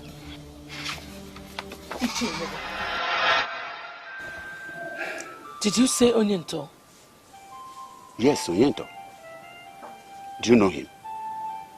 No, I've never really met him, but I've heard about him. Good. Why would they kill my son? That question I cannot answer for now. But later, you'll get the answer.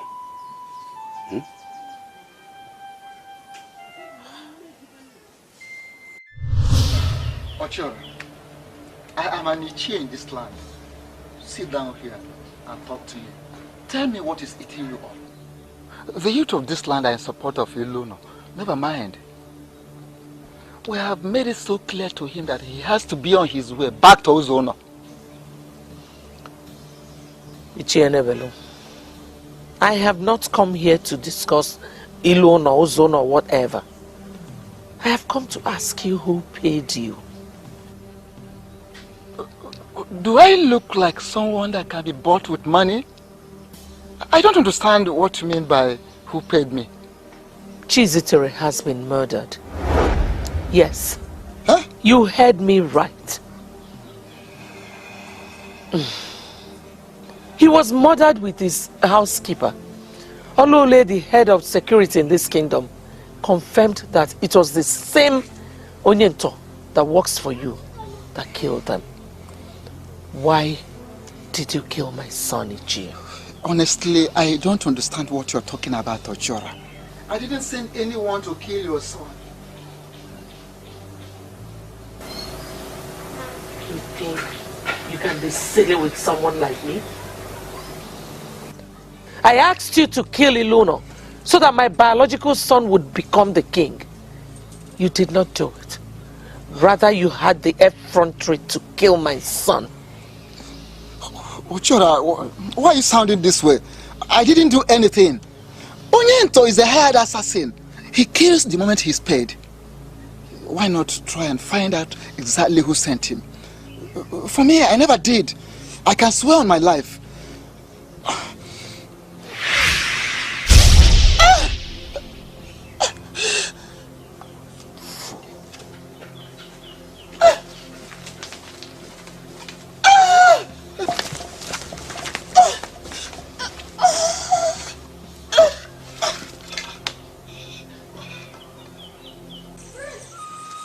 I count myself lucky to have met you here. I have tried to see you in your place, but you have refused to see me. I am here with you now. Why are you looking for me? I wish to apologize for all the wrong I did to you over the years. It has dawned on me that men cannot cover the moon. I have come to realize that your son, Ezeonu, is the moon that has risen to provide us light as we pass through the dark side in this life. I'm impressed with your excellent choice of words, but I don't believe you. I know you don't believe me, and I must tell you I understand your reasons. But I'm here to tell you the truth that is flowing from my heart. It is Ono Osakwe who lured me into all the wickedness we unleash against you. I have found out eventually that men cannot cut a man that gods have not cut. I know you have your way. You can reach your son in Umopale. Tell him never to return to this land. Because Ono Osakwe has perfected how he would die once he returned to this land. You are lucky to have made this move. Else, both of you would have been consumed in that plot. You sound as if you are already aware of the plot. Have you forgotten that I am the revered Ngozi of Ezeonu? If I cannot see such things, why then do men fear me? You are lucky. Now I know that I have only one fool in the line.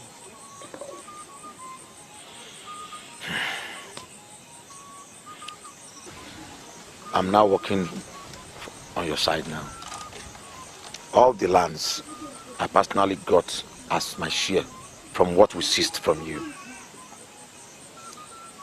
I now surrender them all. I believe you know how to protect your son. Because the plan against him is massive. And his end shall be massive. I was planning to tell you. I didn't know he had told you already. Yes, he told me even before coming to you. And he has kept me posted every step of the way. You see, Ekeze is one of the men I hold a hope for in this community. My father recognized him as a very credible man, and I have grown to realize I cannot do without him. I'm really happy you like him. Mother changed her mind about him because he refused to do what she asked him to do. Yes, he told me, and that's the reason I'm here. I want her to clarify me on certain things. You know, the corporate existence of this community is being undermined. So I have come for her to give me some clarification. Mother came back this evening and went into her chambers. I greeted her and she didn't even respond. When I asked her what she wanted to eat, she said she was okay and wouldn't want to see anyone again. I was even talking to her and she was responding from inside. I really don't know what's troubling her. We are going to Ezeonu tomorrow, just the two of us. What are we going there to do again? I really don't like going to Ezeonu. No matter what has happened, I will forever be indebted to your mother for giving me life. And you should also be indebted to my mother. I want to go there and bring her back. I want her to abandon that telepathic temple that make people call her names. I'm not sure mother will be happy that I was part of the process that brought your mother to this people. That is because she thinks I'm going to bring her to come and become Queen Mother here. No! I just want her to be close to me, to sleep and wake up in the same place with me. Is that too much for a son to ask for the mother?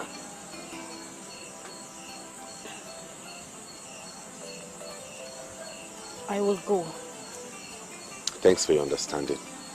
I won't come here tomorrow. Meet me at my place, then we'll go from there. When we are back, we'll plan your wedding with Ekezie. Thank you. Let me see if I'll be lucky.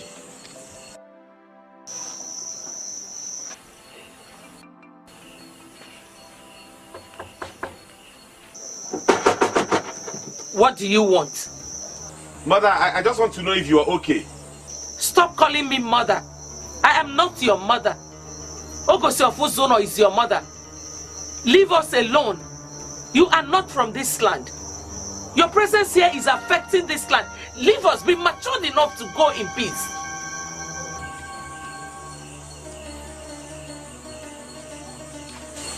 So the thing I don't think we should do tonight is just leave our wedding.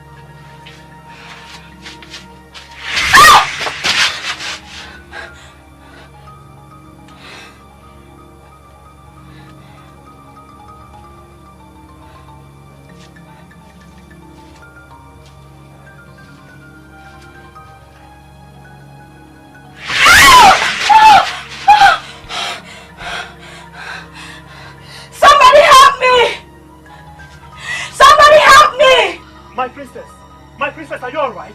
I don't know what's wrong with the door. I can't open it. Please help me open the door. Ekwenike, please open the door.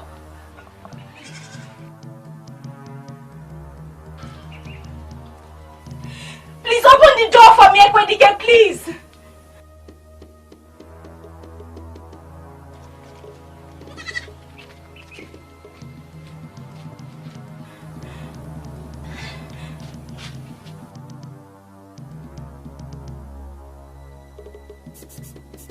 Someone please get...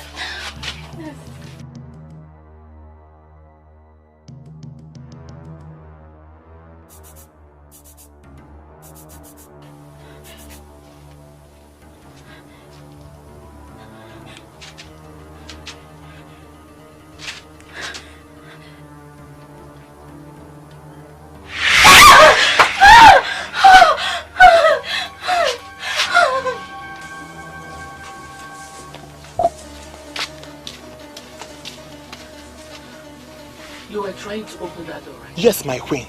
The door is locked up. She called for my help, and as I tried to open... Don't you go close to that door again. She must remain there until she regains her sanity. Is she mad, my queen? Go and look for something else to do. Remember, do not go anywhere close to that door. Yes, my queen. Leave.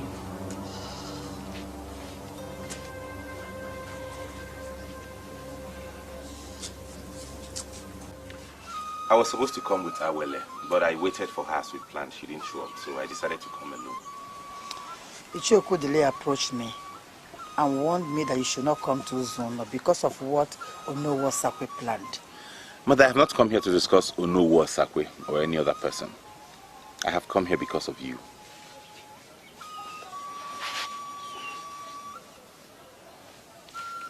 With sand in my hand, I beg you to come live with me in Umo Baleri. I have become so many things to so many people. Some people can't do anything without practically making inquiries from me. I know all that. You weren't like this from birth. In fact, when my father was alive, you were just an ordinary woman. All this started after my father died. And you met a man from our camp, BC, who introduced you to sorcery. And he died. You took up his wand and set up this temple. Who told you all this? Your son is now the king of Umo Baleri. I have a room in the palace where I can go into and anything I seek will be made manifest before me. Mother, I can authoritatively tell you that that wand you took from the man of Akampisi, that has made you the head of telepathic art, will one day become a problem for you. Get rid of it. Come and live with me in Umo Baleri. Do not say no, for I won't take no for an answer. Go back to Umo Baleri. I will be there before sunset. At dusk.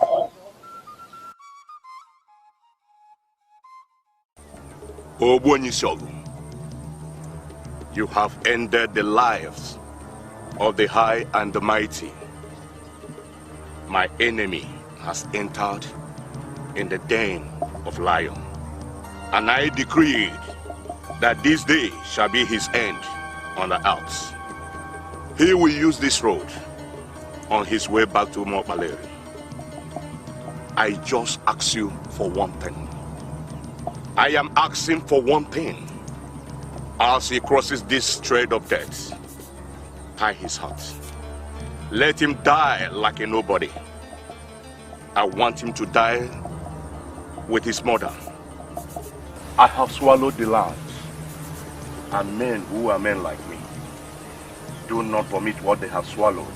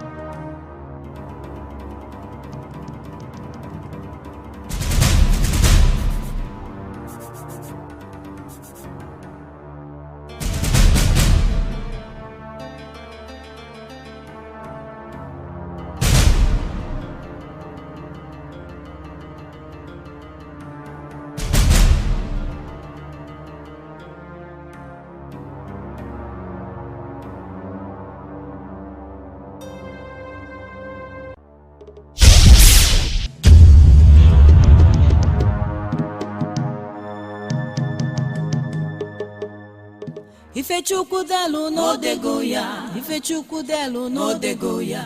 Ifechukwu kwulu no kwuo ya. Ifechukwu kwulu no kwuo ya. Onye Chukwu zolu no zogo ya. Onye Chukwu zolu no zogo ya. Ilo dị n'ebe niile, mana ilu n'ọkasị ilo niile. Ifechukwu delu n'odego ya, Ifechukwu delu n'odego ya, Ifechukwu kwulu n'okwuo ya, Ifechukwu kwulu n'okwuo ya. Onye Chukwu zolu n'ọzọwo ya, Onye Chukwu zolu n'ọzọwo ya. Why are you doing this to me? You're making me regret why I came back to Mokpaleri. Why? That is not my business. As a matter of fact, I have further secured this door, and in fact, all the walls around you with the shocking Mbajala of Umokpaleri. I will teach you the lesson of your life. You cannot escape it. And I'm asking you why. To the best of my knowledge, Mbajala is an evil charm used in caging violent people that are killing others. Why would you surround my heart with Mbajala? Because I am Ochiora, and my word is law. If you want me to set you free, then you have to swear on this staff that I'm holding here that you will denounce Ezeonu. If not, you will have to die in there. I will never denounce my brother. You are in the dark and will die in the dark. He is not your brother. Mother, you have killed Chizitere. Ezeonu is the only brother I have. I will never denounce him. Well, I'll be back at sunset to know your stand. Mother, please come back and open this door, please! Mother!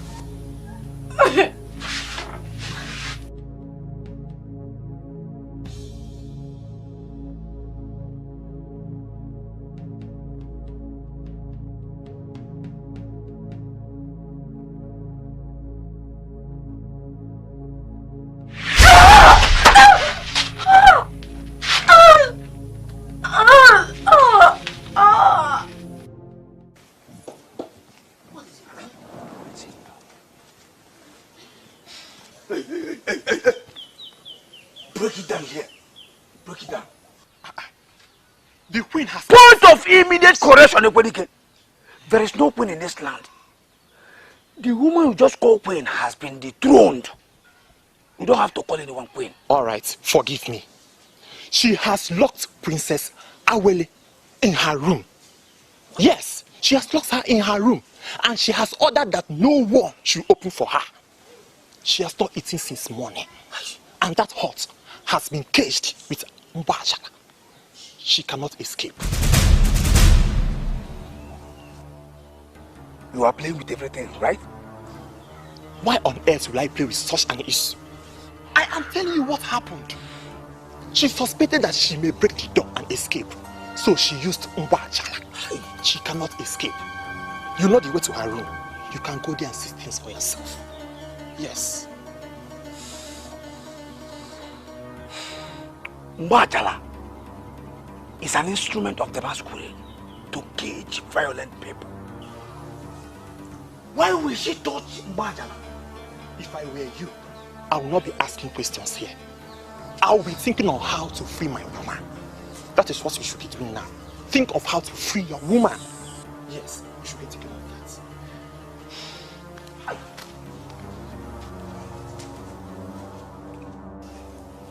Why would she say I killed Jizite? And why is she even holding on to someone who is not her brother? You have practically done all things and got away with all. But for you to touch Mbajala means you have reached your climax. Are you talking to me? Despite your ill behaviors and bad judgment, I continue to respect you because I kept hoping that you will change. But for you to finally defile the masquerade right of Umokpaleri by touching Mbajala means I was wrong. You wait for me here. I will hand you like a masquerade. There are wars, oh there are wars, but silent war is the worst of all wars. Men can change all things, men can create all things. What gave him the guts to talk to me in that manner? And what can he even do?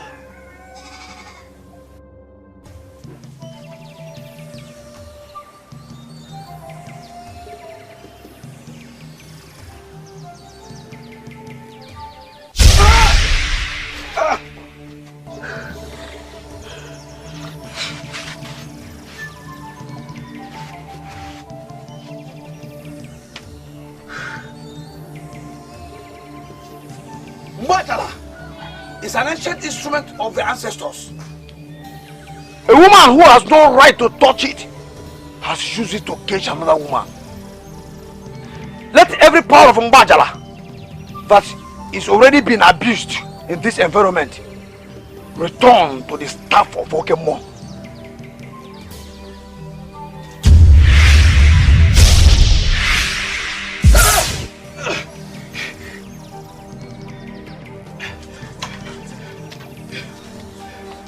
Who gave you the permission to come into this palace and do what you're doing?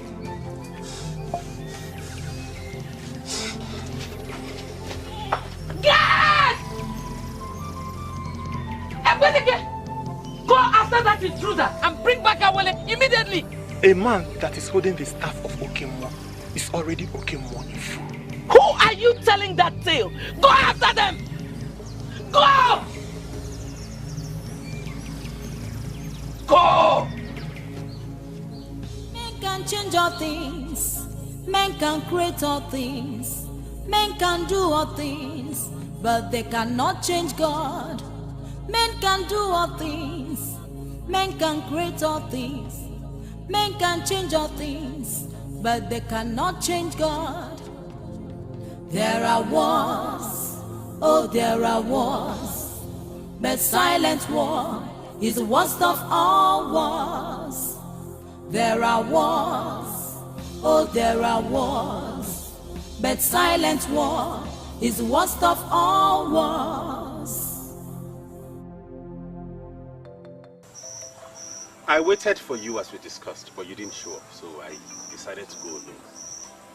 I woke up early, I took my bath, prepared myself for my trip to Ezeonu. Just at the moment I was going to leave the house, when I attempted to touch the door, I discovered something was wrong with my door. The door was shocking. Just then I heard our mother's voice saying that she had fortified my door with Nwajala. I was caged inside my room until he came and rescued me. Why is she doing this? Why is she undermining royalty? The issue here is that she has desecrated the masquerade of Mbajala by using the powers of Mbajala. You must handle that as king. I believe she's doing this to get at me. But I will not play into her hands. She asked me to disown you, else I would die inside that room. A woman saw her coming out of Echienebelu's compound. Few hours later, Echienebelu was found dead right inside his compound. What do you call this? She actually killed Echienebelu. What is wrong with our mother? Why is she killing people? Let's leave that for the gods to handle. Let's talk about the one that concerns us. Prepare. Tomorrow, both of you shall get married.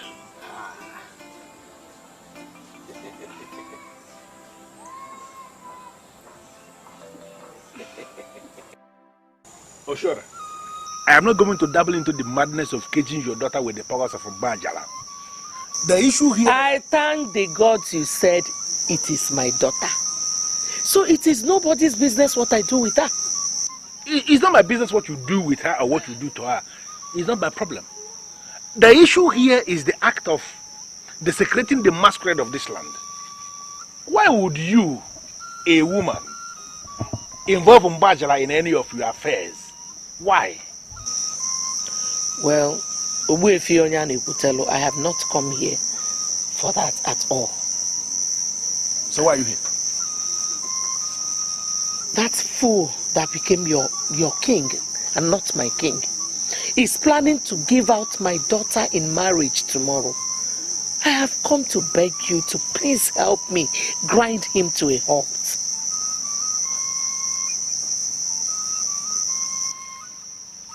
Can you look me in the eye and deny you don't know what happened to Ishi and Ebel?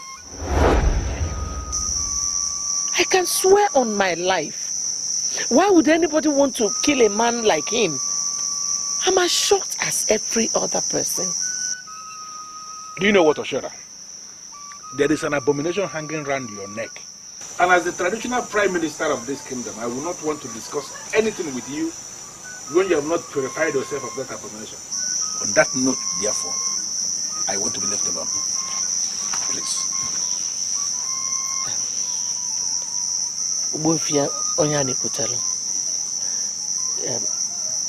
I have offered you large quantity of gold in the past which you turned down, and I have come to the conclusion that you are a man that material things cannot entice.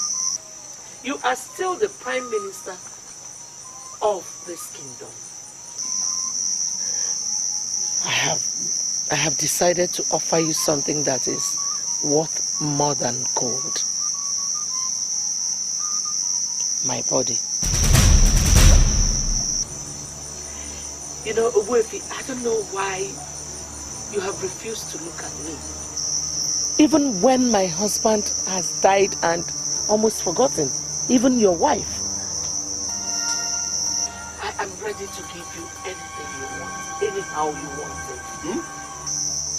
Please, do not allow Ekeze to marry Awele. And that woman, Ngozi, I don't want her to live in this kingdom. Please, do it for me.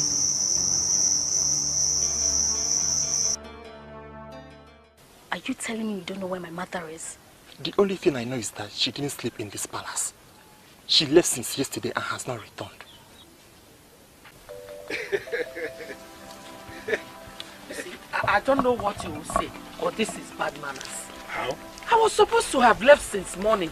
I don't know why you would allow me sleep till noon. Oshora, you are the queen of this land.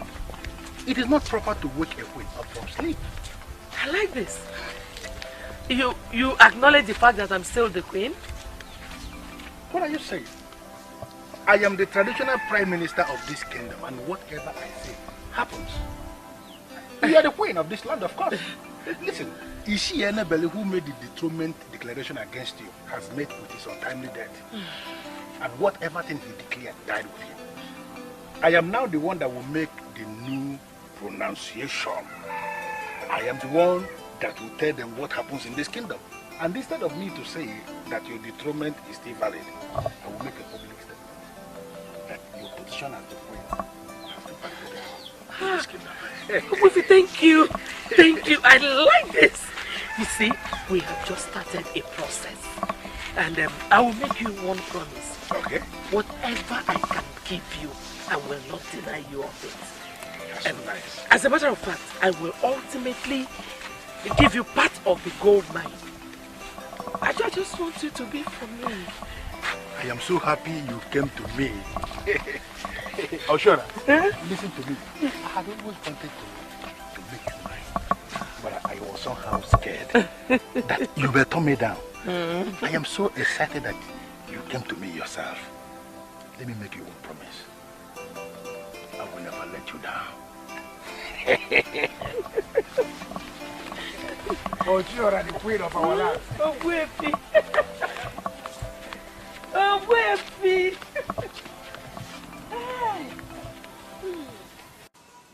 I am the authority to give you out in marriage. I therefore hand you this wine and ask you to show us the man you have chosen as a husband.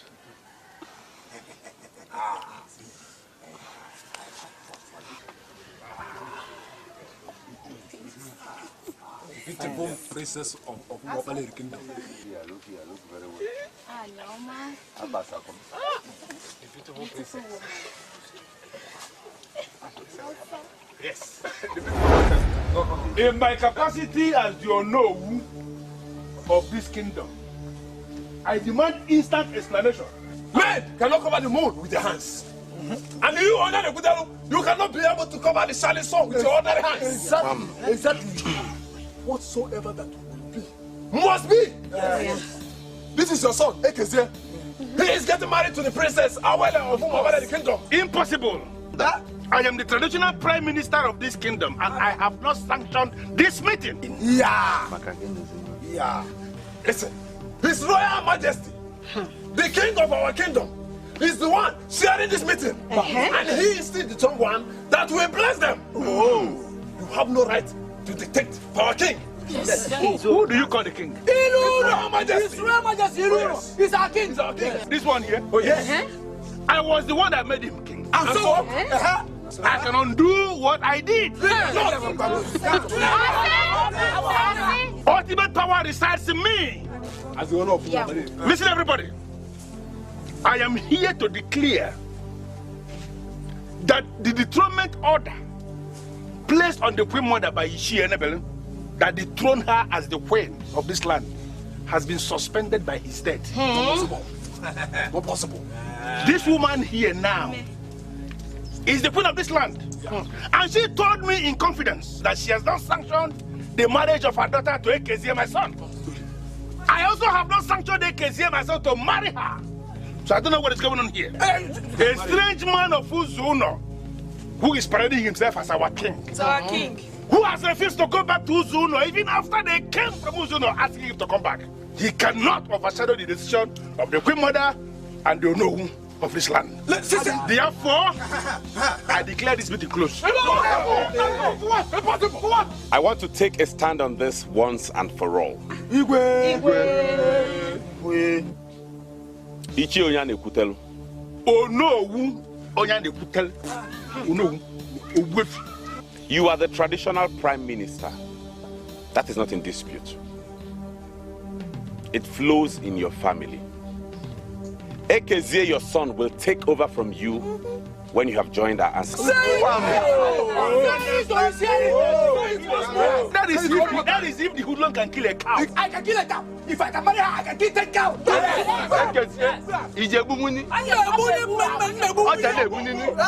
If you are sure that a woman who has committed an abomination, a woman who had the guts to abuse the powers of the great Mbajala, should be reinstated as Queen Mother, then you go ahead and do as the custom demands. Yes. And we shall all bow to the Queen. Yes.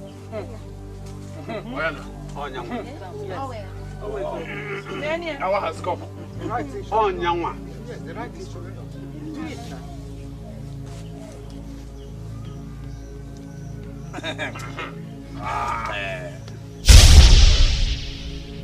In line with the custom of our people,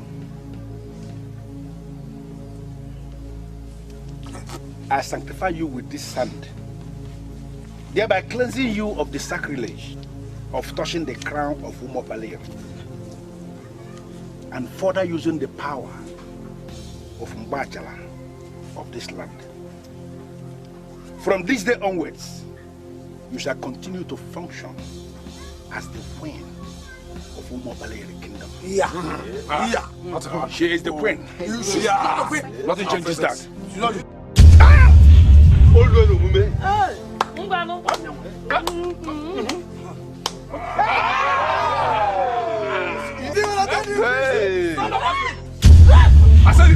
I said it!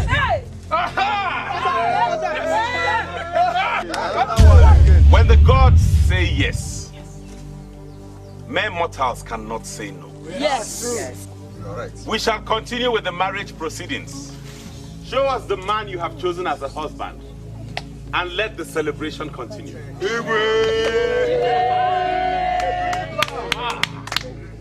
Beautiful princess.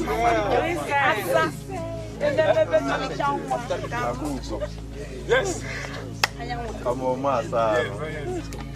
Beautiful princess. Yes. Beautiful. Are you passing me?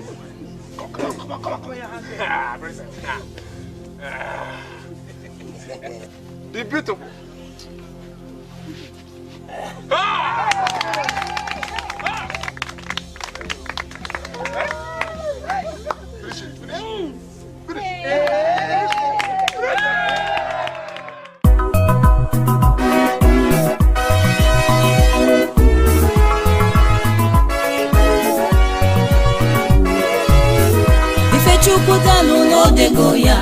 Ifechukwu delu n'odego ya, Ifechukwu kwulu n'okwu ya, Ifechukwu kwulu n'okwu ya, onye Chukwu zọlụ n'ọzọgo ya, onye Chukwu zọlụ n'ọzọgo ya.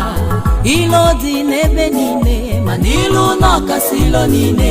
Ifechukwu delu n'odego ya, Ifechukwu delu n'odego ya, Ifechukwu kwulu n'okwu ya, Ifechukwu kwulu n'okwu ya, onye Chukwu zọlụ n'ọzọwo ya, onye Chukwu zọlụ n'ọzọwo ya.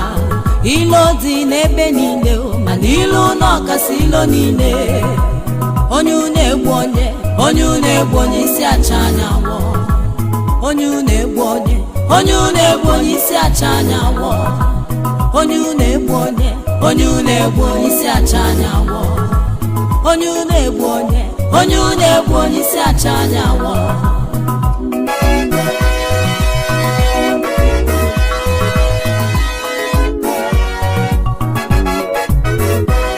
Onye tasịrị bụ n'obi yo, atasigo wee bụpịa gị anya. Onye na-akpọ nwanne gị na-akpala otu oge esigbu gị yo. Kedu ife a ga-eme n'ụwa ka ilo wee benata n'elu ụwa? Onye na-egbu onye, onye na-egbu onye isi acha anyanwụ. Kedu ife a ga-eme n'ụwa ka ilo benata n'elu ụwa? Onye na-egbu onye, onye na-egbu onye isi acha anyanwụ. Onye na-egbu onye, onye na-egbu onye isi acha anyanwụ. Onye na-egbu onye, onye na-egbu onye isi acha anyanwụ. Onye na-egbu onye, onye na-egbu onye isi acha